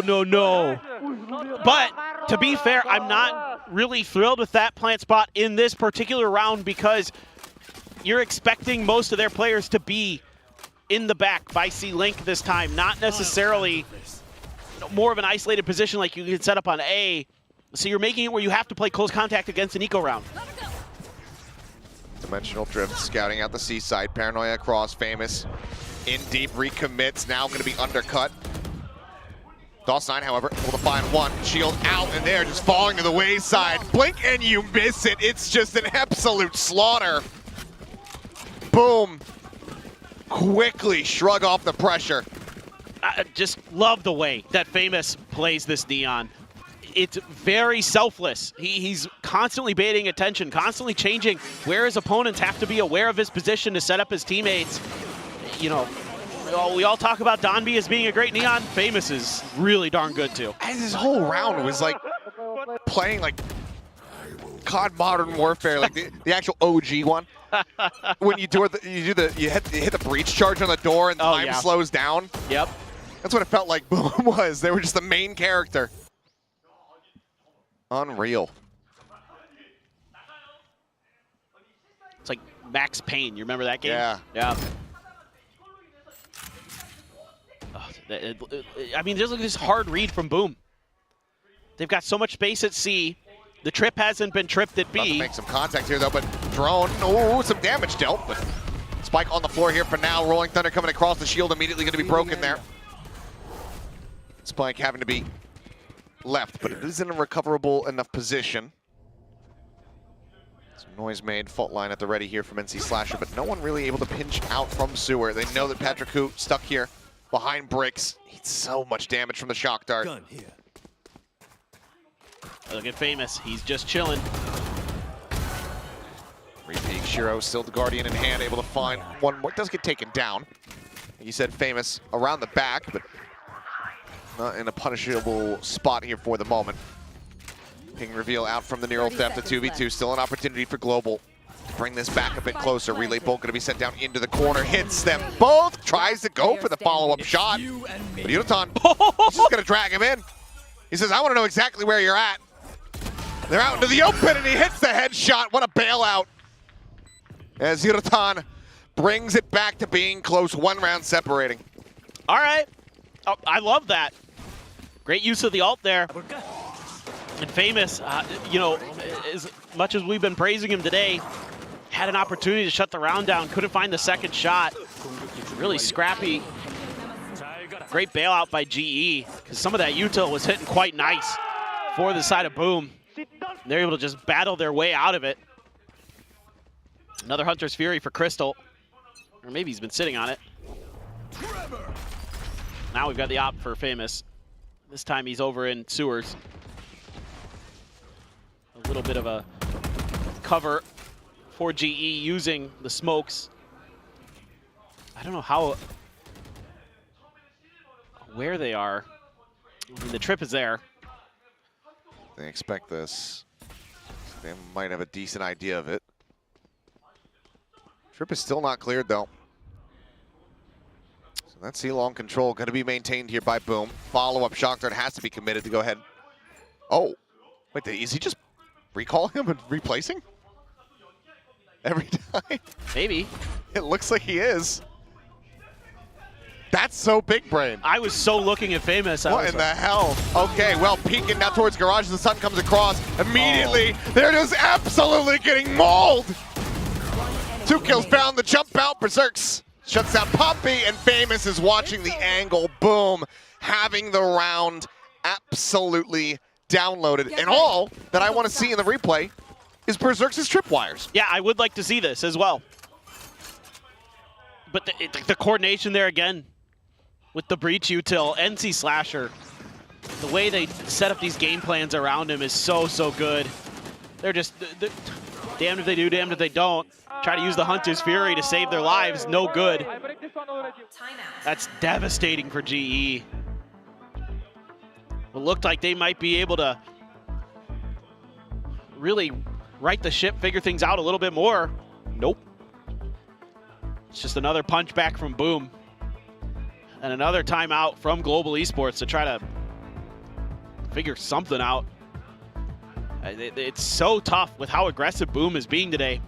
I mean, we saw this against Gen G, but like so much of it was like setting up DOS9 to TP in at them, right? Like they'd set up these crazy plays, and all of a sudden Gen G is just caught flat-footed, and DOS9s are, you know, TPing into a corner where you had no idea he could get there. And today they're just taking space really effectively, really methodically, finding these moments to set up these traps. And you know, it's a lot on Famous, who's doing a great job today. Once he's got those snipers in hand of just nullifying any attempts to try to take his space. He'll get that first kill, and then what do? It doesn't seem like Global Esports has good follow-up plans. Got the plan of Yudotan open sight doesn't really work out. They're falling apart a bit. There's a stun, there's a shock, there's some damage dealt. 61 on Yudo, 75 on Patrick.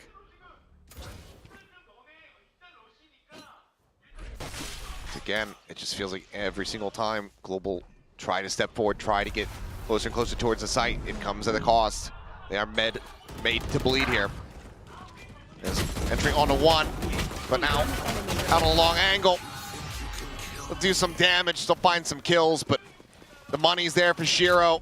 The players, they have him backed up. They have NC Slasher backed up economically. The op is carried forward, and Boom once again just shrug off that pressure, shut down the flood. I mean, the economy's going so sideways that Yudotan can only afford a Guardian.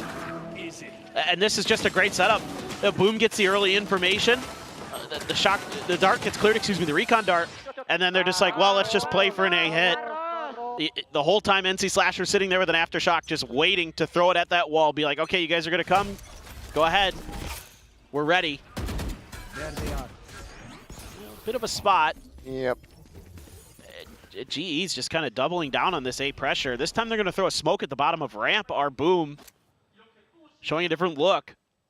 And Famous is so happy to take this space because he knows these trips aren't going to be deep enough that he can at least get great info, find good angles.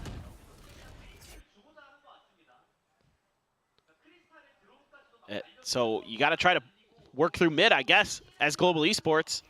But then you're going to have to be stalled up off of this Cypher util, making sure there's not any more trick plays, any more trap plays. 4-man stack for Boom on A. For what it's worth, you've really convinced Boom that it's going to be an A hit. Hunter's Fury going to be used here from Shiro. Catching one, Poppy. Tagged up, follow up that final shot. Getting a hit on the Patrick, who everything coming at a cost here for Global. TP out, big disconnect from the site. Berserk's going to be taken down. Famous on the peak. Let's go to Crystal. Patrick Hu here, backside's just so damn low, and DOS9 finds the headshot because of course he will. As there's the tap, just looking to bait out whatever they can. Undercut going to be sent through. Op now scoped in. Famous setting up here with the fast lane, getting tagged up, taken low, but now starting to stick the defuse, and DOS9 still going to be there with covering fire. Kelias around the back, finding one. Yudotan trying desperately to bring this back into a winnable spot, but he cannot. As Boom, once again, finding their footing, finding their groove like we saw from the first map. And they're starting to run away with it. 7 rounds accrued here on the defending half of Haven. Oh, they just have such great follow-up plans on these retakes. It's like, okay, we cleared back sight.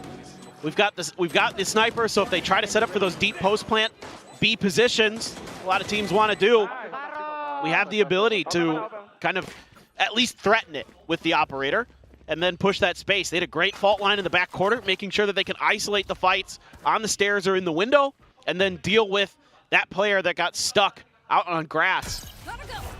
Famous just eats that. Sends the relay bolt, re-peaks. Patrick Hu Just messing with him. Falling into the trap here is Yodotan, no shield raised.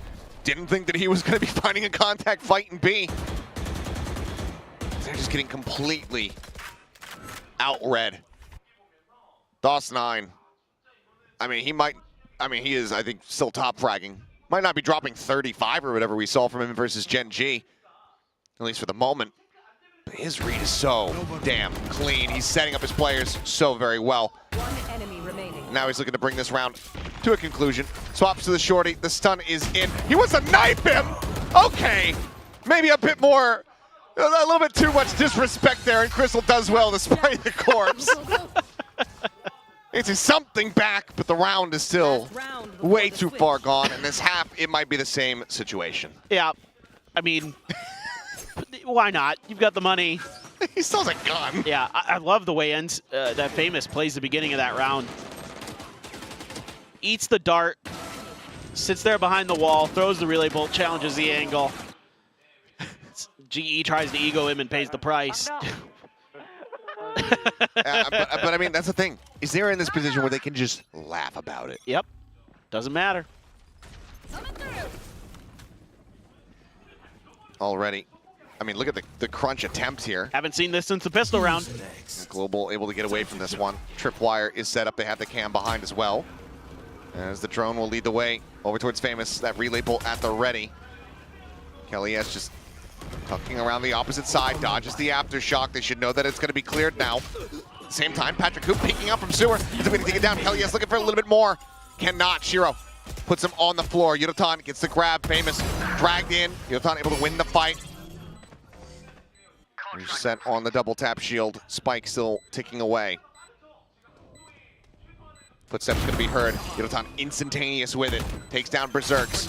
Undercut going to be sent through, but Shiro catching him off guard. He's able to find one, but now he has his work cut out for him. Looks to try to get the hold up to half. The recon getting the ping. Dodges away. It's going to be the Hunter's Fury committed here last round, so why the hell not? He just swings out though! And maybe he's outdone them. Darts exchanged in Crystal. It will land at his feet. He will find that kill and get Global a 4th round victory. But my God, what a half from Boom. They're just looking great today. They make so many good reads, but finally GE having a really nice round. But again, it has to come off the back of Yodotan. Phenomenal in these kill contracts. He's perfect on them. You got to give him that.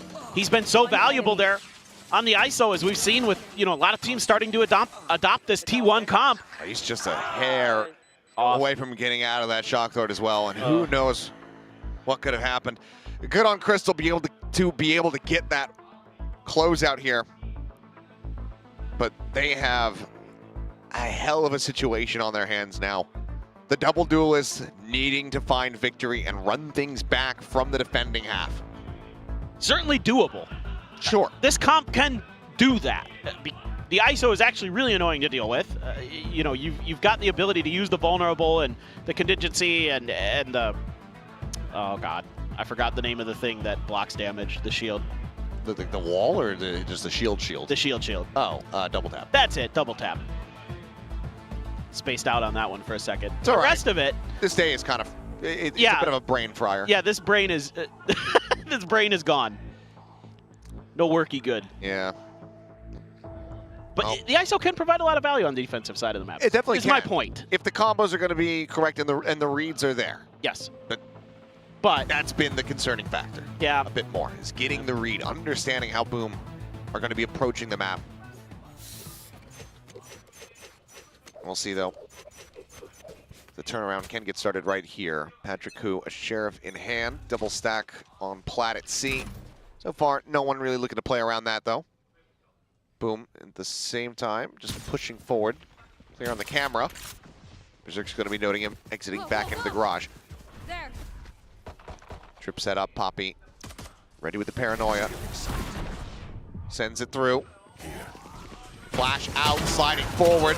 Poppy able to find one. Kelly S getting another. Famous does take down the enemy Omen. This paranoia gets set to open up a little bit more space. Tap on the plants. The smoke dissipates over on the seedling side. Yodotan able to collect one. DOS9. He's got the spike in hand. He's just pushing forward, saying, I have to go for the fight. ends up falling on the wayside, and Global get the pistol that they so desperately needed. Yeah, their first one could not have come at a better time. No doubt about it. Just, I think Boom just trying to force the issue there. Just had a game plan from the get-go. And with how well they've been playing, you know, just thought they could rely on their execution. But this time, GE playing around those angles really, really nicely. Kelly S doing a great job of absorbing that contact over at A-Link, making it so Boom couldn't just blow them out of that side and turn their attention to the C side. Cover going out. So now it is going to be the Vandal for Yudotan. You'd love to get him into another early kill contract, see if you could convert a bonus. You know, we saw him with the kill contract. I think it was in round 3 last time. Yeah, had it very quickly built up. Famous sliding forward. The Bucky's still able to deliver one. Patrick Koo puts him down. Peek from Berserks, finding out quite a few players. Is Poppy looking for non-expected timing. Bucky recovered, does manage to find one, but Yudotan comes away with 3. He's going to be looking for a 4th to get that kill contract online, and he will have it. 2 kills found. Tiny bit of damage dealt here from the side of Boom, but Global Esports continuing to rally back. Now just 2 rounds away from tying things up. Yep, and this is where that ISO on the defensive side starts to get very, very scary. Especially with how clean Yudotan is looking. He's been really sharp most of the day. It's just the rest of Boom has been so well coordinated. Look at all those double tap orbs. Yep. Take your pick. Yep.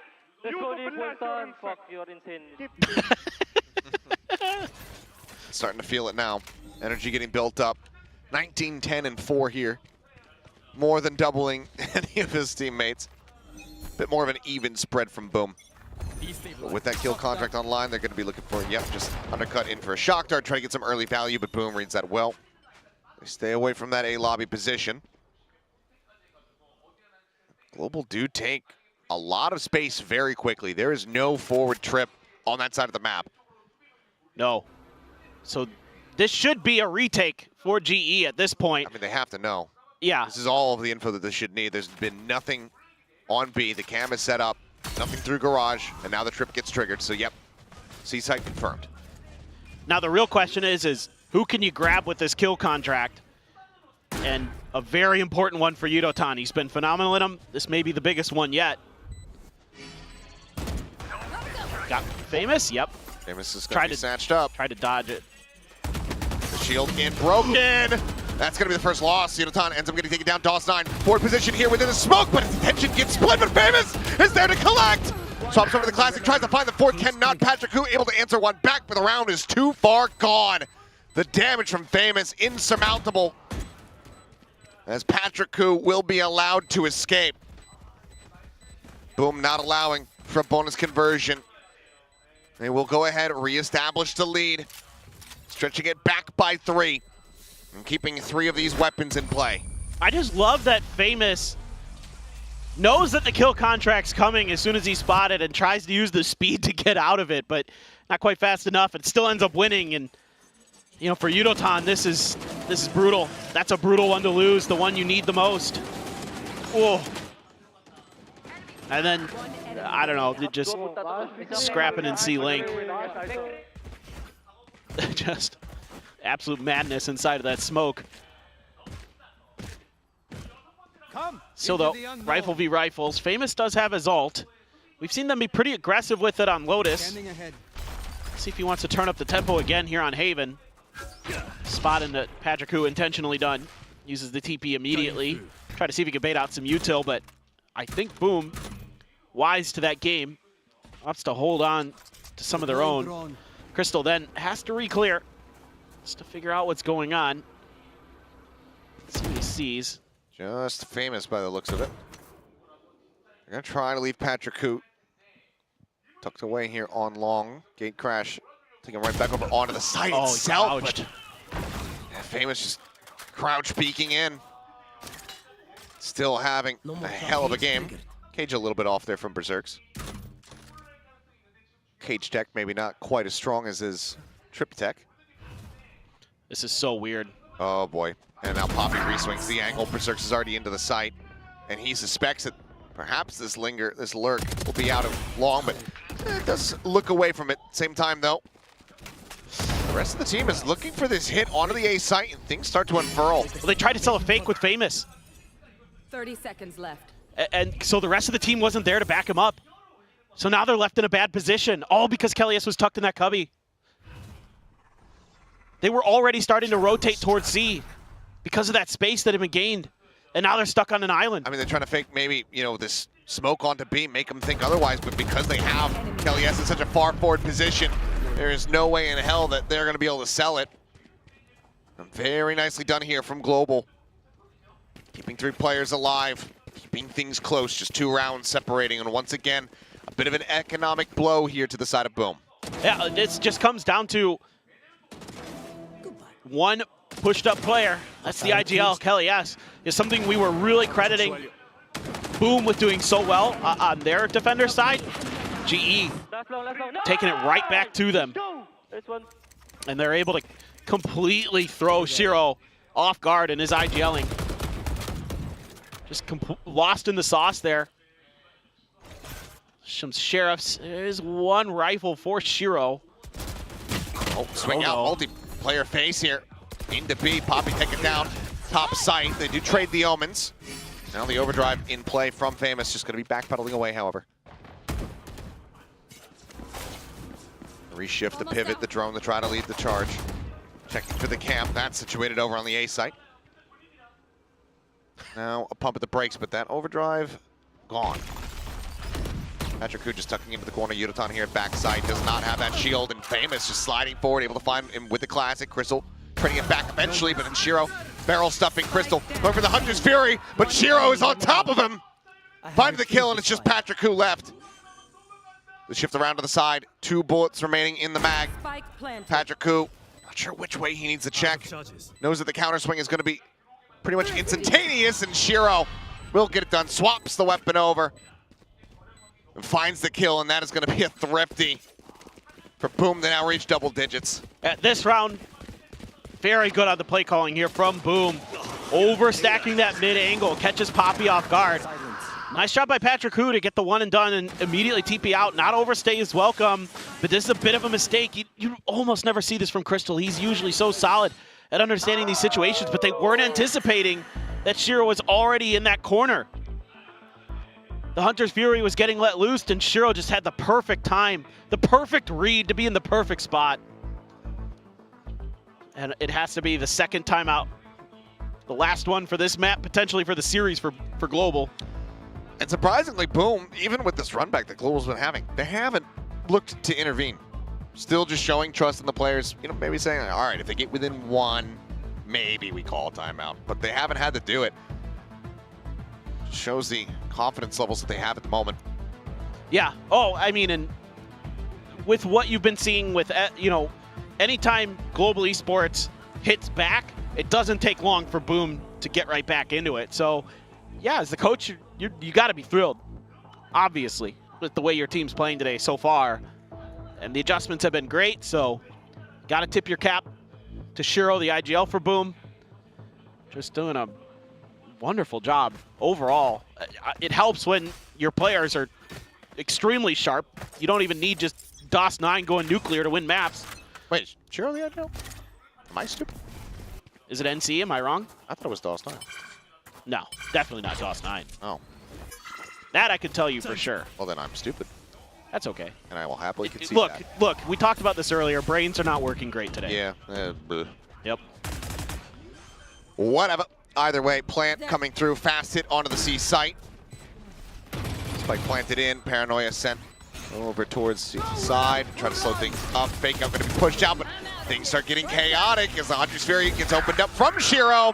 Famous plays off the back, and Poppy gets collected. Shield broken. Crystal pushing forward, able to find a nice headshot. HP bars just getting shattered though. DOS 9 is able to go ahead and collect the final 2. Attempt at their own thrifting not come to fruition. Global now. Another buy, but Boom, up to 11. Yeah, just love the tempo they play at. This time they have a Hunter's Fury, and Famous plays right off the back of it to catch GE when they're scrambling to try to get away from it, and they still end up finding a kill with the Hunter's Fury as well. They're dialed in. The teamwork is off the charts today for Boom. Every twist and turn, they've got a plan to play off of each other's utility. And it doesn't matter who it is. They're happy to set anybody up. Okay, Famous. Okay. They're going to have to pump the brakes for a quick little moment here down to 21. There's an op for Patrick Hu, but that's on the other side of the map right now. Couple ults there. Patrick does have his for a potential retake if it comes to that. You're a madman, Famous. You're an absolute madman. And he's a dead man. Yudotan, they're able to go ahead and capitalize, push into the B site, Plant getting set up. Stick is there from NC Slasher, as there's a grab on a Berserks. Phantom, however, breaks the shield, finds the headshot instantaneously off the back. Things starting to get away here from Global a bit, especially since the Slasher is able to find Patrick Hu. Kelly, yes, however, completely answered back, a couple of kills, push out of the cyber cage, looking for a timing, but Berserks pushing into a split, a crossfire, and he does get taken down. Global Esports managing to fight back, the operator retained. Still though, 3 rounds separating, and they need to be able to find some consecutive wins. Yeah, but you're still able to get some good value out of Patrick Hu's ult this time. Again, trying to sell a fake with Famous. It is something that makes Boom difficult to read on this attacker side. We've seen them try to do it and fail a couple times now, but it's at least in your opponent's head that Famous might try these fakes. But at this point, because you've been able to shut them down, you might be able to lean a little bit heavier into when you see Famous. That could be where the attack is happening. There's a lot of players here. Ooh, okay. They are clearing a ton of space at the very least. There's that op. They're aware. That could definitely be up and over the top. DOS9 strikes him down. That's brutal. He's like the bully at the schoolyard. Your mom just bought you like a nice pair of shoes and he just pushes you into the mud. Got this shiny new operator. Oh, that's nice. Rips it from his hands. Yeah. Look at this, the cut on Noise, the pressure in towards Garage, and now 4-man strike getting ready to come through onto the A side. Yudotan on his all alone. Dodges the Rolling Thunder. Shield, however, not popped. Finds one, just barrel stuffs there on a Berserk to push through though, and DOS9 with the shorty in hand takes him down. Famous trying to stabilize and ends up falling to the wayside as Poppy able to find a nice little entry kill.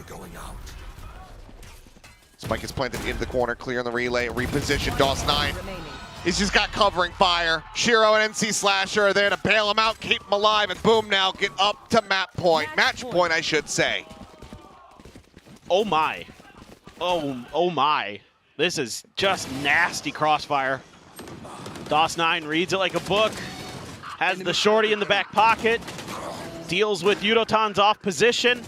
I love, though, that Berserks goes to check that corner regardless. Even though he dies, even though he doesn't look in the right spot, it still gives the information over. And then it's just the meat grinder out of A-Link. They try to use the recon dart, they find one, and they say, okay, well, we can clear that one, right? Right, guys? Surely. And look at this. They use so much util this time because long control has been pretty well established in the previous round by Boom. There's nobody home. They're setting up for another C hit. Drone should give the script away. They're quick on the rotations at least. Can they shut this down? Global's got the right read.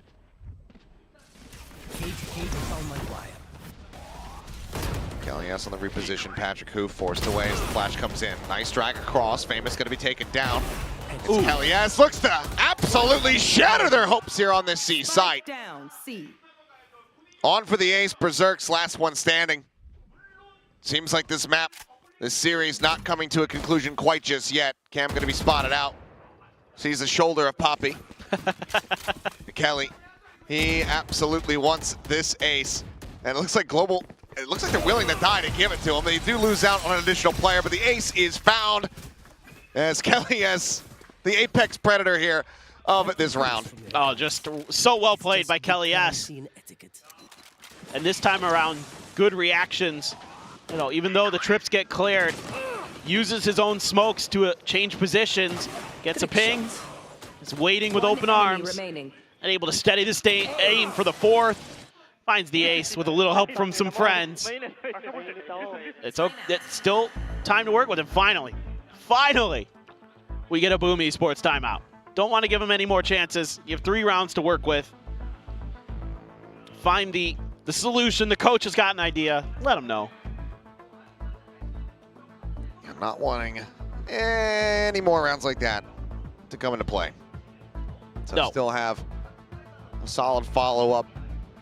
An extra timeout just in case this one doesn't work out for him. We'll see what the economy looks like. Didn't quite get a glimpse of the snapshot of it before we went into the timeout here. What does the game plan look like? I mean, for Kelly S, that's got to be a very good round. Get the blood flowing again. Get that heart beat up. The adrenaline pumping to try to get back into this one. 3 rounds is absolutely doable to take this into an overtime. Oh, this is a nice spot. And you've got some great ults. You've got the Neural Theft now. You've got the Hunter's Fury again for Crystal. So the famous one away from his ult. Pings are coming down from GE. I think they're kind of ready. Oh no, oh no. Stun on the exit is there. Hunter's Fury, one more shot. NC Slasher would have been a dead man, but for now, they'll have to just settle with the damage.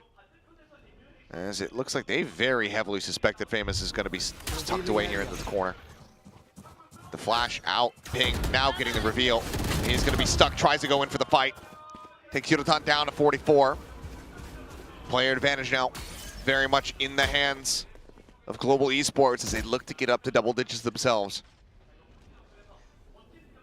Yeah, I'd like to see a different direction of attack out of Garage. You've been identified there again. It's been pinged. It's a full push out of window. Flash. Oh, it's into this smoke there, but doesn't actually connect, but they still find the kill. LES regen shield going to get pushed back up. Still had to respect it. Yudotan right around the corner of Shiro. Are they going to be ready for that? Is he going to be ready for this? Oh, turns, finds the first one, looks back. Get a little bit more. DOS9 able to stay alive now, a 3v3. Dart out, pushing forward, but Kelly S only going to be good for 1. Damage, however, a significant amount of it is suffered, and they're playing in towards Crystal, pushing out from the same angle, and he's got it done. Crystal coming away, keeping them alive, keeping them afloat. Now just 2 rounds to go to get this into an OT, to give us the map that we were expecting. Right? This is the map we deserve, darn it. Ooh. Nice shot, Yudotan. Berserks almost answered the call of his own with an ace. He had 3 in this one, but Crystal not having any of it. Mr. Reliable. Gonna get it done. Crystal is such a good player. So consistent. One of those guys you're always looking to make those impressive clutches. It's been a bit of a quiet day, but maybe that one will be the one they need to get things turned around. Knowing you're going against Nico, grab the Outlaw, see what you can get done. They're going to try that same kind of thing they did previously to Nico. Flash in deep. Poppy again going to be taken down though. Top side. Yudotan holding the door. Does find Shiro. Tries to spam through to look for a little bit more. Honestly, given the position that they find themselves in, pulling the trigger on this ultimate might be the play. You know that they're going to have weakened weaponry. Maybe it won't be needed as Yudotan looks to try to shut them down. 3 going to be found before he is felled. As Berserk's now the last one with everything to do, but finds a headshot. It's Crystal once again. As there's the ping reveal, knows that he's out onto the site. The dart over the top, takes the time to clear it. Needs to hit the headshot, needs to nail it, and he just can't make it happen. Right into the shoulder. Shatters the clavicle, but cannot get the kill.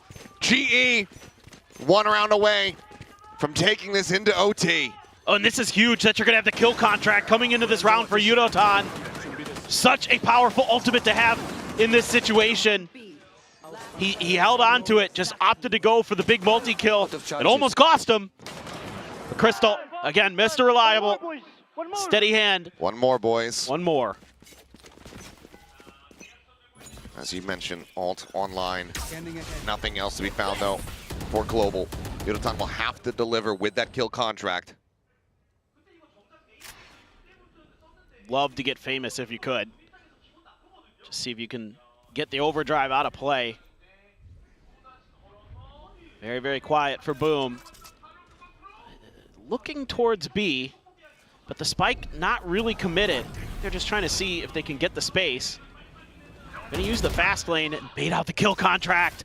It's gone. It's wasted. Absolutely monstrous. Devious here from Boom. Sight now opened up a bit. The ping reveal is there off the trip, and the counter spray from Berserks finds Kelly S through the smoke. Patrick Koo nearby, Crystal still a world away, waiting for him to try to rotate over. Couple more shots in, not connecting. As Poppy just opts to back off. Paranoia gonna be set. Patrick Koo headshot taken down. DOS9 off the back of Berserk's damage, looks to bring this to its end. Hirotan spotting one here in Garage, but cannot find him. A 2v5, a double push out of the smoke with DOS9 on the opposite side, waiting with a shorty. Ping revealed, tries to jump forward, will end up falling, but it does not matter. Famous closes out the final 2 kills as Boom close out the series 13-11. Well, Boom coming up with back-to-back big wins to start off stage 1. They have felled Genji, they have felled Global Esports. How far can this team go? Because today, look, Haven was close, yes, but they look darn good. We expected a close series, but they blew them out of the water on Global Esports' pick. And this team, they are really, really feeling it. Gonna be a bittersweet day here for Global Esports. You know, we talked about the rally back. They weren't able to do exactly that after a devastating Lotus. So still showing that they have that mental game, but they still came into this Haven not having shown any tape themselves, being able to kind of see what Boom was bringing to the table with their one outing versus Genji on this map. But Boom just too far ahead, especially in that first half. Too much damage dealt, too many solid reads. This squad, they weren't supposed to be here, but we are damn thankful that they are. Yes. The one thing we can say thank you to a certain other squad for, because my God, they are here to make waves in Pacific. Like you said, how far can they go? That is the question, and only time will tell. Yeah, dude, I'm really, really impressed with how well they're put together. Famous today, loved the way he played that last round, the way he baited out that ult. Just beautiful. He tried to do it earlier, and he got it done. Absolutely did. Well, let's go ahead and hear from one of our victorious players as we will once again send down to Jan Lee, who's going to be standing by for our interview on stage. And that's 2 in a row for Boom Esports. Berserks, I'm gonna need you up on the stage with me. Congratulations. Thank you. 네, 버서크 선수 만나보도록 하겠습니다. 벌써 2연승입니다. 계속해서 좋은 흐름을 가져가고 있는데 지난 젠지전 승리 이후에 아무래도 탄력을 많이 받은 느낌이거든요. 현재 팀 분위기는 어떤지부터 물어보도록 할게요. Congratulations on that win. That's 2 in a row already for stage 1. I mean, how much of a mental boost was it being able to beat Genji as the opening match? Actually, don't know. I just play. 모르겠고 그냥 경기 재밌게 하고 있다고 얘기를 합니다. 근데 또 아무리 봐도 믿기지 않을 정도로 굉장한 발전을 이뤄내고 있는 붐인데요. 이렇게 짧은 시간 안에 놀라운 성장을 보여줄 수 있었던 비결은 무엇인지 물어보고 싶네요. Now, I just still can't wrap my head around how fast you guys were able to improve and how much you guys were able to grow as a team. And it's such a short period of time as well. So what do you think clicked? Because like all of us like lower our ego and then listen to our coach. Yeah, and then in the kickoff we have a lot of mistake. That's why our coach remind us. I don't think you guys look like an Ascension team. Is Yeah. that your mindset? You're a Pacific team, not an Ascension team? Actually, I just play. 킥오프 때는 실수가 많았는데 그런 것들도 얘기하면서 고치고 그리고 감코진도 그렇고 선수들끼리 서로 믿고 좋은 경기를 펼치기 위해서 노력하기 때문에 좀 이렇게 빨리 폼을 끌어올릴 수 있었던 것 같다고 얘기를 하는데요. 그래서 사실 마음가짐 자체가 어센션 팀이 아니고 그냥 당당한 퍼시픽 팀 중에 하나다 라는 마음가짐일까요? 물어봤는데 마음가짐 그런 건 잘 모르겠고 그냥 경기 해야 되면 한다고 얘기를 했습니다. 그러면 다음 상대 페이퍼렉스입니다. 또 버서크 선수 같은 경우에는 페이퍼렉스의 인도네시아 선수들과 친하기도 해서 자주 만나서 놀기도 하는데 경기를 앞두고 하고 싶은 말이 있는지도 물어보고 싶네요. Now, next up is PaperX. I know you're really good friends with some of the Indo players there, so any message over to them?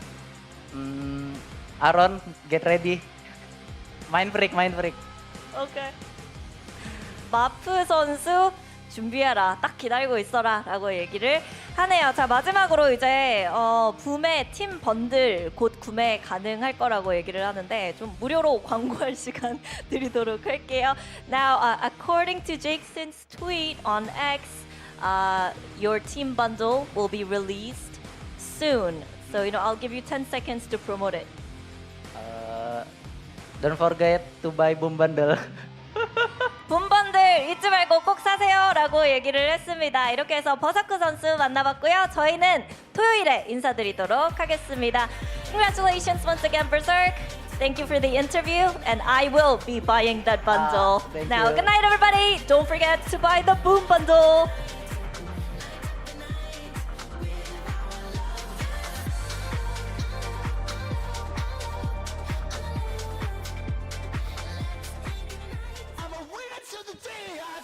Great bundle promo there. Buy the Boom bundle. I thought he was going to be like, I don't know, I just play. He does just play. He was playing a lot today. He wasn't playing around, I'll tell you what. Jesus. Heck no. This guy was phenomenal. I think it was interesting how he was saying his coach, what he really worked on with his team was lowering that ego and, yeah, just play the game. I think it's, especially for some of these players who have been playing for a really long time and have gotten really far in VCT or in VALORANT before, ego can get in the way, especially when you are really damn good at shooting. Yeah, you just gotta, like he says, you gotta trust the people around you, right? You gotta lean on your coaching staff, lean on the other players to bring you back down to earth and make you, you kind of have to be hungry to compete again. If you think you know everything, you're not going to be ready to learn. And I do feel like the Boom guys have learned a lot since that kickoff. He looks so hydrated.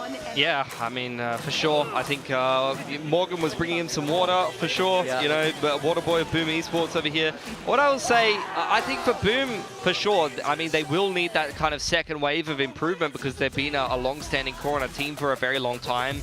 But on top of that, I feel like Boom is one of the shakier teams when it comes to the fundamentals in the mid to late round and some of the communication stuff. Like, they are the team that I can bank on to throw man advantage situations and XVXs in the post plant. But you didn't see very much of that against Global today. So that has to be a very big point of improvement for them and something that they have to drill in, especially as they make it deeper in towards this tournament, because that's where the pressure is really going to start to, apply. And then those mistakes will come out in the mid to late round if you haven't drilled in those fundamentals. Yeah, but as you can say, I didn't see that today either. You can clearly see improvement. This map, Global did manage to play them a lot closer, especially in that second half, but it wasn't enough. I think you have to shout out Yudotan on the ISO. He looked alive today, but some of the other players on Global, we didn't quite feel them in the server as much as we did those guys on Boom. They needed some water. It's They're just trying to get me to say bottle of water. That's all this is. Bottle of water, okay. He did it! That's all I wanted. Thank you. Thank you, big time. That's all I wanted. Okay, so these two teams are facing up against the RXs, Global Esports facing DRX, and Boom facing PRX, PaperX. So the schedule for GE only gets harder now. I know. You've played DFM and Boom, so that leaves DRX, PRX, and Gen G left to play in your group. Those are three classically large names, so they need to start turning things around. Shiro does take the map MVP there on his Sova. I thought he had a brilliant performance. Yeah, for sure. He's a player that can kind of low-key come through with some pretty big individual rounds, some pretty big clutch rounds. You saw it in Ascension where he had multiple multi-frags in very, very key moments, and it just shows the ceiling of a lot of these Boom players. They're so well-rounded. Their players are pretty up and down, but Shiro is also good for a little bit of a carry performance on certain maps and to come through with some nice multi-frags, which can really unlock a little bit more fragging potential than you may expect out of Boom. So, who is your match MVP then? Boom Boom all around played really well. And I think we had a couple, okay. I think the majority ended up voting for Famous. Did you guys also pick Famous? Yeah, I did. Okay. We both picked Famous for today, and I think he put in a great performance on across both maps. On the Neon, he looked very, very comfortable. I mean, I think the story of the first half of this map was that Famous had C on lock every time, and I mean, that's not a flashy way to do it, he's just holding this line, but Global could never get rid of him, they could never get him off. He was incredibly crispy all day. This is exactly what you want to see from your duelist. Very happy with this performance. Yeah, I mean, on defense of Lotus, he was getting opening kills and man advantages, very easily disrupting a lot of the time what Global wanted to do, and totally agree with you on Haven defense. He was just on that C-long info line, and they never dealt with him, and they, as a result, you know, you had full info and map control for Boom, and time after time, Global would shove A into a stack, or they would try to pivot B, but they didn't have any kind of space elsewhere to kind of play the post plant from, and then they got crunched from multiple angles by Boom. So that is definitely going to have to be something that Global goes back and reviews, because that is a pretty fundamental setup that I've seen Boom doing for months now. Even going back to Ascension, that was something that they did on this map, and it was not something that Global played around very well at all. Well, this is a nice end to week 2, I would say, a nice glimpse, or I would say a deeper look into all the teams and how we are moving along through our Group Alpha and Group Omega round robin here. So, Boom. Yeah, Boom Placing at the top. Topping Group Alpha. Not dropped a map yet so far in Stage 1. I mean, things... You know, next week they're playing the number 5 ranked PRX right now, which, you know, I think if you would have told people that those two teams, you know, had swapped positions magically, they'd kind of believe you, but they're going to be feeling great heading into that game. So much confidence coming off the back of the day, and I think they deserve to be at the top of that Group Alpha. I think they've looked some of the best we've seen. Yeah, for sure. They should all be feeling fantastic, apart from Berserks. He says, I don't know, I just play. He doesn't feel, he just plays. I don't know, I just go to the playoffs, probably, if they just get one more dub. Maybe he might even crack a smile. No one's told him he's won. That's a problem. He's like, are we still playing? I'm just playing right now. All right, next week gonna be another exciting matchups across the board here. If there is one match that's got you tingling with excitement, which one is it gonna be? I actually think Boom PRX, you know. I think PRX need to make a bounce back. It's getting almost too late for them, and if Boom manage to win that, they'll have almost certainly locked themselves into the playoffs, which is something not many people would have expected. They've already upset Gen G, and I think it would still be an upset for them to manage to beat PRX, but that's a game I've got my eye on. Gotta be Talon Nongshim for me. Would love to watch Talon Nongshim. I think Talon, you know, did not have the best showing against RRQ today, which is kind of what I expected. They're still building up the blocks of this team. It's still a very, very fresh roster, and I think they learned a lot of hard lessons today. So I want to see them have a crack at a Nongshim that's been pretty up and down, and who I think maybe have to reinvent themselves a little bit, because I'm just really not digging the Waylay right now. I think they're going to have to find a small little adjustment. You know, the core of their comps and the core of their style will still work for them, especially with the mid to late round and the stable players that they have on their roster. But I want to see if they're going to start to tweak things a little bit. Well, whatever it is, I think we're going to get lots more good Valorant action in VCT Pacific. And I want to say for those of you who celebrate, which include a lot of our players here in Pacific, happy Hari Raya, Salamat Hari Raya to all of you. So have a joyous, happy celebration with your family, friends, and eat lots and lots of delicious food, because you've earned it. It's been a long but really good week 2, eh? Yeah, it's been a great week 2, and there's only, you know, there's more. That's a good thing about Stage 1, right? Compared to kickoff, we got a lot more Valorant. Yeah. So, you know, you're going to be seeing us soon. You can't get rid of us now. We're here. We're here for good. Yeah, for sure. I think, honestly, like, it's been interesting to see the hierarchy of the teams change up from what we saw in kickoff. More teams with more opportunities to prove themselves here in Stage 1 in the round-robin format. Yep. Well, it's been good, gentlemen. I'll see you a week from now back here at this desk for VCT Pacific. Pilski, big time. I'm Victoria. Good night, everyone. See you later. Yeah.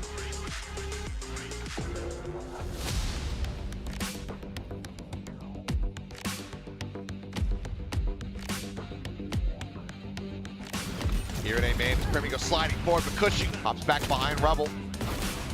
Gets the smoke out, but doesn't turn for the flash, and it's just a wrap around. But Jemkin's able to find one. Snake bite now at the feet. 4K for Jemkin. Is there for the closeout. 13-8 RRQ. Skipping down to 21, eating quite a bit of damage with just that frenzy in hand. Dimensional Drift goes out. Primy till this very moment where he does get spotted. TP's back in towards Hell Cushy. Still coming up with value. Comes away with 4. With an ace, will not get another one under his belt, it would seem. RRQ will steal away the round in what should be considered a thrifty.